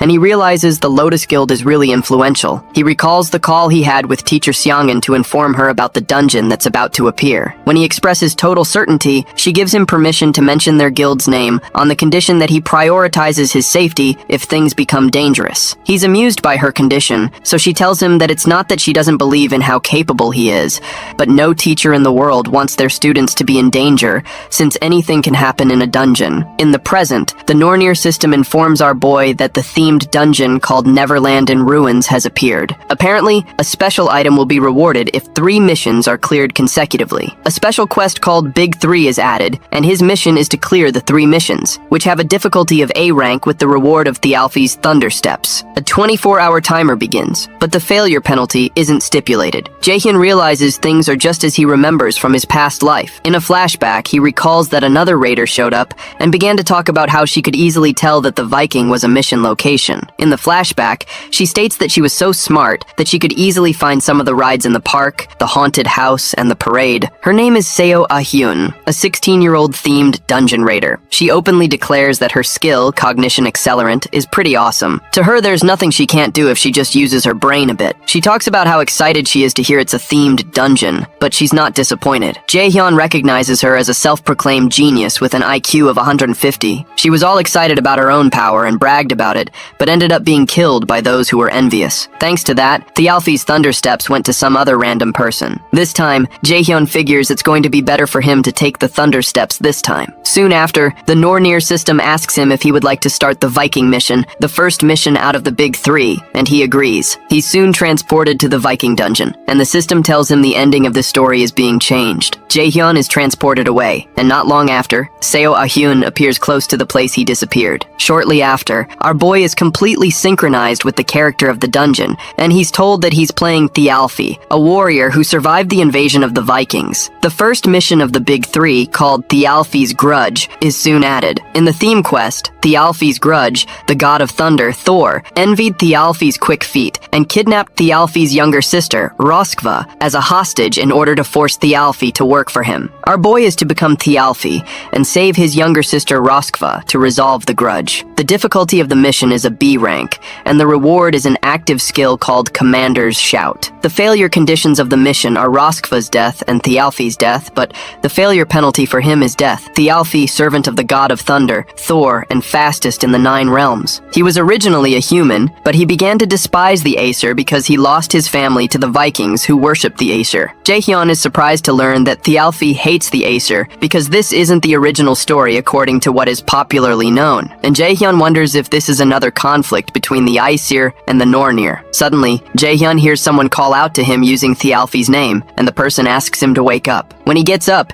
he feels a sharp pain in his head but doesn't know where he is. When he looks around, he realizes he's in a ship he stole in order to find Roskva, and when he looks to his front, he recognizes the person who woke him up is Frederick, the person who came up with the plan to steal this ship. Frederick asks him if he's okay, and as he's about to reply, the ship collides with another ship, causing the entire ship to wobble. Before they know what's going on, a group of pirates enters their ship, and it looks like they're in trouble. Jaehyun doesn't know what's happening, but it's clear he's going to have to postpone finding Roskva for a bit. Jaehyun immediately tells Frederick he'll leave this to him, and he jumps into the next ship, even while Frederick tries to stop him. When our boy jumps and lands on the other ship, the men are startled, but one of them starts to make fun of him for jumping into the enemy's territory when he should be hiding. They begin to call him names and threaten to kill him immediately, but our boy doesn't say anything. When he notices a girl tied to the middle of the ship, he recognizes that it's Seiho, the same girl who had boasted about her abilities, so he wonders what she's doing here. Immediately, the Nornir system informs him that the lady tied up is Thialfi's younger sister, Roskva. Seiho Ah-hyun prides herself as the owner of a genius brain, and also a great raider-to-be. She considers herself an amazing person, but somehow she found herself locked up in this dungeon. Just 3 minutes before the emergency announcement at the park, she had told her friends she wanted to go to the bathroom. Now that she's stuck, she calculates that there's a 0.6% chance of a dungeon appearing where she is, and a 0.003% chance that she'll get locked up in a themed dungeon. After lamenting about her luck, she decides not to think about it, but to think about a way out of here. After tearing up because she doesn't want to die here, she hopes a raid team might have already arrived. As she hopes to run into one of them, she spots Jaehyun standing in the middle of the park, so she tails him. She wonders who he is because he doesn't seem like a part of a raid team, so she decides to follow him. In the present, Jaehyun wonders why he ended up meeting her again, of all the people he could meet, especially after they even made an announcement for everyone to escape. While he's lamenting, the pirates prepare to poke him full of arrows, but our boy creates a mana shield to protect himself from the onslaught of arrows. While they fire, he wonders why he's always surrounded by abnormal people. He soon creates a punch packed with mana and knocks them all down with one strike. Eventually, our boy decides to be optimistic. Even though Seo is a bit of a bitch, he knows she'll be helpful for the raid. A new and bigger opponent appears and tries to slash Jaehyun with his sword, but our boy slides out of the way to avoid his attack. Since he can't send Seo out, he decides that it'd be better for him to use her. After evading the first attack, he lands a punch on the big guy's face and sends him rolling backward. He'll have to first take care of this situation, and then figure out what to do with Seo after. The other pirates rush out to deal with him, so Jaehyun tells them he doesn't have time right now, so he asks them to come at him all at once. After a short while, he takes out all the men and walks up to Seo, then tells her she can stop pretending to sleep. Jaehyun asks her if she's supposed to be Roskva, but she only hisses and admits that she's been found out. With a smirk on her face, she asks him if he's he's supposed to be Tialfi. Jaehyun affirms that he is, and he crouches down to speak with her, but he suddenly cracks the structure she's tied to with a punch, causing her to tremble. With a crazy look in his eyes, Jaehyun tells her he can tell what she's thinking about right now, so he advises her not to try any of her funny ideas. It's clear the threat worked because Seo nods eagerly and hiccups. Soon after, the system informs Jaehyun that he's cleared the first mission of the Big Three, and he's being sent to the field. He and Seo soon appear in the park again, and they sit across from each other at a table. In Seo's eyes, Jaehyun is a magic class raider that moves like a martial arts raider. She guesses he's roughly the same age as her, and has a shit personality. As she wonders who this strange person is, Jaehyun finally breaks the silence and asks what kind of skill she has. Seo stutters, and eventually reveals that her skill allows her to be better at swordsmanship. She believes that lies should trick Jaehyun since there aren't many middle schoolers who have skills. Since he has a shitty personality, she plans to use him to her advantage. But while she's thinking, Jaehyun tells her that's not all there is to her skill. When he tells her he hates liars, she insists that she's not lying, and she has a D-rank skill called Beginner Swordsmanship Revision. After a short pause, Jaehyun informs her that her skill is called Cognition Accelerant, and he explains that it makes it feel like time slowed down and quickens the user's thoughts. It's usually used in leadership positions, but it's effective for analyzing and figuring out the opponent's mind. When he asks her if he's wrong, she's utterly perplexed and asks him how he was able to figure out her skill. Immediately, Jaehyun gets up and tells her he can't take her around with him because she still seems to be planning to lie and use him. He tells her he's not that stupid and turns around, but she pleads with him to wait and apologizes with tears streaming down her eyes. She begs him not to leave her alone there because she'll absolutely die if he leaves her behind. Jaehyun asks her how he can trust her, and she offers to figure it out. When he hears that, our boy smiles and proposes she write a contract in that case. She's initially confused, but she soon understands what he's saying when they draft up a contract. The first term of the contract is that she can't act in any way that will harm Jaehyun. The second is that she must obey all of his orders. The third is that Jaehyun will guarantee her safety until clearing the Neverland-themed dungeon. And the fourth is that she will never talk about this contract. She grabs her hair in frustration as she reads the contract. This contract is enforceable using Jaehyun's subordination skill that comes with his indoctrination skill. He can hold supremacy through a contract, and he knows this is the best way to use her since she's a real pain in the ass. Eventually, she agrees to sign it, and a binding chain appears around her neck and arm after she does. The system declares that Seo has been subordinated, and the subordination will not be broken even after clearing the question, as it is a subordination through contract. Jaehyun tries to cheer her up by saying it's a pretty good condition since it's not like he has control over her mind, but she retorts that there's no way it'd feel pleasant to have someone else in her mind. When she says that, he tells her she can break the contract since he never forced her into this and he can just leave her here. But before he can finish his statement, she assures him she'll do her best. Meanwhile, in Hell's temple, someone tells Hell that he noticed the little adversary seems to be working hard, especially since the glares of the Aesir gods have gotten rather sharp. He shares that the Aesir gods will definitely be upset if he leaves now, so he asks Hell to be his eyes because he'll need to stall for time until the adversary is ready. At the park, Seo follows Jaehyun around, and she soon asks him where they're going now. He informs her that they're going to one of the rides called the Haunted House first, and she shrieks because she's afraid of rides, so Jaehyun asks her if she's scared. However, she asks him if he really thinks she'd be scared of that, and asks what kind of middle schooler is afraid of something like that. Jaehyun responds that someone like her could be, but when she insists that she's not afraid, he agrees with her. When they get closer, our boy tells her to prepare to go in, but she pleads that she needs time to do some deep breathing. The system declares that they're starting the second mission in the haunted house, and they're soon transported there. They're to escape without breaking the 3 rules, and some of their skills will be locked. Jaehyun asks Seo what her role is in the dungeon, and it seems to her she's a cameraman because of the camera given to her. So she asks him what his own role is. Our boy explains that he's some horror streamer, and it's been a while since they've had a guest. Suddenly, a huge man appears by their side and greets them. Seo looks like she's about to explode, but the man soon introduces himself as Alfred, a butler of this mansion, and he explains he's serving Countess Flendir. The butler explains that the Count instructed him to come greet them, and the Nornir system informs Jaehyun that he's received the second mission.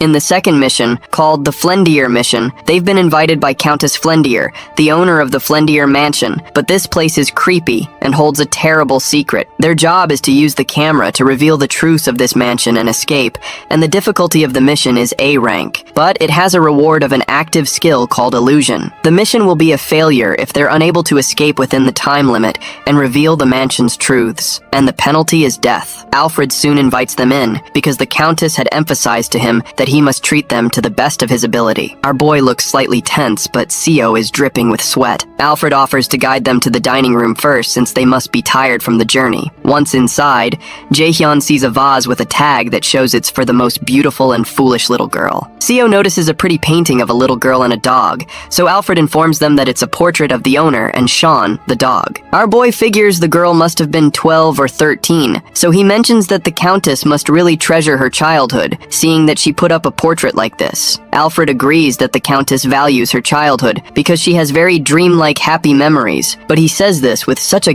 ghastly expression that it makes MC uncomfortable and Seo teary. Eventually, the weird butler tells them to follow him. As they both follow behind, our boy knows he has to be alert. The system told him the context of the first mission, but didn't do so for this second mission, which means he'll have to figure out all the secrets himself. He looks over at Seo, who is freaking out, and he asks her if she's good, pointing out that she was lying when she said she wasn't scared. However, Seo interjects that she's only jittery because she's not gotten used to the place yet. Soon after, Alfred tells them they've gotten to the dining table, where he shows them the feast that Countess Flandier has prepared for them. Still with that creepy look in his eyes, he tells them to dig in and slowly disappears behind the door, as if waiting for them to eat poison off the plates. When Alfred leaves, the two of them pause for a while. Eventually, Seo mentions that it would definitely be a bad idea to eat the food, so Jaehyun suggests that they explore since the butler isn't here yet. As he's about to move, Seo tells him to wait so they can get some information before they go. When he waits, she focuses her attention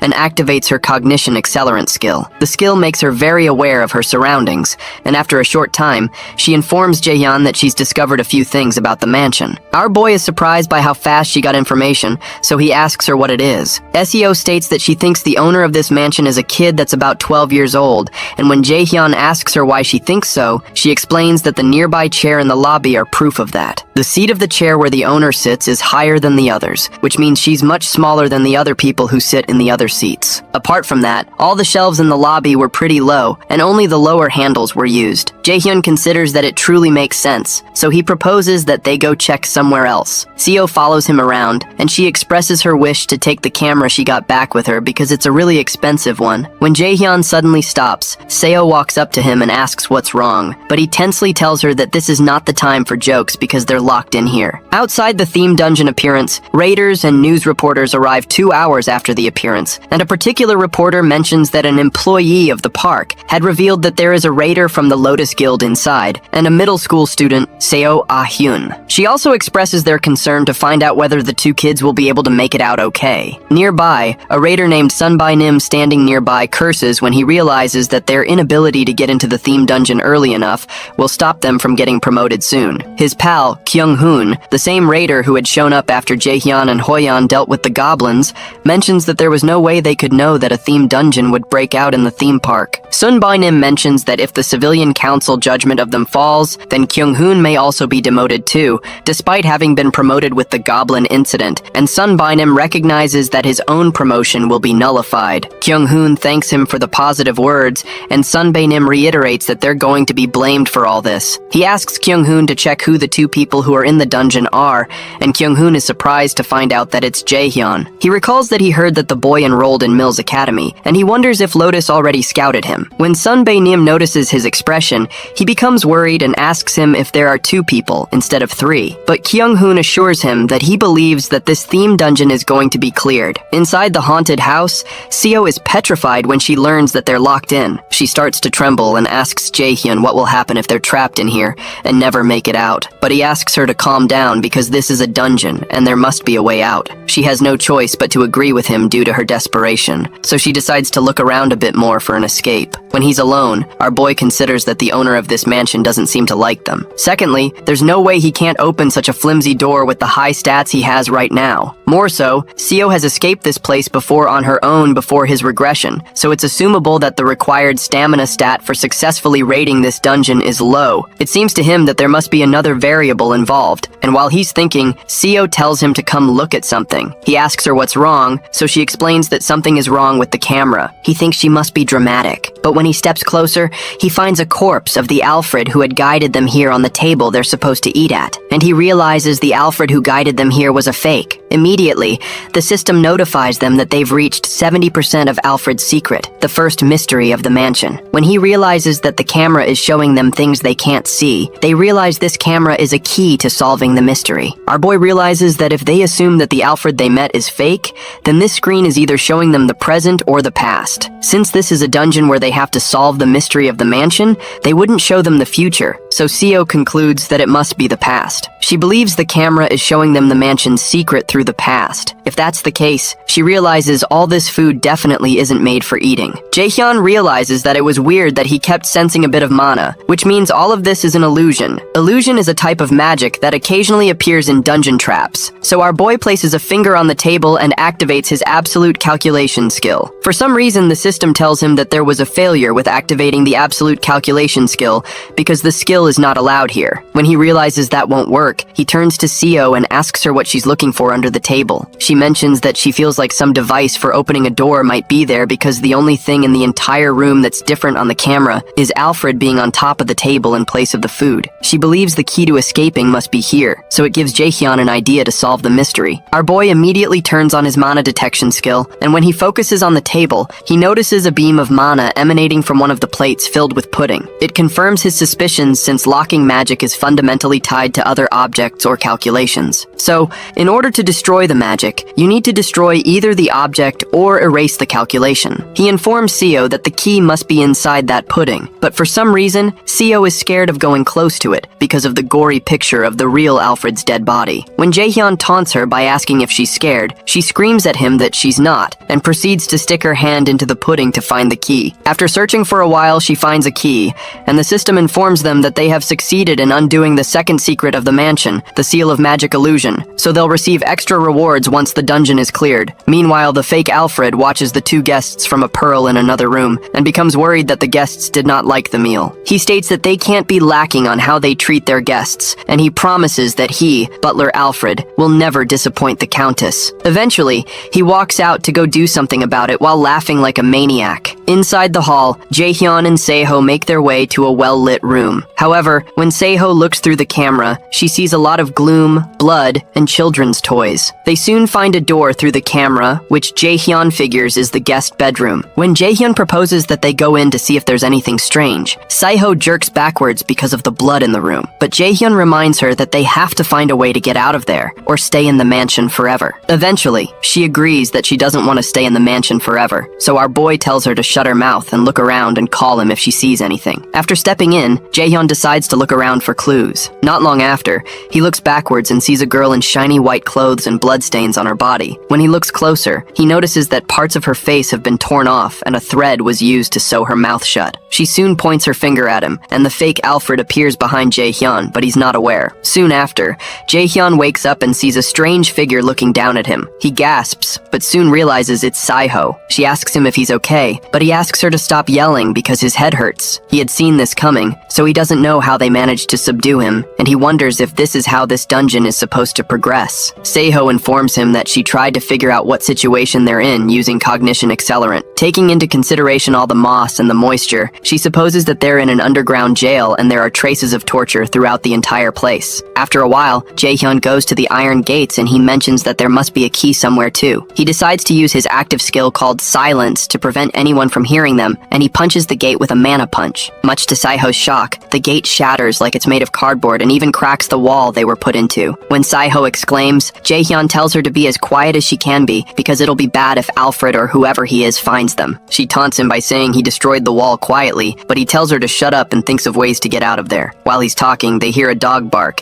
and Jaehyun is shocked to see a small puppy leap into his arms. He wonders what the hell a puppy is doing here and notices a key in its mouth. Frantic, Saiho tells him to put the puppy down right now, but Jaehyun asks why, since it's just a normal puppy in both appearance and mana, and he guesses that it may have been trapped here too since it has a key in its mouth. Saiho protests that there's no way the dungeon would give them the key so easily, and and this puppy could be a trap. But the puppy begins to growl at her. The growling puppy makes her stop talking, and the system notifies our boy that they've received a new quest called Flandier's Diary. The Flandier's Diary quest requires them to go to Countess Flandier's room on the 4th floor of the mansion and read her diary. The difficulty of the mission is B rank, and the reward is the undoing of the themed dungeon skill locks. The fail condition is if they die before the time runs out, or if they fail to accomplish it before the 2-hour time limit. Jaehyun reasons that removing the lock on their skills is a good reward, and he figures that Flandier's room must have a connection to the secrets of this mansion. They all sneak around until they make it to the 3rd floor. Jaehyun eventually stops and admits he doesn't know where they have to go, and the dog jumps down from his hands. SEO also laments because they don't have their camera anymore,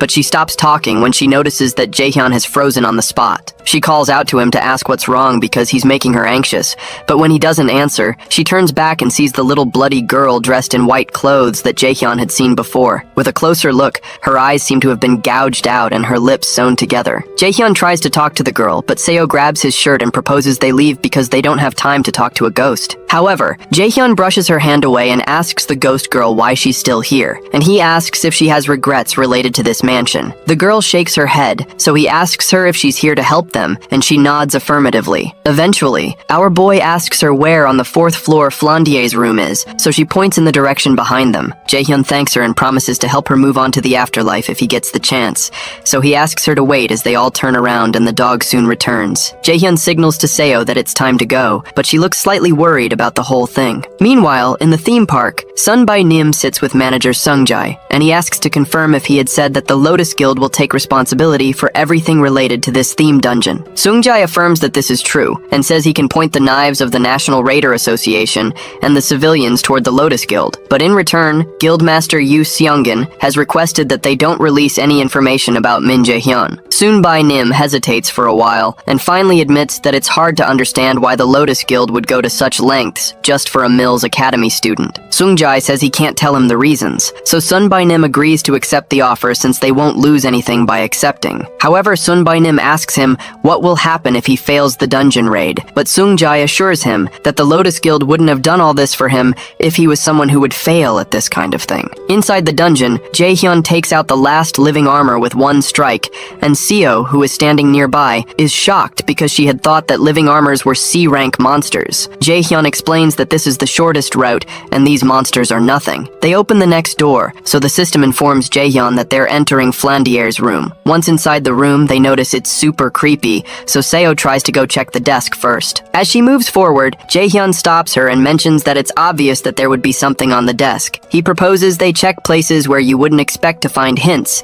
and after looking around for a while, Jaehyun finds it. The system explains that he's found a diary in which Countess Flandier, the mansion owner, wrote every day. The first entry he finds is from May 7th of the year 1474. Flandier mentions her skin is looking paler every day, and all of the doctor's attempts do not seem to be working. She wonders if she'll end up dying without ever getting to see the outside world. In another entry on May 10th of the same year, she talks about how she's excitedly waiting for her great parents, who had promised to buy her a doll she'd been wanting from the city. In another entry on May 12th, she writes how she got a letter stating that her parents died from an attack by thieves. The page is stained with her tears, and she wonders if they would still be alive if she hadn't asked for that doll. In another entry on May 15th, she writes that the funeral is over, and she became the owner of the mansion since she's the only one left of the Flandier bloodline. She explains that she's not happy at all because she's alone now and forever. In the month of July, another entry for the 4th day is written, where Flandier explains that a girl was caught who had taken one of the flowers from her garden. Apparently, the girl is about her age and looked somehow like her doll, so she took a liking to her. She says she's going to ask the girl to live with her in the mansion. On the 20th of July, Flandier mentions that the girl said she has no name, so she named her Sally. They played every day in the mansion, and she expresses how happy she is to make a friend and hopes this continues every day. In another entry on the 8th of September, Flandier mentions that Alfred left the house without a word. Apparently, Sally said he must have been in a hurry and that he went to the next town over, but she mentions how anxious she is because she doesn't know why he left. In an entry for September 10th, she mentions that Alfred has returned, but he seems different. Apart from that, Sally seems to be hiding something from her, and it seems something must have happened. In an entry for November 9th, Flandier mentions that she keeps hearing screams inside the mansion. Apparently, the kitchen lady, Selena, and her maid, Michelle, keep screaming, and it seems like their throats are going to tear. She wonders if she's dreaming, but it seems too real and she's scared. The page is covered with blood, and in another part of the entry, Flandier writes that Sally and Alfred are knocking at her bedroom door, and she's certain that they want to kill her, but she doesn't know what to do. After reading it all, the system informs Jaehyun that the restrictions on skill use are no longer in effect. Our boy realizes that Flandier had been murdered, and it was probably the doing of the monster that had stolen the mansion. He realizes that the monster must have been a doppelganger monster,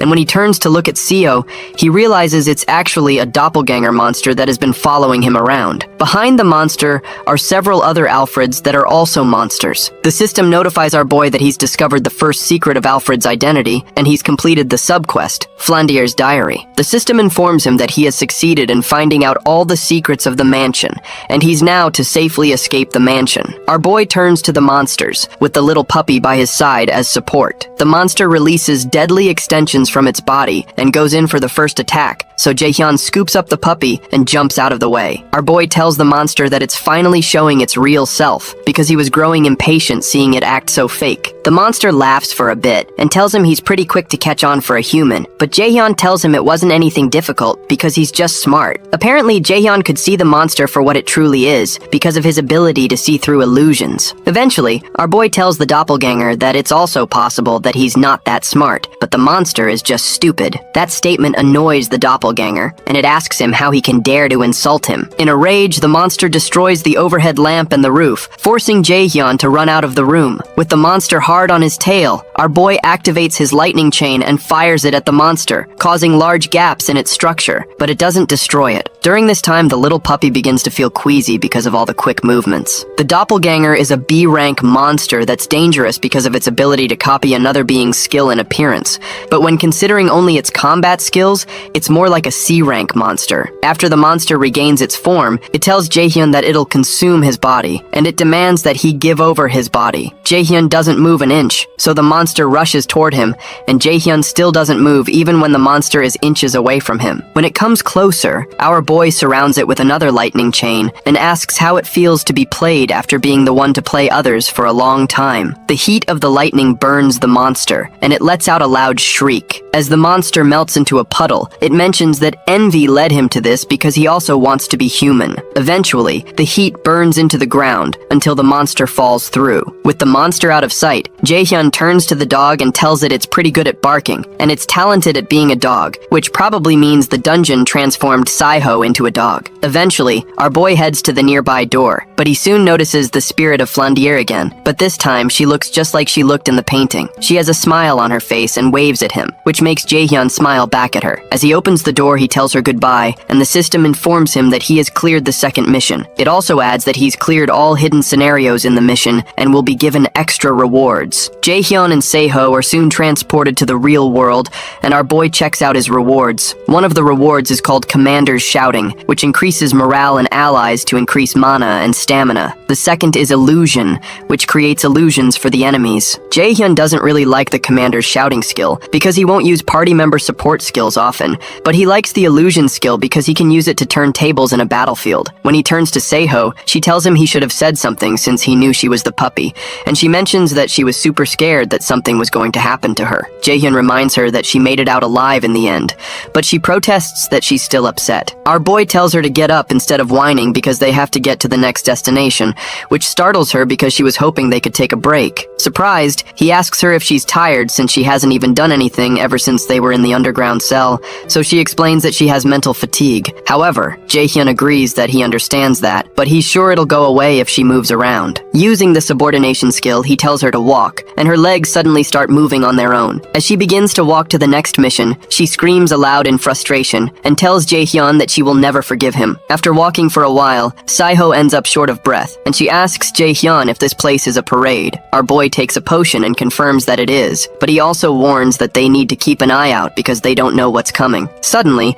a voice comes out through the speakers and welcomes everyone to Neverland. When they look in front of them, they see a crowd gathered around a stage, and the host introduces himself as Bruin. Bruin invites them all to his parade, and he approaches Jaehyun and Seho to welcome them. He congratulates them for successfully completing the 2 missions, so Jaehyun goes straight to the point by asking him what the last mission is going to be like. Bruin explains that the last mission is tag, and he points them to a gate that's not far away. Apparently, the both of them will have to run from the monsters that'll come out of it and reach the final destination. Jaehyun replies that he doesn't believe that's all there is to it, so Bruin compliments his cleverness. Eventually, Bruin explains that the game of tag spawns monsters, depending on the number of challengers and how strong they are. Jaehyun realizes this is bad because if his skills are considered, there will be stronger monsters compared to those from earlier, and it's going to be hard to fight and protect Seho at the same time. When Bruin does an appraisal of their skills, he congratulates them because they're measured to be S rank. Bruin marvels because he hasn't had such high ranks before, and mentions that he's impressed, but Jaehyun protests that this doesn't make any sense. However, Bruin only wishes them luck and transforms into fire. The Nornir system informs Jaehyun that he's received the quest called Last Festival, and he has to run away from Surtur, the fire monster, and get to the final destination or defeat the monster. The theme quest, Last Festival, has a difficulty of S+ rank, and the reward is Thialfi's Thunder Steps. The requirements that typify failure include being killed by Surtur, but they're told there are 3 enemies to defeat. Apparently, there's a hidden quest to both kill Surtur and get rid of the potential threat, which has an undecided reward, which could possibly be something called Unbelievable Performance. Jaehyun is stunned that there are 3 of them, and he figures that something is wrong. While they're watching, another fire monster comes out of the gate that Bruin pointed to. Surtur is a being whose purpose was to engulf the whole world in flames before even the first giant Emir was born. The sword of flames in his hand is said to be hot enough to burn the world to ashes in a matter of a few hours. Jaehyun quickly starts to run, and he drags Seho with him as Surtur begins to set everything close by on fire and rain brimstones over the whole place. Seho, who is now crying, asks how they're supposed to run away from that monster, but our boy tells her he's thinking about it and advises her to shut up and run if she doesn't want to die. Fire keeps raining down on the area they're in and begins to engulf the buildings. Meanwhile, another being in the form of a cat tells Hel that she thinks this is her fault. She wonders if she should help them, but Hel jokingly accuses her of being cruel because she knows she has no intention to help them. Hel eventually asks her to leave them be because she wants to see how Jaehyun will survive this. On the parade ground,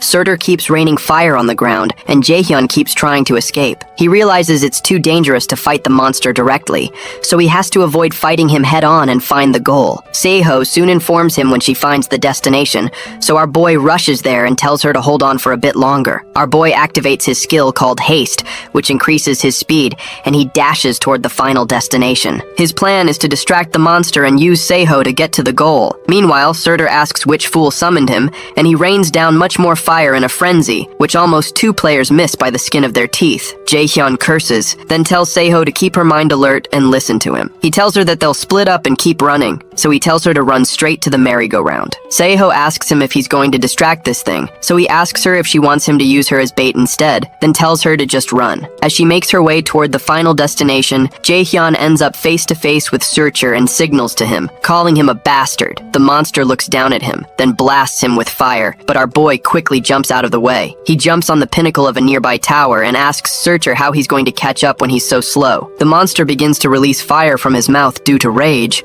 so he smashes the building Jaehyun is standing on with one strike, but Jaehyun jumps out of the way again. Meanwhile, Seho almost reaches the destination, but before she can get there, Surtur sends down fire to destroy the destination. She's forced to stop, confused as to what the heck is going on, and Jaehyun wonders the same thing. Soon enough, the system announces that the goal has been destroyed, so the quest's clear condition, other than the hidden quest, has been changed to impossible. At that point, Surtur calls Jaehyun an ignorant fool and asks how he can dare consider himself to be a match for him. Our boy realizes that the only way out is to kill Surtur, so he stands his ground. The next time Surtur sends a ball of fire at him, Jaehyun easily blocks it without moving out of the way. Surtur commends his impressive skill because there have only been a few other people who could defend against his attack. Eventually, the monster reaches for his sword and swings it toward Jaehyun to see if he can block this too. Regardless, our boy doesn't move out of the way and prepares to block it. Nearby, Seo realizes they might really end up dying at this rate, so she decides to use her cognition accelerant skill to find something she can do to help. While While Jaehyun is defending himself against the onslaught of fire, Seo calls out to him and informs him that she has found a way to beat the giant. Jaehyun leaves the battlefield to go meet Seo, so Surtur asks him how he dares to run away from him. When our boy runs far away into one of the standing buildings to speak with Seo, she explains they can use the water tank. Apparently, there's a water tank on the outskirts of Neverland, and if they lure the monster there, they might be able to damage it if they use water to get rid of its flames. Jaehyun reasons that they might truly be able to damage its head or heart if they can deal with the flames, and Seo further explains that this can only be a copy and not the original giant from the myth. She believes that this monster would die if they were to destroy his weak points. She explains that she'll use her skill to predict Surtur's route and tell him so he can lure him to the water tank. Soon after, Jaehyun goes out and runs toward the water tank, but he relies on Seo to call out the number of steps to take in what direction and what to do to avoid the next attack that Surtur is going to direct at him. At one point, our boy stops, so Surtur calls him a weak human and asks him if he's given up on running. Jaehyun turns back at him and tells him he's not running. Our boy mentions that he heard that Surtur is nothing compared to the Aesir gods, and he's just working as a gate guard right now, so he's not in the position to call him weak. That statement stings Surtur, and when he only exclaims, Jaehyun asks him if he's also scared of him, who is a human too. Surtur, now blazing through his eyes, calls our boy a bastard, and when Surtur strikes him with fire, a surge of water bursts out toward him. It turns out that Jaehyun had activated his illusion skill, so Surtur didn't know he was standing right in front of the water tank, and not Jaehyun. The water is so great that it covers up the monster and temporarily puts out the fire around his body. Without hesitation, our boy leaps into the air with his mana-packed sword and strikes it into the monster's heart, pushing him to the ground. With his back on the ground, Surtur accuses him of using a dirty trick, but Jaehyun says it doesn't matter since he won. The giant warns him not to be arrogant because he only fought him with a copy of himself, and dealing with the original form won't be this easy. Shortly after, Surtur dematerializes, so the system informs Jaehyun that he has cleared the last mission of the Big Three, and he has cleared the hidden route, and will get extra rewards called Unbelievable Performance, as well as an item called Surtur's Undying Flames. Seo, who is standing nearby, is glad that it's all really over. The cat that was watching them realizes that Jaehyun didn't need help after all. He finds him interesting and admires his willingness to get stronger, but Hel mentions that Jaehyun is nothing more than just a vessel. The cat doesn't believe what Hel said, because she's the one who's always curious about how Jaehyun is doing, and he also believes that it's too early to let the Aesir know about the boy, but they need to focus on helping him become stronger so he can get strong enough to kill Odin, the leader of the Aesir. Meanwhile, our boy is given the S-ranked Thialfi's Thunder Steps, who stepped up to the position of a god of light as a human. The equipment will reinforce strength and dexterity, and grant a skill called the Step of Light, which is also S-ranked. Jaehyun is shocked by how amazing the equipment is, but he soon notices an odd expression on Seo, so he wonders if she's trying to pull something on him. He uses his subordination skill on her to force her to show that she got an item called Roskva's Seal that increases one's strength and gives one a skill called Courage, which resists the state of fear and increases dexterity. While Seo laments about how annoying he is for using the subordination skill on her again, Jaehyun considers how he doesn't have any interest in any of her rewards, but he's more interested in her cognition accelerant skill. He decides to hold off on duplicating it since he can summon her anytime. Shortly after, Bruin shows up to congratulate them, but as they are about to leave, he calls Jaehyun the Great Adversary, just like Hel and the other gods call him. That surprises Jaehyun,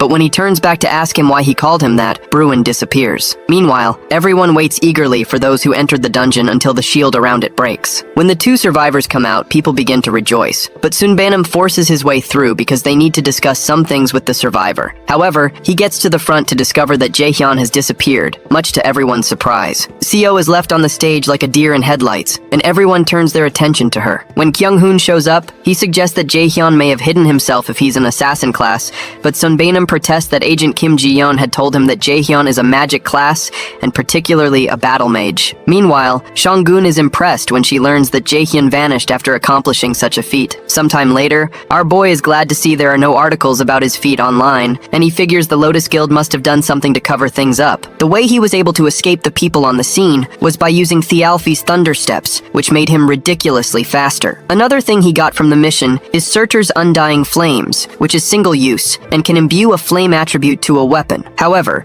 Jaehyun considers how this incident with Surtur makes him realize that he's still weak. He doesn't want to have to use dirty tricks to win against his opponents, or win without having someone by his side. He wants to be someone others fear to approach, and he wants to leave behind his weak past so he can protect his friends and family, so he plans to become stronger. Meanwhile, Chairman Ja-in commits to a mission of reporting everything about Jaehyun to instructor Jang Ye-soo, and she assures him she won't disappoint him. When she leaves, Jaehyun thinks about how excited he is about the next event, where he plans to get rid of all the dirty things in his way. On the ground, he litters pictures of several students whose faces he has crossed with an X. The next morning, Jaehyun tells the ladies why he was unavailable the previous day. Yoo-jung had assumed he was ignoring her calls and messages on purpose, but our boy clarifies that's not the case. Ina, on the other hand, asks him if he's hurt anywhere, and he tells her he's not. Yoo-jung thinks he has bad luck getting into such troubles, and she wonders if God hates him. Suddenly, Soo-yuk walks up to them and mentions that he saw our boy's annoying face here. He tells Jaehyun he can't play any stupid tricks on him this time, but when Yoo-jung asks our boy if he knows who the strange new kid is, Jaehyun tells her he doesn't know him. Annoyed, Soo-yuk screams at them that he's Lee Soo-yuk,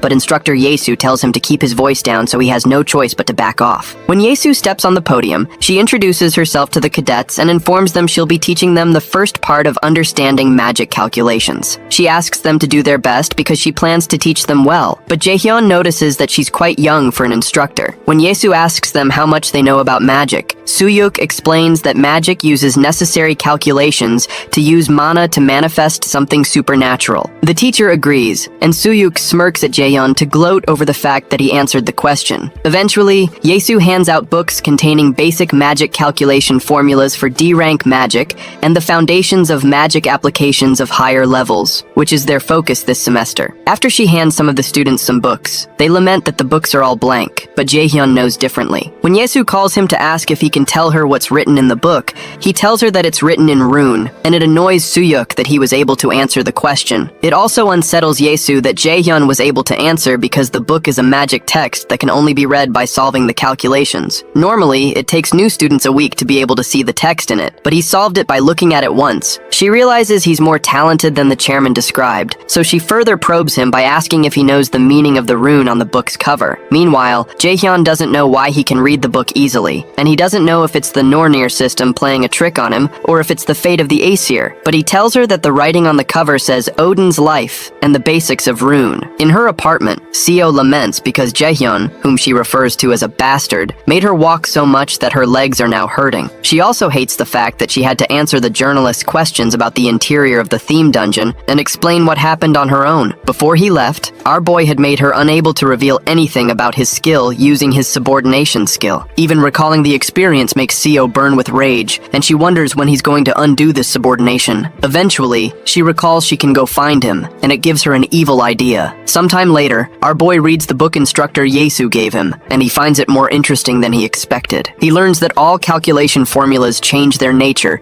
depending on how they're used. The in-depth knowledge of the basics from the book allows him to use a wider range of low-rank magic, and can easily help him attain higher levels faster. When he notices Yoo-jung collapse from exhaustion, he praises the fact that she was able to succeed in reading the book cover. She laments that she's upset because she was the one who taught Jaehyun magic, but our boy jokes that the student surpasses the teacher. Meanwhile, Ina rejoices because she can finally read the first page now, so Jaehyun praises her hard work. His compliments make her blush, so she covers her face with the book. Jaehyun notices that Ina has been treating him differently, and he wonders if it's because he drew a boundary the day they came out of the dungeon. Outside the library, Odin's crow watches the students, and soon travels back to report the situation to Odin. Sometime later, Jae-sung organizes a naming competition for his potion shop, and offers to give a box of best quality potions to the winner. Hoyeon, Ina, Yoo-jung, Jae-sung, and Jaehyun are seated at the table, and they soon realize it's harder than they expected. Ina mentions that it may be because there are barely any potion shops, and Yoo-jung wonders what will happen if the shop doesn't get any business. Jae-sung explains that survival is the most important thing to a raider, so there's no way a potion business would fail. He reminds them of their experience when they tried the potions, and declares that this is revolutionary. A few days earlier, our boy considers how a raider would do anything to get stronger. Although to get stronger, money is more important than effort. As someone who has regressed to the past,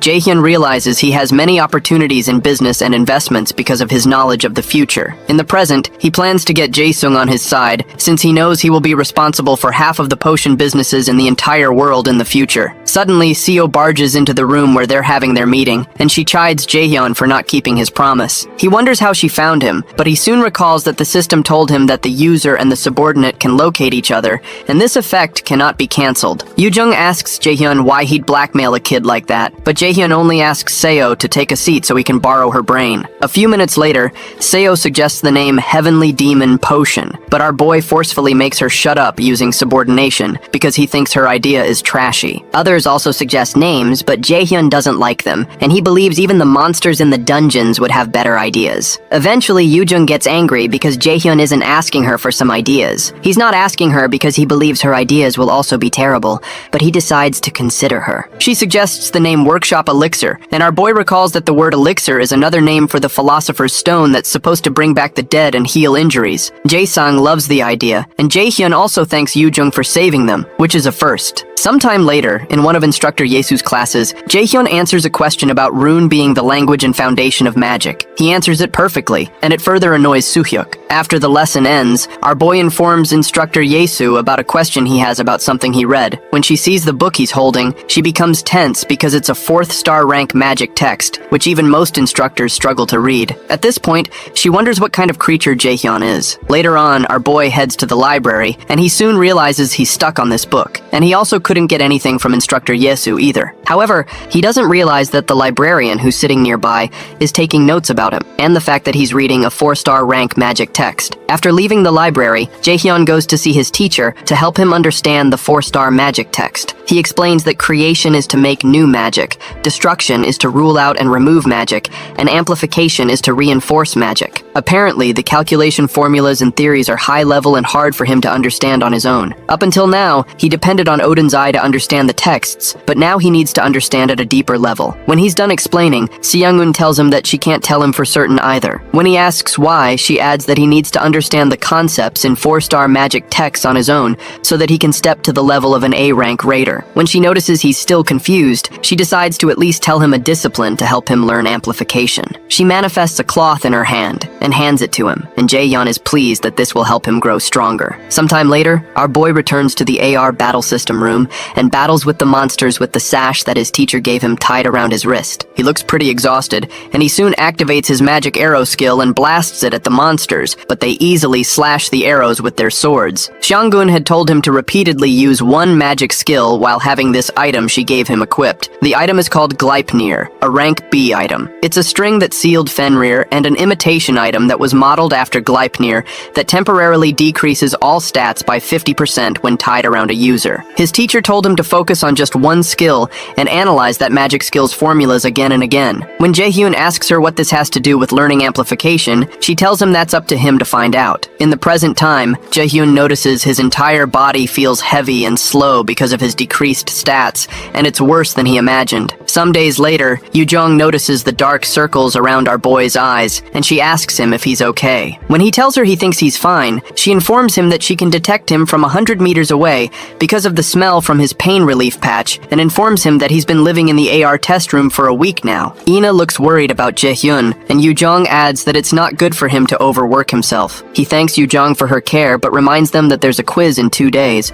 and he heard they're not done decoding the book and may have to take extra classes if they fail the quiz. Upon hearing that, the girls rush off to study. Eventually, our boy returns to the AR battle system room for another session, and he perfectly clears test level 41. The Norner system informs him that his understanding of the formula has greatly increased, and his magic arrow's efficiency has increased greatly, causing the magic arrow skill to increase to level 2. Because of this, Jaehyun understands that amplification in the 4-star magic text means to level up a skill by increasing one's proficiency with that skill and understanding the magic's formula. Jaehyun realizes he's around the highest level of a B-rank raider, or the beginner level of an A-rank raider, just like Seung-eun had said. He remembers that they had initially approached each other to use each other, but now it really feels like a student-teacher relationship. Meanwhile, instructor Seokgi goes to see the chairman. The chairman doesn't look very excited to see him, and Seokgi realizes that he has to recover his reputation, which has hit rock bottom because of the mock dungeon incident. He informs the chairman that the guild experience event preparations are complete, and the chairman asks him if there are no faults with the thing. When Seokgi confirms there are no issues, the chairman smirks in his evil manner, and it's clear that he has some terrible plans. Outside, Jaehyun moves into the woods,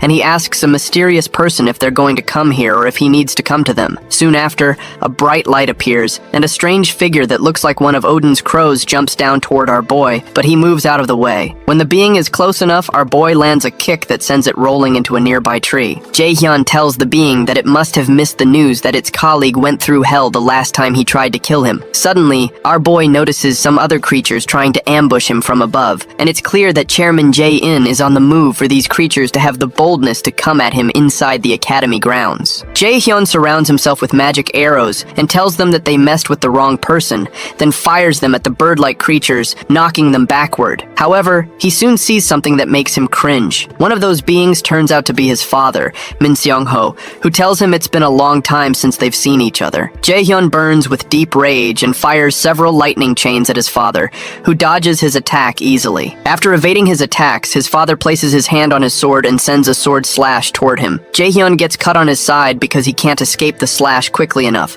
especially because he didn't even see his father draw his sword at all. The slash Seong-ho sent created such a deep gash in the ground that it would have cut Jaehyun in half if he didn't move out of the way. After a moment of silence, Seong-ho tells our boy he was looking forward to seeing him after such a long time, but his personality seems to have gotten much more aggressive. However, Jaehyun tells him to stop calling him son because he never thought of him as his father. Surprised, Seong-ho mentions that our boy must be in his rebellious phase, but Jaehyun tells him to cut the bullshit and state why he's here. For a moment, Seong-ho looks at Jaehyun and recognizes that he possesses the power of the prophecy, but he believes there must be a limit to how strong he can become. Eventually, he asks Jaehyun if the resistance against the Aesir got in touch with him, and when Jaehyun looks shocked, Seong-ho gets his answer. He sends sword slashes to cut down Jaehyun, but our boy manages to create a barrier to protect himself. Regardless, the strength of the slashes breaks the barrier and burns up some of his clothing, so Jaehyun wonders if this is really the power of an A-rank raider. His father tells him he's gotten stronger, but Jaehyun still can't wrap his head around how he knows about the Aesir,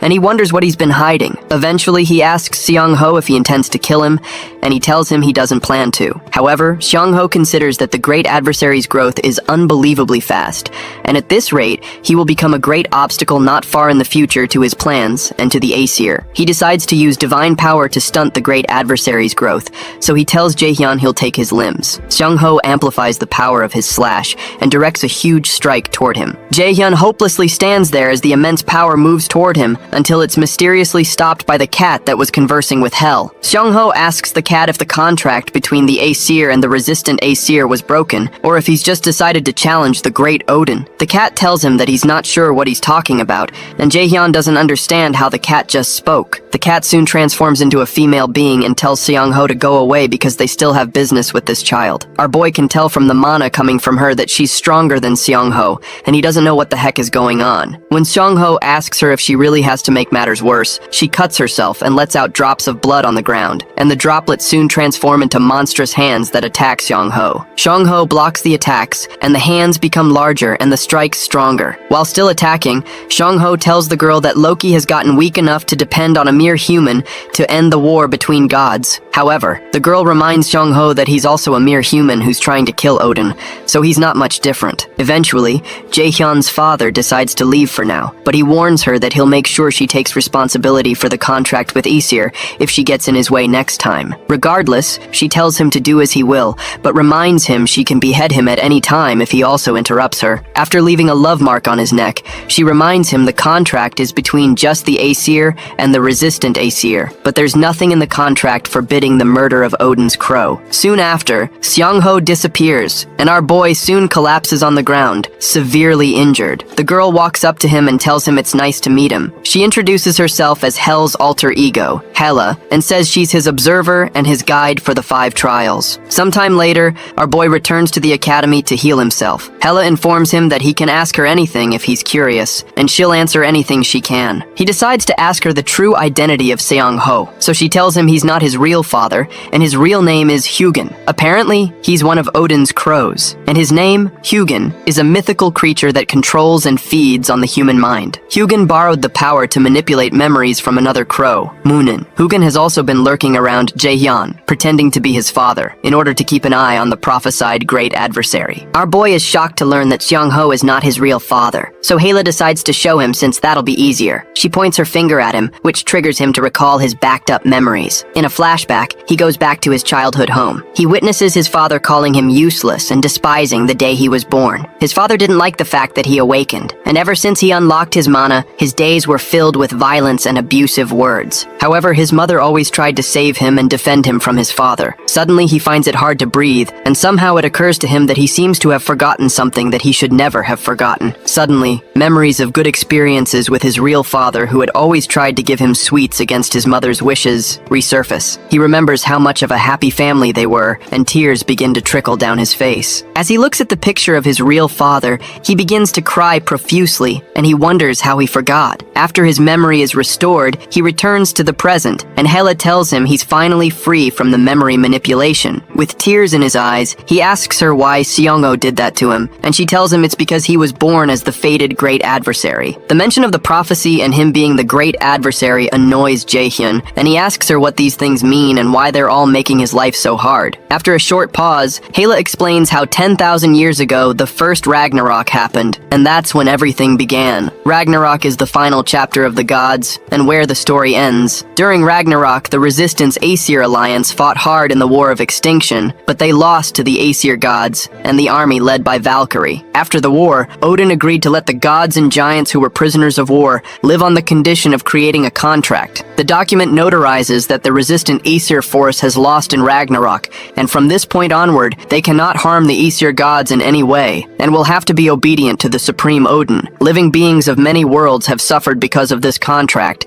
and cried in despair endlessly until the three sisters of Norn gave a prophecy. They prophesied that 10,000 years from now, when the second extinction comes, the weakest being will bring down Odin and Asgard and open a new world, and that prophesied great enemy is Jae-hyun. When Jae-hyun confirms that the plan of the Aesir resistance is to use him to kill Odin, he asks what Odin's plan is and what he gains from all this. Hela informs him that Odin wants the 9 realms in the palm of his hands, including Midgard, where humans reside. Meanwhile, in Asgard, Odin finds it irritating to have to watch some inferior being just because of a prophecy. Heimdall, who's standing nearby, mentions that Jae-hyun is just a human who cannot amount to anything compared to them. However, because the resistant Aesir are determined and they can't afford to show weakness in such times, Odin grants Heimdall temporary authority. When he hears that, Heimdall is glad he'll be able to leave Asgard, since it's been a while. Sometime later, our boy hits the gym to work out, and he remembers what Hela had told him about the 9 realms. Apparently, Odin has already taken over some worlds, including Vanaheimr, Jotunheimr, Svartalfheimr, and Muspelheimr, and he wants to conquer the rest with the Second War. In the flashback, Jae-hyun asks why Odin hasn't already killed him, so Hela explains that it's because of the power of the prophecy, which is something even the gods cannot overpower. However, even though Jae-hyun is being protected by that power, it's not eternal, and will vanish once the second Ragnarok approaches. She explains that the Aesir gods will kill him when the second Ragnarok approaches, and she explains that he was already once killed by them. Jae-hyun suddenly understands that the death he experienced in his past life was Odin's plan, and that they were playing him from the start. They killed his family, manipulated his memories, and made his life a living hell. Hela asks him if he wants to get revenge and protect what is most important to him. She informs him once more that she is the guide of the 5 trials, and explains that she will give him a trial in order to raise him into the person who will kill Odin. The Nornir system displays a main quest called the God Murderer's Path, which requires him to receive the resistant Aesir throne's power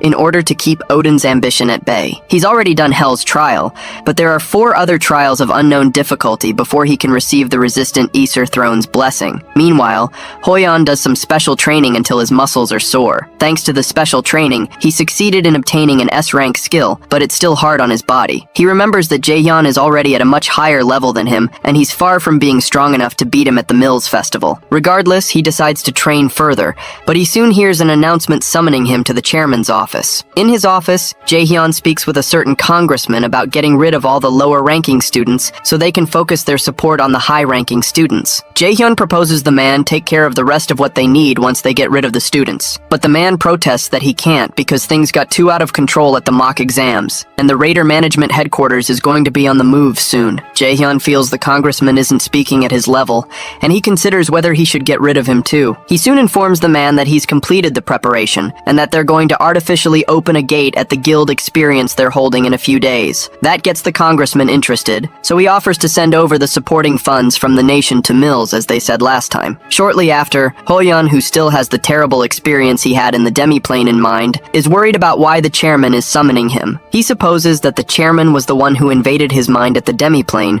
and was the one who caused the incident at the mock dungeon. As he knocks on the chairman's door, he decides not to act rashly because he can't handle this alone. Later on, while in class, our boy flashes back to his conversation with Hella. In the flashback, she informs him that Odin probably already knows that he has made contact with the resistant Weiser force, which means that Ragnarok can happen earlier than planned. Instructor Yesu soon ends her class and asks them to wake those sleeping, including Inna, because she has a message. She explains that the guild experience will be happening in 3 days, and that the event will be a good opportunity for them to see how raider guilds work and hunt monsters. She adds that there is a guild that was specially prepared by Chairman Jae-in for them. Jae-hyun hates the idea of going to the guild Jae-in provided, and recalls that he went to a new E-ranked guild and just sat on a moldy couch for a bit before leaving in his past life. But he can go anywhere now because of his accomplishments. He plans to go to the Neptune Guild because it's the #1 ranked guild in Korea before his regression. However, Instructor Yesu reads out a guild priority list, which offers a student they covet to experience their guild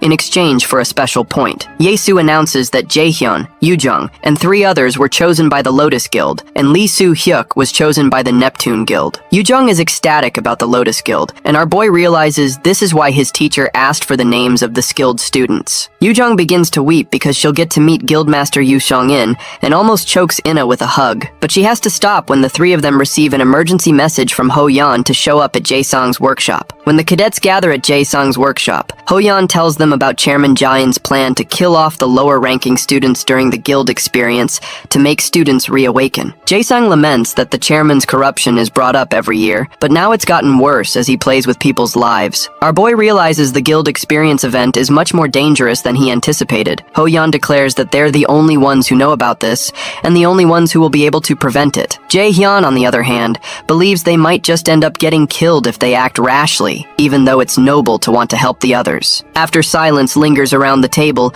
Yoo-jung asks them why they're hesitating at all when the lives of students are on the line, and Jae-sung agrees with her. So does Aina. It actually makes Jae-hyun happy that they're all in support, and he believes their love for fighting and protecting others is what makes them raiders. Suddenly, the system adds another main quest called the Second Turning Point, where he has to prevent Jae-in's greedy plan and save the students with an A+ rank difficulty. The mission has a reward of a blank card and a sealed magic text, and the Nornir system informs him that the resistant Aesir are watching to see what decision he makes. Eventually, Jae-hyun suggests to the others that they make a plan to mess up Chairman Jae-in for good. Sometime later, Instructor Yisu is surprised when Jae-hyun tells her he's already mastered a 4-star magic text, and she doesn't believe it's possible. She suddenly becomes afraid when she realizes this student is dangerous and something is off about him. She knows the chairman plans to use him as a chess piece, but she doesn't believe that Jae-hyun can be manipulated. Suddenly, our boy tells her that she looks pretty upset after passing a lot of knowledge to him as his teacher, so he asks if she's planning to snitch all of this to that bastard Jae-in again. When she demands to know how he knows about that, he uses his brainwashing skill on her and tells her he has a favor to ask. The brainwashing is effective, and our boy confirms that he's much stronger than her now, as he suspected. His plan to win this battle is to take control from the inside, so he asks Yisu to tell him about the kind of dirty things Jae-in is planning for the guild experience event. 3 days later, on the day of the guild experience, Yoo-jung is extremely excited that she gets to tour the Lotus Guild building. Soon after, manager Sung-jae comes to welcome the students to the Lotus Guild and tells them he'll be their guide for the day. He shows them around until they come to a place where Guildmaster Seon-gun is waiting to meet them. Shortly after, they all sit around a table to have tea and eat. Yoo-jung can barely raise her head due to how much she's in awe, and she eventually asks the Guildmaster to sign a paper because she's a big fan. Seon-gun signs it and tells Yoo-jung that she gets motivation from people like her. When the Guildmaster tells Jae-hyun that it looks like he's already made so many friends, Ho-yeon asks our boy if he's already acquainted with the Guildmaster. She informs them that Jae-hyun is her student, and Yoo-jung almost loses her mind. The Guildmaster explains that she was able to hear a lot about them from Jaehyun, and she called them here because of him. She explains that Lotus and a few other guilds already know about Jae-in's corruption, but they haven't been able to do anything about it because of the absolute power he holds. Most of Jae-in's skills are kept secret, and Seon-gun confesses that she doesn't know most of them. Meanwhile, some other students are being shown around in another guild, and one of them named Seon-chan considers his peers foolish for looking down on him or not being talented. He believes it's different now because the chairman picked him out personally to be here because he finally saw that he had the potential to be a great raider one day. Suddenly, one girl stops Seon-chan and asks him if he also finds this place weird. When he asks what she means, she explains that a raider guild should have various facilities, but this place looks like it's been left here for a while, like some abandoned building. When he also looks around and notices the boxes and cobwebs, he becomes worried, and the man leading them informs them that they've reached their destination. When the man turns around, they notice his face burning off to expose the face of instructor Seogi. Seogi hadn't realized that his skills effect would burn out so fast, and he realizes he has no choice but to start the plan early. He immediately activates a bright pink magic circle underneath the students and tells them goodbye. The students begin to panic and try to run, but they're unable to. Meanwhile, the kids use the mana map that Guildmaster Seong-gun gave them to track down the destination of some supernatural activity, but when they realize it looks more like an abandoned building instead of a guild building,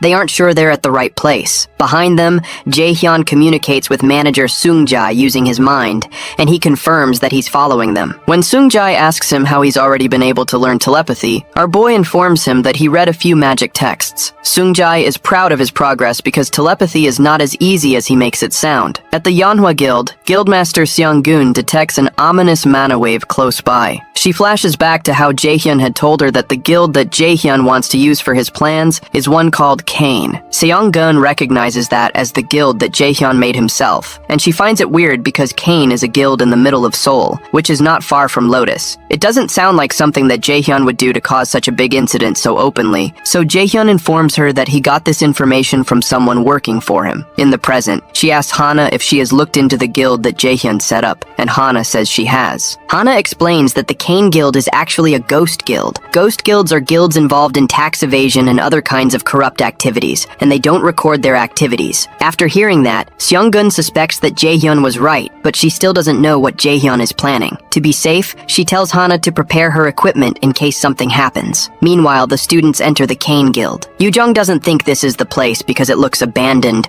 but our boy assures her this is the place the rotting mana is coming from. The mana Jaehyun is sensing feels off, and he suspects he may have to send the others out and face this with manager Seong-jae. When they move in closer, they sense the remnants of some advanced magic that was just activated. While looking around, the pink energy appears again, and our boy tells the others to get out immediately. Before they know it, they're surrounded by the magic circle and are unable to move. They soon hear a voice that calls them fools and summons them to Svartalfheimer, the realm of the Dark Elves. As they're being transported, the Nornir system informs Jaehyun that the dungeon is dangerous compared to his level, and he's to leave the dungeon immediately. Meanwhile, the leader of the Dark Elves commands his subordinates to arise because it's time to feed on new prey. The kids are soon transported to Svartalfheimer, and Jaehyun recalls that it's said that the Dark Elves in Northern European mythology have powers comparable to the gods. However, the powers were weakened when this place became a dungeon. Ho-yeon is surprised that Chairman Ja-in can use this kind of advanced teleportation magic, and he wonders who he really is. Jihyun agrees because a mere human should not be able to interfere in the transfer system of the 9 realms,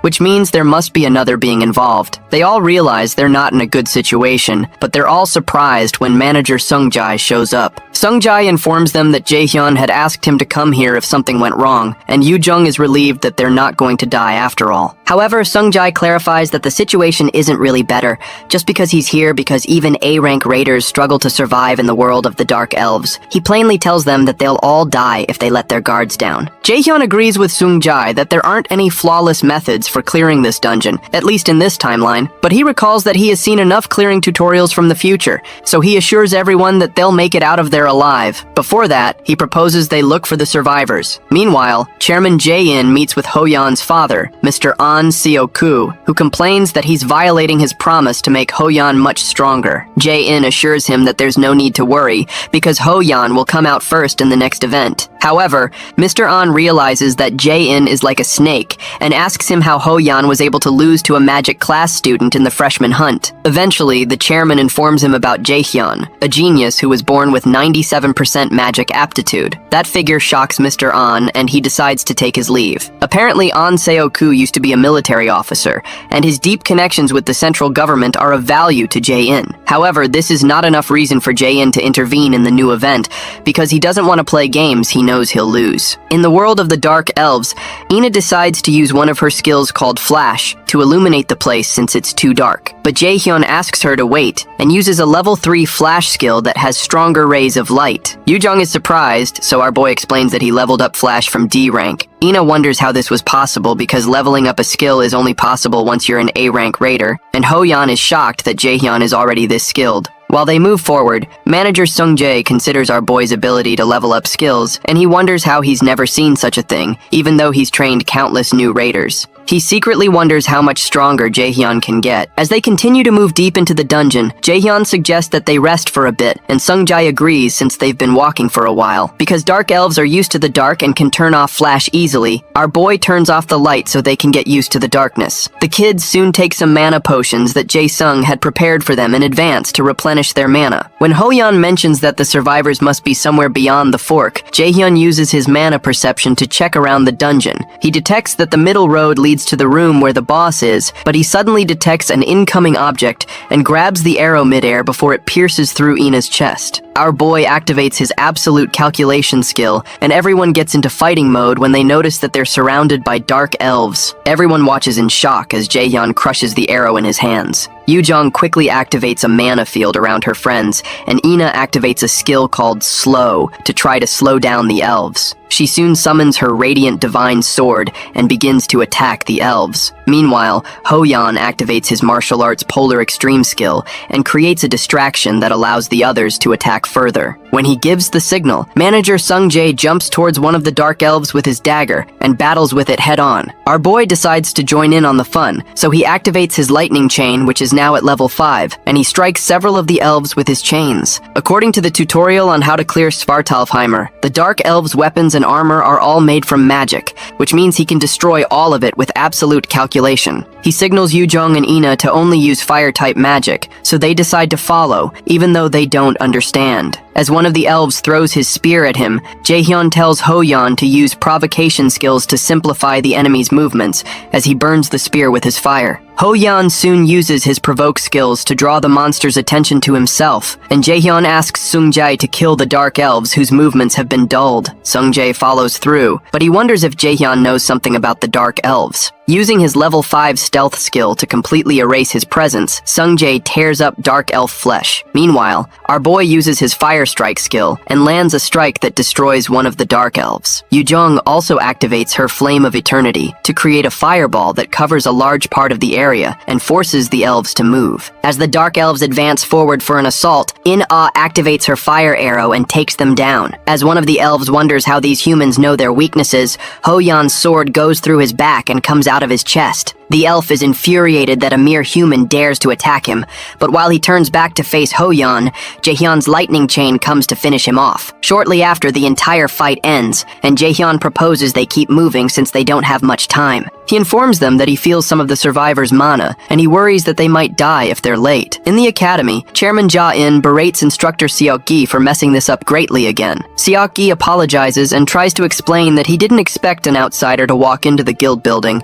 but the chairman doesn't take that as an excuse. Seok-gi tries to assure him that there's no need to worry because it's common for civilians to die in sudden gate appearances, and they can just cover this up, but the chairman thinks that's a load of crap. Seok-gi suddenly starts to bleed from his mouth, and the chairman tells him that the transfer spell does not work on civilians without mana, which would mean some rats who can use mana when in. Ja-in tells him to hope this goes smoothly because things won't go well for him if any of the students make it out alive. As the chairman exacts more pressure, Seok-gi begins to bleed from his nose and eyes. Meanwhile, Guildmaster Shang-gun urgently leaves the guild and heads to the Kane Guild to investigate the ominous mana. She suspects the spell must at least be an S-rank spell, which means the kids and Sungjae are in danger. However, since her earring hasn't reacted yet, she can confirm that no one has died. While she hurries out, she tells Hana to call the association for support right away if she doesn't come back before the next morning. As Seon-gun rides on her bike, she promises to never forgive Jae-in if he touches a hair on any of her people. Meanwhile, Seong-chan seems to have been severely injured, so his friends help him move so they can get out. Eventually, they trip over a stone and she begins to cry because they have to find a way to get out of there. She begins to blame herself for all that happened and wishes she weren't useless. She's surprised when someone suddenly places his hands on her shoulder, and it turns out to be Jaehyun. He tells her she's done a good job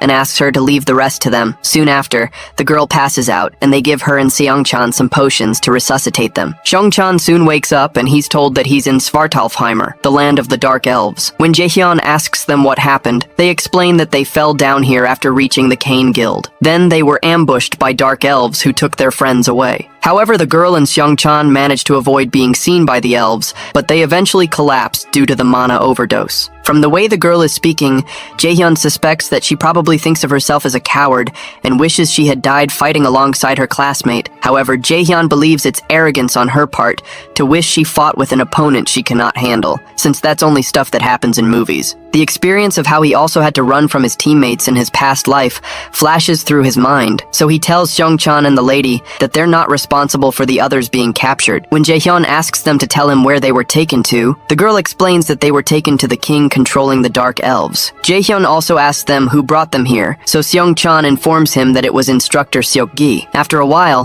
Jaehyun asks the others to wait while he goes ahead, but Yoo-jung protests and asks him what he's going to do. Our boy informs them that he feels dark mana from the direction they took the others to, which means it's probably the way to the boss, and he needs to hurry because the energies from the other guys are getting fainter. Yoo-jung protests that he's crazy and would get himself killed, and Ine agrees that they need to work together, but Ho-yeon agrees with Jaehyun for some reason. Our boy explains that they won't be able to fight against Dark Elves one-on-one and win, and they need to stay back to protect the injured. Yoo-jung tries to protest, but eventually keeps quiet because she doesn't have any other ideas. Seong-jae also reluctantly agrees, but asks Jaehyun to come back immediately if he encounters something dangerous. Ho-yeon leaves the others in Seong-jae's care, but Ho-yeon assures him that he'll protect the others with all he has. As Jaehyun makes his way into the dungeon, Seong-chan's friend wonders if he will be okay, so Seong-jae assures her that he will because he's strong. Meanwhile, Yoo-jung wipes tears from her eyes, and she assures Ina that Jaehyun will be fine when she notices she's also distressed. Suddenly, Seong-jae notices something, and he tells the others to keep quiet because the enemy is approaching. As he reaches for his daggers, a beam of energy blasts past his head and injures him deeply, knocking him to the ground. Suddenly, the Dark Elves approach them, and one of the stronger Dark Elves points out that these humans have been disturbing them like flies. Meanwhile, our boy keeps going forward, and he realizes he has to take care of this quickly because something might happen while he's away. He soon opens a huge door and runs into the king, who has been waiting for him and has prepared something special. As Jaehyun is about to speak, his earring begins to burn, and he realizes the manager's presence is growing fainter. Before he can act, the door closes behind him, and the king tells him he can't leave this place unless he survives fighting with his soldiers. Jaehyun comes to a crossroads because he has to save the others, but when he remembers Ho-yeon's promise to him, he decides to trust the others while he deals with this. The Dark Elf King begins to mock him and asks him what he's going to do, so Jaehyun creates a wall of fire around himself and assures him that they're all going to die here. In the outer part of the dungeon, Sung-jae still lies on the ground with the sword that injured him by his side. Ho-yeon rushes to his side, and he realizes that the manager is in terrible condition and may have been poisoned, which means these beasts are aware of the weakness of an assassin-type raider. The leader among the elves summons his sword back to himself,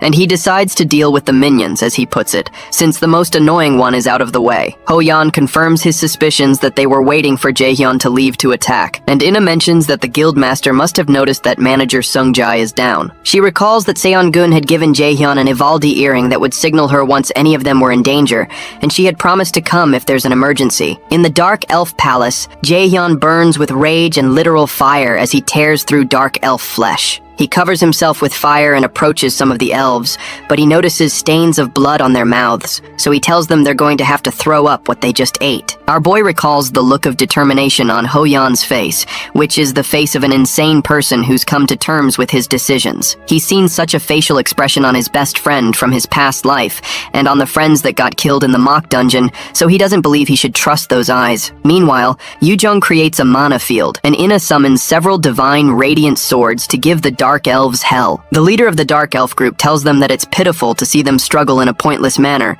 so he assures them they'll all become a part of the king's feast and sends off his soldiers to attack. Inna realizes the elf is fast, but Ho-Yeon blocks the guy's attack using his shield. Ho-Yeon activates his martial arts polar extreme skill and retaliates with a slash that forces him to retreat. The move makes the leader of the group admit the humans aren't too useless after all. Ho-Yeon realizes that this group is stronger than the previous Dark Elves they came across, and when the leader approaches him, Ho-Yeon asks him what he is. The leader of the group introduces himself as Kel, the captain of the Royal Guard, and one who is of royal blood. They're shocked to hear that he's a Royal Dark Elf, which means he must be stronger than A rank. Meanwhile, Ho-Yeon recalls the first day he met Jaehyun and how he stood in front of him to protect him, which made him remember all the good things he's forgotten about a raider. To him, Jaehyun's boldness is the dream he wants to realize, and he decides he cannot die in a place like this, and that he needs to catch up to Jaehyun no matter what. Ho-Yeon suddenly throws away his shield, much to everyone's shock, and steps toward the monster. He believes this is what he should have done from the start because a raider has more than one heart, so he reaches into his higher, middle, and lower chi centers to open them. Kel is shocked by the sudden outburst of mana coming from Ho-Yeon, and even beholding it slightly injures him. The man covers Kel up, and he asks Ho-Yeon how he's able to do such things. However, Ho-Yeon doesn't answer him, but activates his unity of body and sword skill, which causes him to start bleeding from the mouth. Ina pleads with him to stop, and the system declares that this skill's level is far too high for the user, and the flow of blood within the body has been reversed. He's warned to cancel the skill immediately or die within 6 minutes and 36 seconds. So Kel takes advantage of the situation and orders his soldiers to capture Ho-Yeon alive even if they have to cut off his limbs. Regardless, Ho-Yeon doesn't deactivate the skill and decides to face the soldiers. He had succeeded in obtaining an S-rank skill called Unity of Body and Sword from his training, but it's still too much for his body. It's a skill used by those who have reached the peak of swordsmanship, where the sword and the body become one. As the soldiers rush towards him, Ho-Yeon deflects them easily and goes to face Kel. As both of them clash swords, Ho-Yeon realizes he's not yet a match for Kel because he has only awakened this new realm of strength in an unstable manner. He realizes that all he can do is stall for time, so he continues fighting with Kel. While they're fighting, Kel tells him that his struggling is rather comical, and he points out that he notices what kind of state he's in. However, Ho-Yeon refuses to back down because he has to keep his promise. He tells Kel he would never know why he's doing this and goes in for a frontal strike, but the Dark Elf jumps out of the way and attempts to attack him from the side. Kel is unable to land the strike because Ho-Yeon's heightened senses allow him to pick up the counterattack quickly enough to jump out of the way. Kel calls him a little rat, but Ho-Yeon leaps right back towards him and almost overpowers the Dark Elf. Suddenly, while they're fighting, Ho-Yeon's body begins to break down and the system tells him to undo the skill immediately because all muscular fibers are being disconnected and all blood paths are being twisted. While he's in pain, Kel comes in to finish him off, but Ho-Yeon still manages to block his attack. He begins to cough and pant when his body can't take it anymore. Regardless, he continues with the skill and decides to put up one last fight. From where he is, he releases a huge mana blast that tears through the ground. The attack injures a dark elf, but Ho-Yeon is disappointed when he realizes it's another elf that Kel had used to shield himself. The elf calls out to his captain as he dies in his arms, but Kel tells him not to worry because he was useful. As Ho-Yeon collapses and profusely coughs out blood, he mutters to Kel that he's a coward. The words barely come out of his mouth before Kel rushes towards him and drives his sword through him. Meanwhile, tears flow from Yoo-jung's eyes as she watches the horror and calls out to Ho-Yeon. Inside the palace, Jaehyun kicks Dark Elf behinds using chains of fire. He's still unable to set the captured students free, and when he recalls that he had asked Ho-Yeon to give him just 10 minutes to kill the king and save the others, he becomes worried. Just then, one of the Dark Elves comes at him with a spear to kill him, but our boy waits for him to get close and covers his face with fire. Meanwhile, the Dark Elf King laughs as he watches the entire thing. He calls Jaehyun a fool and asks him if he thinks he can win against the number of soldiers going against him. Jaehyun asks him him why he can't, and the king tells him he's very arrogant despite being a useless human. Jaehyun recalls that he heard people call him useless way too much while growing up, and he's sick and tired of it. Suddenly, the dark elves begin to struggle to breathe, and our boy starts to burn bright as several of the elves collapse. The surprised king asks the soldiers why they're immobile and not attacking, but he doesn't know our boy is activating his Chains of Inferno skill. As the soldiers try to attack, Jaehyun takes out several of them using his chains, and he thanks the king for giving him the chance to try out his new skill. Hundreds of dark elves burn because of the fire of the Inferno, and the infuriated king calls Jaehyun a bastard. He threatens Jaehyun that he won't let him live after what he has just done, but Jaehyun simply approaches him and asks him if he's serious right now. The king is certain that it's impossible for a mere human to be this powerful, and he realizes he cannot win against him. He threatens Jaehyun that he will regret this, and informs him that the other 7 kings will definitely destroy him even if he succeeds in killing him here. While the king is still talking, Jaehyun uses his Step of Light skill to run towards him in the blink of an eye, and he lands a punch on his face. Along with the punch, he releases a fiery explosion in his face that knocks the king away. Finally, he tells him it's none of his business what the other kings do, and proposes that they come find him if they're pissed. Meanwhile, Kel drives his sword through Hoyeon's chest. Ina watches in despair because she wasn't able to do anything while her friend was injured because she's weak. She's losing someone once again, and this time, there are only the leftovers. Kel walks up to her and grabs her by the throat, planning to gobble her up. Yoo-jung calls out to her, but she only cries in Kel's hold and tells herself she can't lose. Suddenly, a bright mana overshadows the place, and it turns out to be Guildmaster Seong-un, who asks Kel if he hurt them. She asks him to think hard before answering, because he will die if it's true. Her aura fills up the entire place, and Hoyeon, who's bleeding to death, is glad that he was able to hold on till help arrived. Once more, Seong-un asks Kel if he hurt the people on the ground, and the overwhelming weight of her aura begins to make him sweat. Kel realizes that he can't ever win against this lady from the strength of her mana, so he plans to take the kids hostage to have a chance against her. He boldly declares to her that the gnarly sight is his masterpiece, so Seong-un asks if that's so. She suddenly activates her sacrifice skill to heal them all at the same time, consuming her own life power. Kel is surprised that she can use healing magic this fast, and he wonders what the hell is going on. Eventually, Seong-un tells Kel that she doesn't like it when people put a hand on her people, so she blasts him away with a torrent of energy. The blast knocks him backward and starts to consume his flesh until he begins to fade away. Yoo-jung watches in awe when she realizes that Seong-un didn't attack Kel with any skill, but only shot out concentrated mana. Seong-un rushes to Sung-jae's side to heal him, and she's able to stabilize him. The only issue is Hoyeon, whom she realizes is in pretty serious condition, and when she tries to heal him, her system informs her that his injuries are severe and would take a considerable amount of time to heal. She realizes he's overworked himself by using power past his critical point, which has messed up his meridians and nerves. If she had been late by just a little bit, he wouldn't be able to use mana again. Shortly after, she manages to heal him, but her system informs her that her life power, which permanently decreases her life power by 2%. Using the skill takes a lot out of her, and she realizes that she would have been long dead if it weren't for Jaehyun. When Yoo-jung asks after Hoyeon, Seong-un explains that he'll be fine but may not wake up for a few days. The news relieves the students, so Seong-un asks them where Jaehyun is. They reluctantly inform her that he went to the boss room on his own, but instead of panicking like they expected, she assures them that he'll be fine. Yoo-jung protests that Jaehyun went in alone, but Seong-un assures that Jaehyun won't die that easily. Since dark elves use magic to attack, she knows that they're no match for Jaehyun. Meanwhile, our boy tells the king of the dark elves that the other kings can come find him if they're pissed, but that can only happen if he makes it out of here alive. The king, who is now bleeding from his face, curses when he realizes he's now losing to a mere human, so he decides to make a run for it to tell his brothers about it. As he makes a run for it, he's shocked that Jaehyun outruns him and ends up in front of him. Using his lightning chains, our boy ties him up and smashes his face into the ground. Infuriated, the dark elf king tells him he won't die here alone, but he'll take him to Helheim or with him. The king activates a secret technique only passed down to the king of the dark elves called Frozen Earth, expecting Jaehyun to shake in fear. However, Jaehyun thanks him for the unexpected gift, and the king wonders why he's smiling. Our boy activates his blank card and thanks the king for using it now, because he didn't think he would use it in a place like this.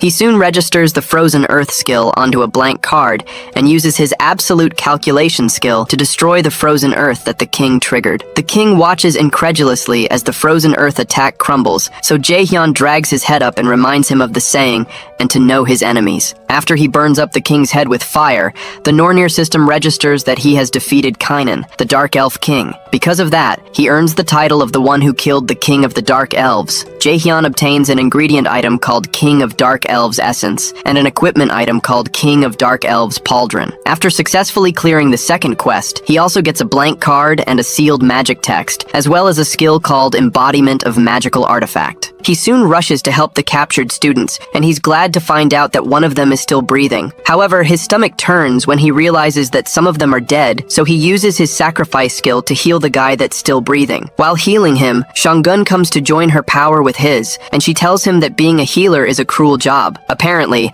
a healer is happiest when healing is not needed, and the second happiest person when saving a person who's on the brink of death. Meanwhile, on the streets of the city, Seoki boils with anger when he realizes that his plans have been foiled. He swears to himself that it doesn't matter if they make it out of the dungeon because they will all die painfully. Suddenly, Jaehyun appears by his car window and smashes the glass to grab his neck. With a maniacal look on his face, Jaehyun calls him a son of a bee because of what he did. An hour ago, those who were trapped in the world of the Dark Elves come out at the entrance of the Kane Guild. Seong-chan thanks Seong-eun for her help, so Seong-eun says they can come to her guild later on if they're so grateful. The offer amazes Yoo-jung, and she wishes she could join right away. Jaehyun thinks Yoo-jung is cringy and tells her to read the atmosphere better, so she kicks him in his calves and reminds him that he's not allowed to talk for the rest of the day because he got them worried. Jaehyun winces from the pain and wonders why it hurts so much even though her strength stat is low. Soon after, Hana arrives in a company van and informs the guildmaster that she had to hurry over because she couldn't reach her for hours. Seong-eun apologizes for that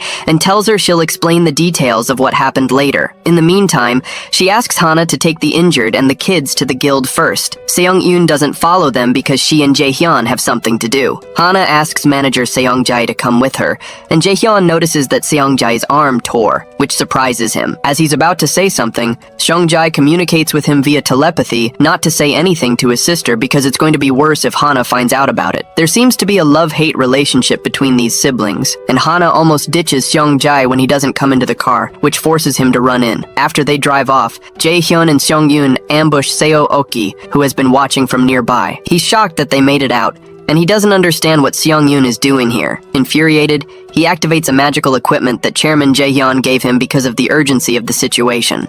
Using the equipment, he teleports behind her and attempts to stab her, but she easily slides out of the way. She mentions to him that his teleportation item isn't that great because it only moves him a couple dozen meters. She asks him why he was trying to kill the students and who was behind it, but Seo Oki refuses to and states that the mages are inferior anyway. He activates something that Seong-eun recognizes as a mana suppression device, so she tells him it's a shame. Meanwhile, Jaehyun listens in on the conversation, and he decides that he no longer has any use for Seo Oki.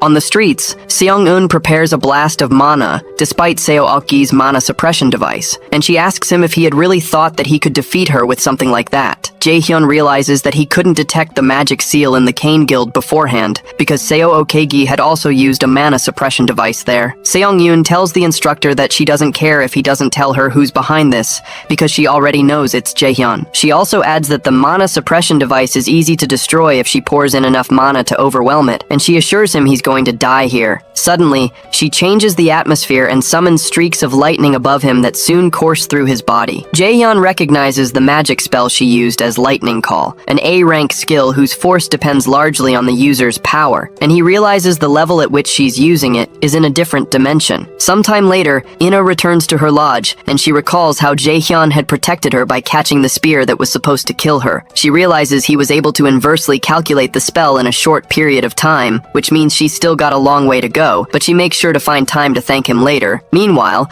reporters storm the Mills Academy to hear what they have to say about this matter, and they desire to have a word with Chairman Jae-in. Instructor Yesu goes to inform Ja-in that the Academy's reputation has fallen, and there are assumptions that he was the one who created the Ghost Guild to try and abandon the students. Ja-in boils with anger as he wonders why this happened. Expressionless, Yesu informs him there are journalists outside and calls from everywhere, so she asks him what she should do about them. Annoyed, the chairman orders her to lock down the academy and tell everyone they're not taking any interviews right now. When she leaves to handle that, Ja-in realizes there must be a traitor inside Mills for such information about his plans to have leaked. It's clear that Seok-hee is probably dead, so he decides to take an eye for an eye. The chairman places a call to someone and offers to pay anything he wants for a media cover-up. A few days later, Jaehyun intentionally collides with Hoyeon while they're in the hallway, and he comments that he's looking fit. Hoyeon is glad to see him and says he's only well because of him and the guildmaster. After a short pause, Jaehyun asks him why he almost killed himself, and when Hoyeon struggles to answer, Jaehyun warmly assures him that he just needs to keep moving forward with that kind of mindset. He encourages him to do as he pleases and think of the reasons later. However,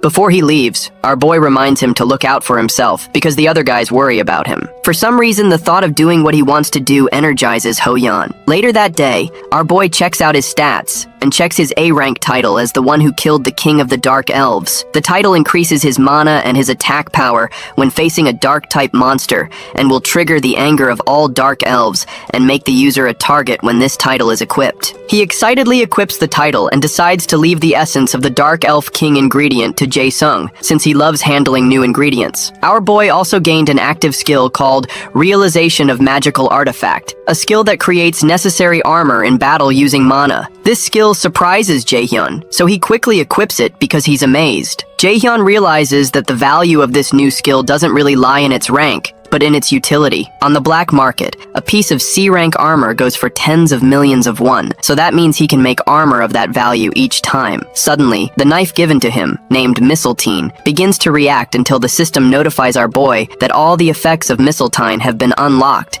because he has fulfilled all the conditions. Because of this, he obtains a passive skill called Genius of Armor Making, and all the equipment he creates from now on will have their rank increased by 1. This is ridiculously great news to Jaehyun, and he now understands that the full effects of Mistletoe weren't working because he hadn't fulfilled the full conditions before. Since he's getting all these benefits, he decides to begin training with them. The next morning, many students are seen preparing for the Miles Academy exams. Because of the difficulty of the exams, they're nicknamed the Grave of Students because of the intense competition. The exams are both theory and practical, where the practical involves potion making and pocket-plane dungeon raid tests that are broadcast live to the entire nation. Meanwhile, Hoyeon is woken up by Yoo-jung, who threatens to beat him up, and he apologizes that he sleeps whenever he reads. The frantic Yoo-jung reminds him they just have a few days left until the midterm exams, and warns him against getting a failing grade. Nearby, Ina also struggles to understand what she's reading. Hoyeon realizes that he and Ina suck at theory, and she had offered to tutor them to help out. Both of them eventually give up and accept the fate of retaking the exams, but Yoo-jung tells them to stop saying nonsense, and explains the next subjects they have to them. A few days later, after the students finish one of the tests, some students talk about how the test was and notice the top-tier students, Ina, Yoo-jung, and Jaehyun, talking with one another. The students suppose that they're all geniuses and did the test with their eyes closed. When Yoo-jung asks Ina how the test went, she suddenly blanks out. Jaehyun and Yoo-jung make fun of Ina and Hoyeon and state that books are their enemies, which makes Ina chase them around. Meanwhile, Soo-hyuk watches Jaehyun,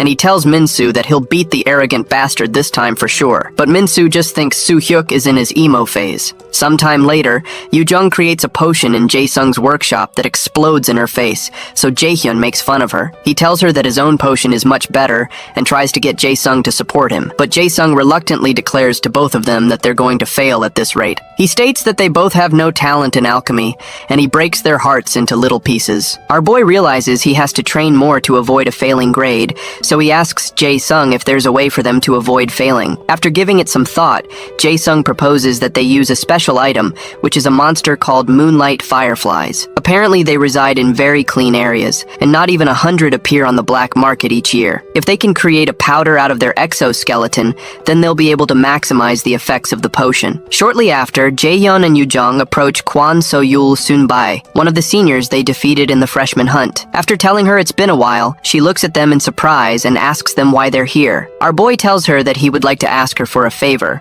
but she tells him to piss off because she's not going to do anything for him. However, he asks her if she's going to reject it without hearing what he has to offer, but she still refuses because all he can probably offer are some points. Our boy offers her 30 million won in cash, which shocks Yoo-jung. and So-yul lights up at the mention of that amount of money. Soon after, they head to a place called Jeollabuk-do Muju near Mount Daegu, and they bring Jae-sung along. An hour earlier, So-yul listened to their offer and believed it was doable, but explained that even with her inspection skill, she still needs traces in order to find something. When she asks if they have a way, Jae-hyun assures her he's going to bring along a very talented alchemist. She asks who, and Jae-sung soon appears, but she doesn't rate Jae-sung as a talented alchemist. Our boy asks her if she knows him, so she replies that they were in the same team on their first freshman hunt. Apparently, she didn't even know he was into alchemy and had considered him a good-for-nothing that was forced into martial arts class, especially because he wasn't really of any help back then. While they're out in the woods, So-yul tells Jae-sung he's got a different vibe from back then and now looks like he's having fun, which surprises him. Moonlight fireflies are nature's monsters that appear normal in the real world. Jae-sung leads them to a good spot where they can easily find fireflies, but So-yul reminds him that it's getting hard to see in front of them from this spot. Regardless, Yoo-jung notes that the scenery doesn't seem to be affecting Jae-sung, so our boy informs her that Jae-sung had told him that he likes bugs, and that creeps Yoo-jung out. After looking around for a bit, our alchemist finds a trace of a moonlight firefly, so So-yul swings into action to find them. After activating her skill called Inspection, she finds something that she believes are moonlight fireflies. They soon begin following the path, but they soon realize that it's not the way they came, and they notice that it's kind of creepy. However, So-yul insists that her skill is guiding her here. After going through the weird-looking vegetation for a while, they suddenly run into a bright waterfall with enthralling fireflies moving around. Jae-sung excitedly informs them that these are moonlight fireflies, and it's clear from how large they are compared to normal fireflies that they're monsters. Because of how fast they're moving, Jae-sung activates his gravity skill to restrict their movement, but the bugs seem to withstand the force of the pull. When So-yul suggests that Jae-hyun make his force stronger, he replies that he doesn't have the proficiency to change the force of this skill. Jae-sung becomes worried that they'll miss the fireflies, but our boy assures him they won't, so he generates a mana room to trap them all. So-yul is totally shocked that our boy just created a whole mana room, so she tells him he's a monster. Jae-sung is amazed because he would never have thought of this method. So he rushes in, but it's clear from Yoo-jung's expression that she despises bugs. Regardless, Jae-hyun forces her in, and they all enter to join Jae-sung, who is already collecting bugs. While catching the bugs, So-yul wonders if there's any other student in the academy who can create a mana room like this, and realizes even a third-year student wouldn't be able to do this. After they finish, they return to Jae-sung's workshop and try to create potions again. This time it works and doesn't explode in their faces, which shocks Hoyeon and Ina. Jae-sung proudly declares that he worked hard to make this, and they can expect a purity of at least 70% in their potions. When they finish, Yoo-jung and Jae-hyun begin to celebrate, but Jae-sung becomes worried that Jae-hyun's potion only has a purity of 50%, and Yoo-jung's has 47%, so he wonders if they'll really be okay in the tests. A few days later, after their test, Hoyeon makes fun of Jae-hyun and Yoo-jung, saying he almost mistook their ingredient pot for a monster summon pot. Even after Yoo-jung got all the good ingredients, she still ended up in the 42nd position, with Jae-hyun at 31st, Hoyeon at 29th, and Ina in 1st position. After teasing them a bit more, Hoyeon heads over to his next class, so Jae-hyun tells himself that it's not over since he still has other exams left, and so does Yoo-jung. The only issue is that the practical exams are difficult. It's a compilation of all the freshman hunt, AR test, fake dungeon, and every lesson they've done so far. Apart from that, another factor that exponentially increases its difficulty is the way teams are made. On the day of the practicals, Yoo-jung laments because she got a cost of 14 and will have to plan well in order to get a good team. The cost is calculated among the students based on the grades they have at the moment. Students must make teams of 4 without surpassing a total team cost of 50. In this exam, Hoyeon has a cost of 17, In-A has a cost of 15, and Yoo-jung has a cost of 14. Jae-hyun had a cost of 6 in his past life, and he remembers that he was excited because he got to enter a good team, but the results were the worst. He considers it a crappy way of choosing teams, as the higher ranks choose the lower ranks because they have higher costs and can easily accommodate those with lower costs. Suddenly, our boy is approached by one of the cadets whom he knows from his past life. This same guy had insulted him for being a lower rank, but in the present, he's asking if he's the genius student who got first in the student hunt and did great in the fake dungeon too. In the past, this guy made made fun of him and told him to know his place during their exams. In the present, he cheerfully introduces himself as Chu Han-sung, but Jae-hyun simply dismisses him. Regardless, Han-sung suggests that they team up because he has less cost compared to his skill, and he proposes to help Jae-hyun with his cost of 20 that makes it hard for him to choose teammates. However, Jae-hyun only considers this guy a garbage bastard who preys on the weak and sucks up to the strong. He tells Han-sung it's a shame that he doesn't want to team up with him and tells him to go look for someone else. Flustered, Han-sung tries to explain again that he has low cost with high skills, but our boy tells him it doesn't matter to him because he can clear the test on his own, and Han-sung is too weak anyway. Our boy goes to meet some of his friends, and he asks them if they've considered his idea, while Han-sung stares at him with utter contempt. Meanwhile, warriors Gina and Sung-woo tell Jae-hyun that they're up for it. Han-sung recognizes Gina and Sung-woo as the ones who abandoned Jae-hyun during the mock dungeon, and our boy tells them he's glad they agreed because he was worried they'd say no. Han-sung continues to burn with rage because Jae-hyun picked those bastards and storms off, certain that Jae-hyun will regret his decision. Sometime later, Jae-hyun and his new teammates meet at a cafe. Suddenly, Gina asks Jae-hyun if he's sure he really wants them, since they weren't very helpful at the mock dungeon, and Sung-woo also reminds him that they were abandoned to die in the cane incident because they were not skilled enough. Regardless, our boy assures them that he doesn't intend to lose. Jae-hyun realizes that Gina and Sung-woo's costs are lower than what they are capable of because they ran away during the mock dungeon, and they're the ones with good costs and not Han-sung. Eventually, the two agree and ask who the last person will be. Our boy tells them the lady will be here soon, and shortly after, Yoo-jung steps in through the door. They recall how instructor Ji-yeon had to hold back Yoo-jung from destroying them because they left Jae-hyun in the dungeon. When she steps in, she directly asks Jae-hyun why he called her to team up with these guys. Meanwhile, Chairman Jae-hyun reads about how the Mills Academy is losing its title as Korea's top academy, and he's at risk of being driven out because of the incident. He angrily smashes the computer because those bastard reporters still wrote these articles even though he paid them so much money. He realizes the media is turning their back on him, the mighty Jae-hyun, and it's clear that the Lotus Guild is most likely responsible for this. He decides that he has no choice but to lay low for now,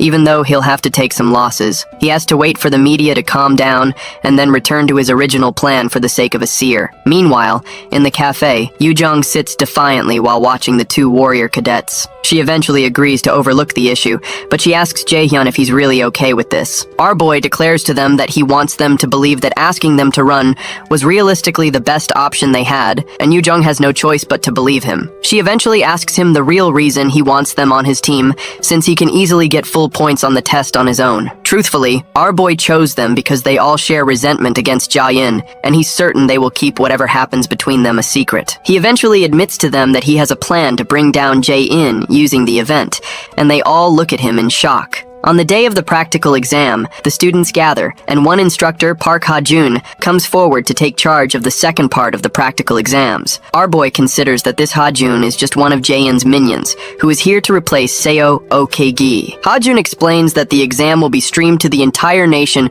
to show the students' skills to the world, so he asks them to do their best and wishes them luck. The students are immediately transported to a place known as the Pocket Plane, which seems to be filled with lava. Our boy's team is Team D, and their mission is to clear all stages and return with the boss's core. The quest on the first floor is to eliminate all monsters on the floor and find the stairs leading to the second floor. The place is clearly hot, and Jae-hyun informs them that they're in a dungeon that was modeled after Muspelheimer. Our boy suggests they begin by mapping out the dungeon because they need as much information as possible to respond to any problem, and because there are items he'd like to get too. Yoo-jung explains that one of the items they need to get is frost grass, because long exposure to the heat in this place will slow them down and will be dangerous in other ways. Sung-woo commends Jae-hyun and Yoo-jung because they seem to be good at this stuff, but our boy explains that it's the basics of dungeon exploration and survival is the priority of a raider. Soon after, Jae-hyun activates his mana detection skill until he finds frost grass. After tracing the mana, they find a field full of frost grass, so Jae-hyun suggests they take as much as possible and keep it in their inventory. Since Sung-woo had said he got fair grades in alchemy, Jae-hyun leaves the job of making potions to him. Suddenly, they're notified that viewers will enter the room soon, and they're reminded to be careful of what they say and do.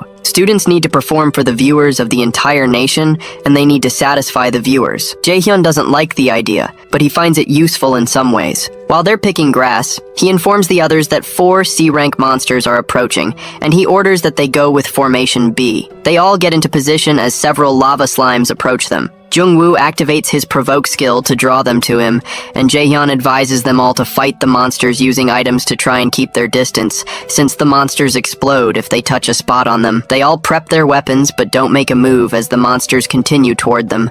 When they come up close, Yoo-jung calls out to Jaehyun, but he tells her it's not time to act yet. When the monsters reach just a few inches away, the viewing channel for their team is created, and several viewers pour in, with some of them asking if this is the stream with the student that got first place in the freshman hunt. Jaehyun orders his teammates to act, so Yoo-jung activates her water shoot skill and fires an arrow at one of the monsters, creating a hole in it. While Jinna also fights, Jaehyun considers that this is the best environment to use the frozen earth skill he got, so he smiles at the camera and proceeds to activate a skill. He doesn't plan to make things too exciting so early on, but plans to deploy his big skills when things have gotten more intense. For now, he activates a skill called Ice Rain and pours down ice on the field. Some of the viewers wonder if this is really happening, and how a new student can use such a skill. Some of them think it's an error because the skill our boy just used is an A-rank skill. However, Jaehyun is certain that these stupid viewers are going to be the ultimate weapon in bringing down Jaehyun. Meanwhile, team manager Soon Bae Nim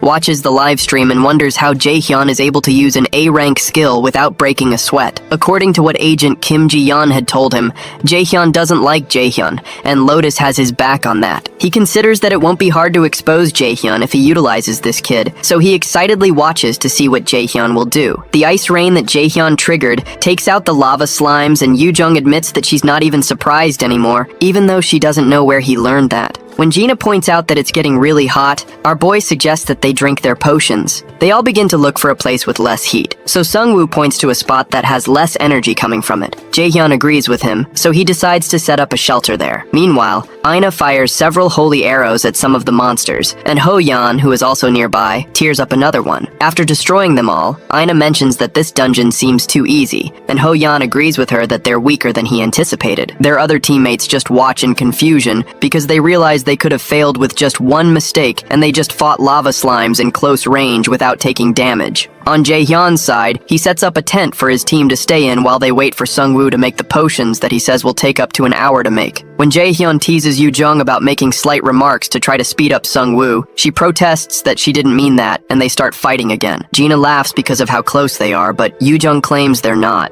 Shortly after, Jaehyun talks with the guys about his secret plan. After explaining the plan, Yoo-jung steps out with Jaehyun to ask if it's really possible, and our boy assures her it is. He believes this is the best time to create some ruckus, so he releases some power to make the connection to the pocket plane unstable and cancel the limited voice transmission feature. The viewers wonder what Jaehyun is doing and why he's working alone with Yoo-jung. While they wonder if the others have failed, Jaehyun assures the viewers that his members are fine, which surprises them because they shouldn't be able to hear the students talk. Jaehyun had played with the formulas of the pocket plane a bit so he can speak, so he tells everyone it's nice to meet them and declares that he'll start the real stream now. Meanwhile, Jaehyun almost bursts due to anger while watching Jaehyun's display. Jaehyun can't believe this is happening, and he doesn't understand how Jaehyun was able to interfere with the formula of the pocket plane, which was created by dozens of mage raiders, himself, and many of the Academy's mage instructors. Instructor Ha-jun, who is standing nearby, suggests that they punish Jaehyun, but Jaehyun clarifies that he wants to but cannot, because there are no rules for this kind of situation since it was never expected.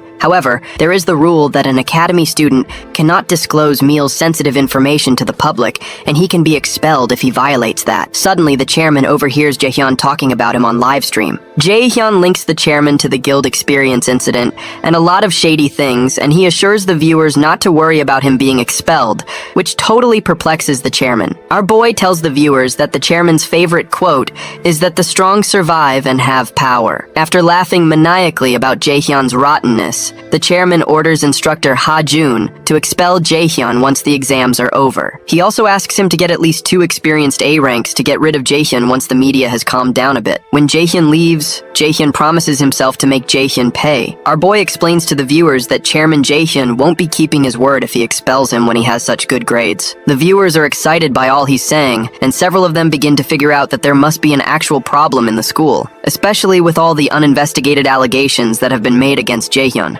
Earlier, in the shelter, Jaehyun informs the others that he's going to edit the formulas of the pocket plane so the viewers can hear them and bring them to their side. Yoo-jung wonders if this is okay because the chairman can do something, but our boy assures her that they have the viewers, and there's no rule stating that they're not allowed to interfere with the formulas of the pocket plane. In the present, Jaehyun tells the viewers that he's going to start the real dungeon raid stream, which they've specially prepared for the viewers to enjoy. The viewers are excited, but Yoo-jung feels vulnerable in front of the viewers, because they soon begin to talk about her performance and strengths. Shortly after, Jaehyun takes Yoo-jung with him to a place that looks like a lava waterfall, and our boy tells the viewers that they're planning to find the hidden piece of the pocket plane here, which would be interesting to them. The viewers are ecstatic at the mention of a hidden piece, so Yoo-jung begins by activating her heist skill, while our boy activates his wind boost skill as well as his gravity skill. Jaehyun plans to show the viewers how a regressor raids a dungeon. Meanwhile, in the Mills Academy, instructor Kim Ji-yeon informs manager Soon Bae-nim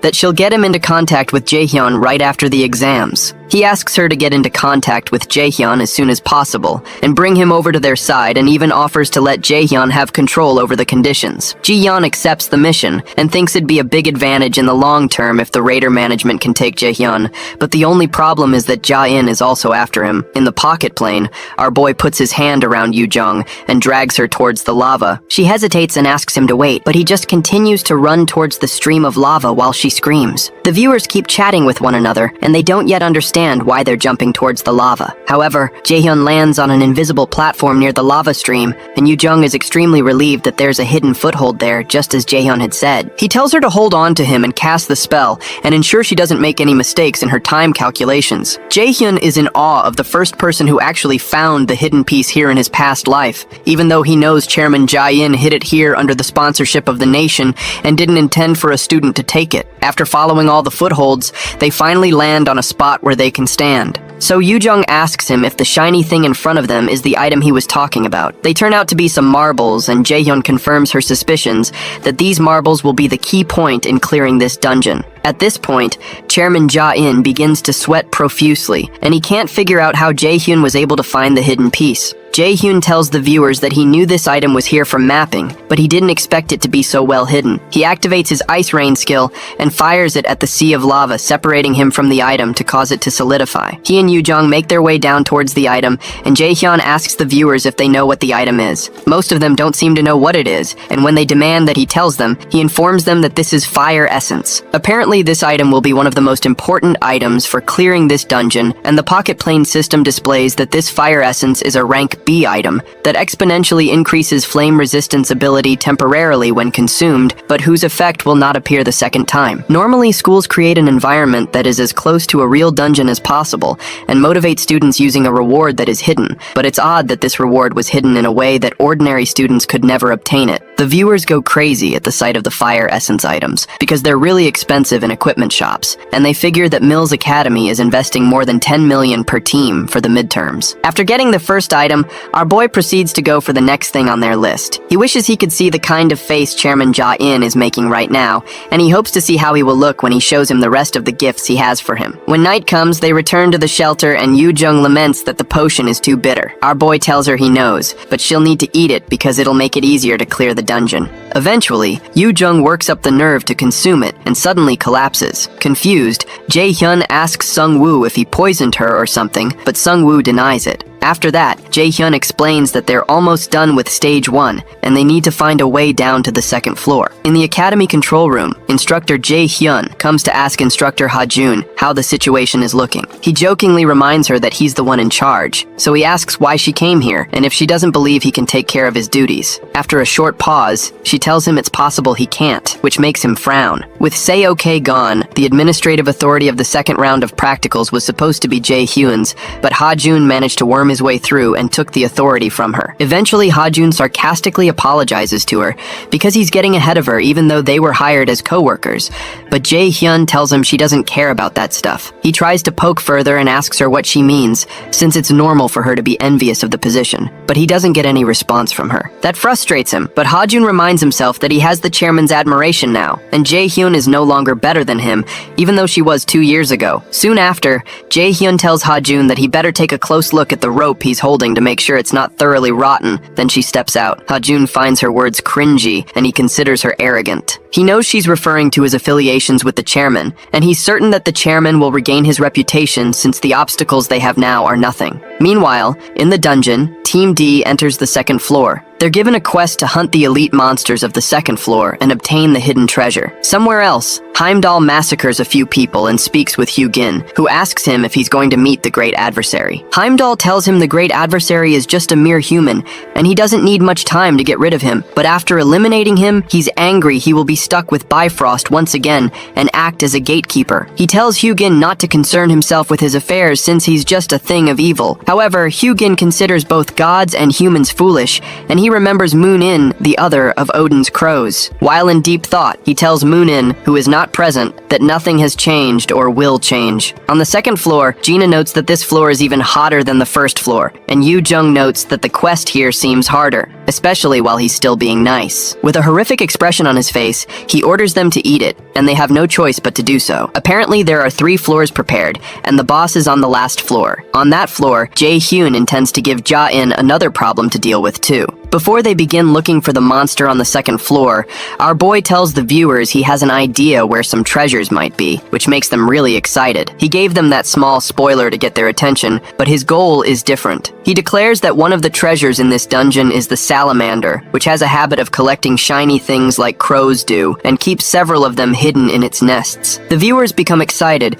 and one of them checks online to see that salamanders can also purify items that are corrupt. When they wonder how Jae-hyun got to know that salamanders hide items in their nests, he explains that he studied it. The second hidden piece is something called Balmung's replica, a sword that appears in the Song of the Nibelungs from the 1200s in Germany. It is said to be a sword meant for killing dragons, and like Thalfi's Thundersteps, it's an item with overwhelming strength and destructive power. The original is said to have been possessed by a German raider named Balak. Suddenly, Gina asks him what a salamander's weakness is, so Yu Jung tells her it's its stomach since they have hard outer skins. Apparently, the most common way to kill them is to direct ice-type magic at their stomachs. They move deeper into the dungeon, and Sung-woo notices that this place is much hotter, and he'd be struggling if it weren't for the fire essence. Even though Jae-hyun knows where everything is, he decides to pretend to do some work here so he doesn't raise unnecessary suspicions. He soon stops the team and mentions that he feels some mana around a place where several swords are placed. Yu Jung doesn't know if the swords are hidden pieces, especially since there are so many and they look like unregistered items. But Jae-hyun knows the perfect place to hide a hidden piece is among these dozens of swords stuck in boulders. Although Jae-hyun messed with things so that students can't find it, Jae-hyun doesn't have time for his tricks and activates his detection skill. After looking around for a bit, he eventually finds it and pulls it out of the boulder. Once he pulls it out, the Nornir system informs him that he's found the copy of the Tainted Balmung, a rank A item that is Dragon Slayer Siegfried's beloved sword. It has a sealed effect that raises strength by 70 and agility by 30,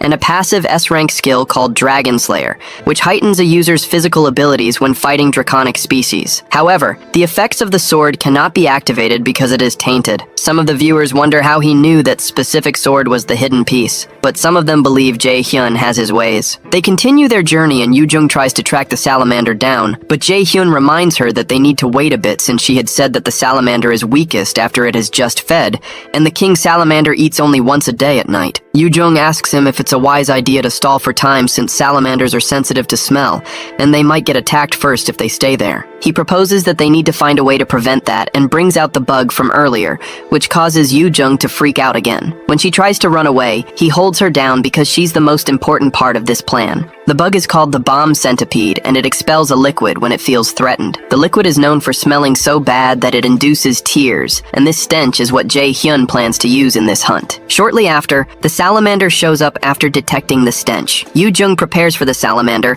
and reminds Jae-hyun that he had promised her something for doing this. Because she was terrified, Jae-hyun promised to give her a magic staff that teacher Seong-yoon loved if she did this. Truthfully, he was just going to give her a random staff, and he's certain she'll kill him when she finds out. out. The viewers watch in exhilaration as they wonder if their plan is going to work. Jae-hyun assures the viewers that Yoo-jung specializes in wind magic, and Yoo-jung creates a small wind to trap the scent of the bug to send to the salamander's nest. The viewers are impressed because this is only possible because she has impressive control over mana, and the humans start to feel bad for the salamander. Upon smelling the bug, tears start to roll down the salamander's eyes, so Jae-hyun tells the others to remember the plan to wait and only move when he gives them the signal. He soon activates his level 2 ice spear and strikes the monster that's writhing in pain, knocking it to the ground. Jae-hyun waits for the moment the monster breathes out fire, and when it does, he brings out the Balmung sword and throws it into the monster's mouth. Yoo-jung calls Jae-hyun a psycho, and the viewers wonder what on earth he's doing. Meanwhile, Jae-hyun almost drops his jaw when he sees what Jae-hyun did, and he's certain there's no way a new student would know this since he left it out of the syllabus on purpose. On the second floor, the monster begins to vomit the sword, so Jae-hyun signals the others to move, and the warriors immediately stand in front of him to block the sword with their shields. Jae-hyun soon picks up the sword, which is now shining differently, and the viewers still go berserk due to confusion. To explain what has happened, our boy opens the equipment status, and it displays that the tainted Balmung sword has been purified. The viewers almost lose their minds because of the high stats of the sword. He explains to them that there's a power of purification in a salamander's core that can purify items. The viewers are surprised at Jae-hyun's level of experience since he's a new student, and when he wields the sword, they wonder why a mage would be wielding a sword. They expect him to give the sword to the combat class warriors with him, but he doesn't. Sunbai Nim, who is also streaming anonymously, informs the others that Jae-hyun is a battle mage. Jae-hyun steps in front of the monsters and activates 2 skills named Agile Steps and Flexible Movements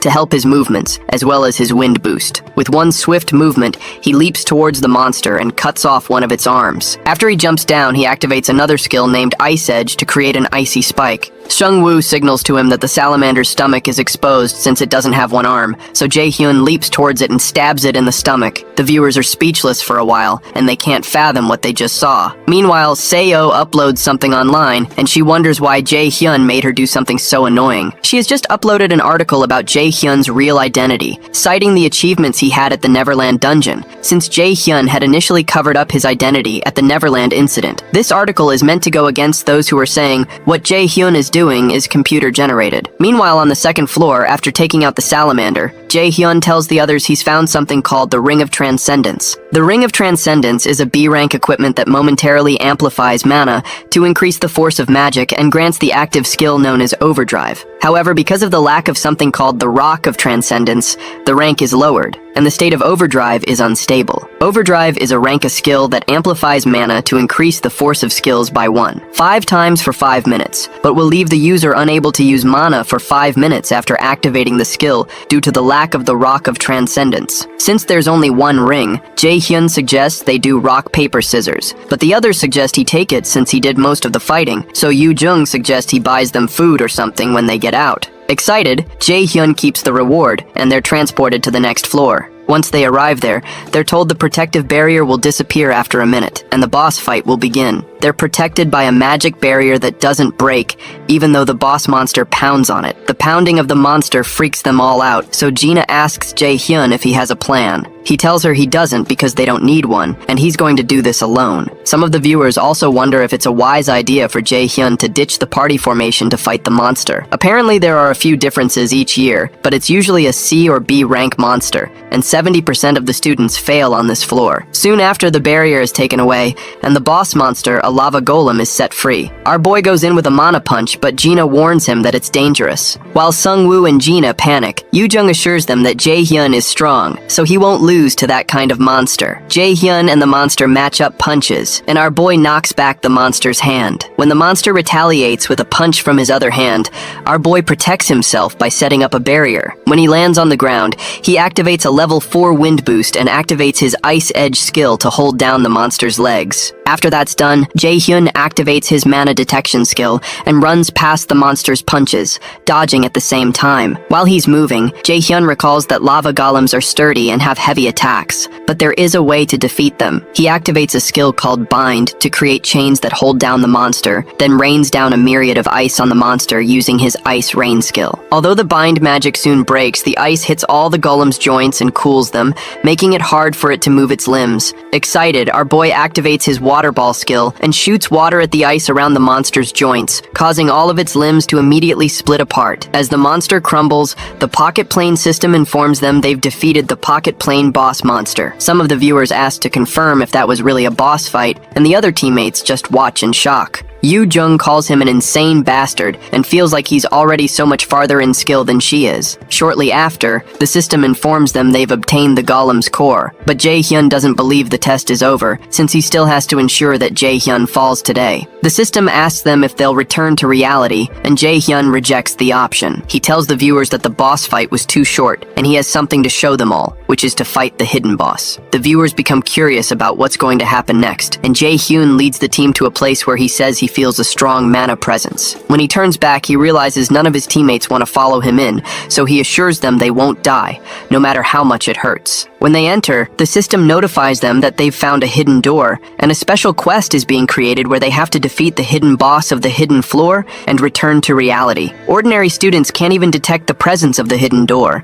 and they can't even make it to this point even if they stumbled upon it by luck, which is why Jae-hyun planted the hidden piece here. He turns to the viewers, who can't believe that this guy has found a secret floor when the others are still struggling on the second floor. Jae-hyun already knows the method to summon the hidden boss, but he decides to at least pretend to look around a bit. Suddenly, Yu Jung points to an altar that looks familiar, and after a while, Yu Jung realizes it's quite similar to the pattern on the golem's core. Our boy puts the golem core into the hole in the altar, which causes bright light to fill the entire place. Jae-hyun asks them to get back, and the Pocket Plane's hidden boss, the Red Drake, begins to appear over the altar. Their mission is to ensure everyone survives, defeat the enemy, and retrieve the Drake's heart to claim the special reward privileges. As the Red Drake manifests, the viewers watch in disbelief as even veteran raiders struggle against a monster of this magnitude. The audience begins to react negatively due to the extreme difficulty setting of the Pocket Plane, the exact response Jae-hyun had hoped for. However, his absolute calculation ability proves ineffective against the Drake's raw physical attacks, yet he remains confident he can handle the monster alone. In the control room, Chairman Ja-in watches in utter shock. His careful plans to ensure this year's midterms went smoothly, thereby deflecting media scrutiny, appear to have been completely ruined. He realizes that Jae-hyun has interfered with the entire Pocket Plane setup, but instructor Ha-jun protests, arguing it's impossible for a student to achieve such a feat. When Ja-in insists that Jae-hyun is responsible, Ha-jun attempts to butter him up for a quick promotion. Eventually, the chairman admits he's relieved it's Jae-hyun causing the disruption. If the student's goal is simply to obtain an item, they can minimize the negativity directed at Mila's Academy should he successfully clear the dungeon. Jae-in is concerned that Jae-hyun enraged the Drake, assuming this happened because the student didn't know any better. He desperately hopes Jae-hyun kills the Red Drake, but when he turns back to the screen, he is shocked to see Yu Jung injured and bleeding from the mouth. The students immediately panic because the Pocket Plane's protective system has malfunctioned, and they need an immediate exit, causing even the chairman to panic. The viewers are alarmed, as students are never supposed to get hurt inside the Pocket Plane, yet it is suddenly happening. When the students' HP bars vanish because the Pocket Plane has become unstable,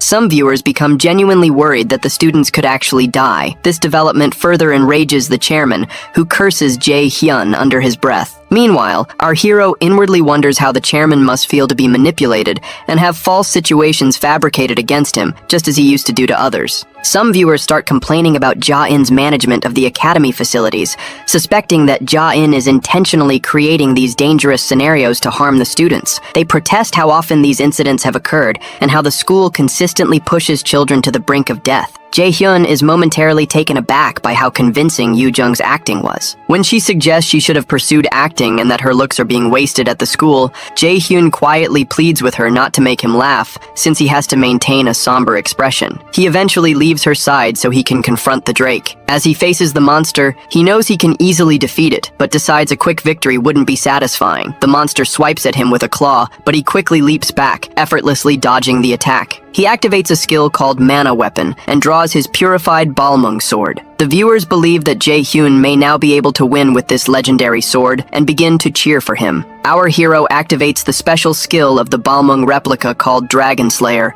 which grants a 300% damage boost against all draconic species. He launches a double sword slash toward the Red Drake, further infuriating it, causing it to slam its tail down exactly where Sung-woo is standing. Sung-woo manages to successfully block the attack. Our hero remembers there are two immediate tasks to complete. He recalls the day Ho Yan had pointed out in his books that a drake's weakness is a mole on its heel. So our hero leaps behind the monster and lands his next attack directly on its heel. To conclude the fight, he activates his skill called Overdrive, which boosts the power of all his abilities by 1.5 times. Moments later, he unleashes his Frozen Earth skill, instantly freezing the entire area, including the Red Drake. Our hero shatters the frozen drake, securing the victory. Back in the chairman's office, Ja-in starts receiving furious calls from school board members, all placing the blame squarely on him. Though he tries to argue his innocence, it quickly dawns on him that, for the first time, no one believes him. He questions instructor Ha-jun about the media, and Ha-jun informs him that every reporter they contacted rejected their offer, stating they could no longer trust Milas. Ja-in is certain that Jae-hyun could not have orchestrated this alone, and suspects someone powerful is assisting him. While he ponders the identity of his helper, one of his subordinates rushes in to deliver an official document from the Lotus Guild. The document details the disciplinary actions to be taken against Milas Academy and demands the chairman's imprisonment. Apparently, Jae-hyun drafted the document himself, referring to the recent midterms incident as a serious matter that put students in potential life-threatening danger, mirroring the risks seen during the guild experience. The document asserts that Ja-in consistently jeopardized students' lives and is known to engage in bribery of high-ranking politicians for personal gain, among other allegations. For violating 17 other laws related to raiders, Guildmaster Seongun orders his immediate arrest. An enraged Ja-in protests, arguing the Lotus Guild has no authority for direct intervention, as only the National Raider Association's management headquarters can act. As he reads further, he discovers that 4 main guilds, 29 other guilds,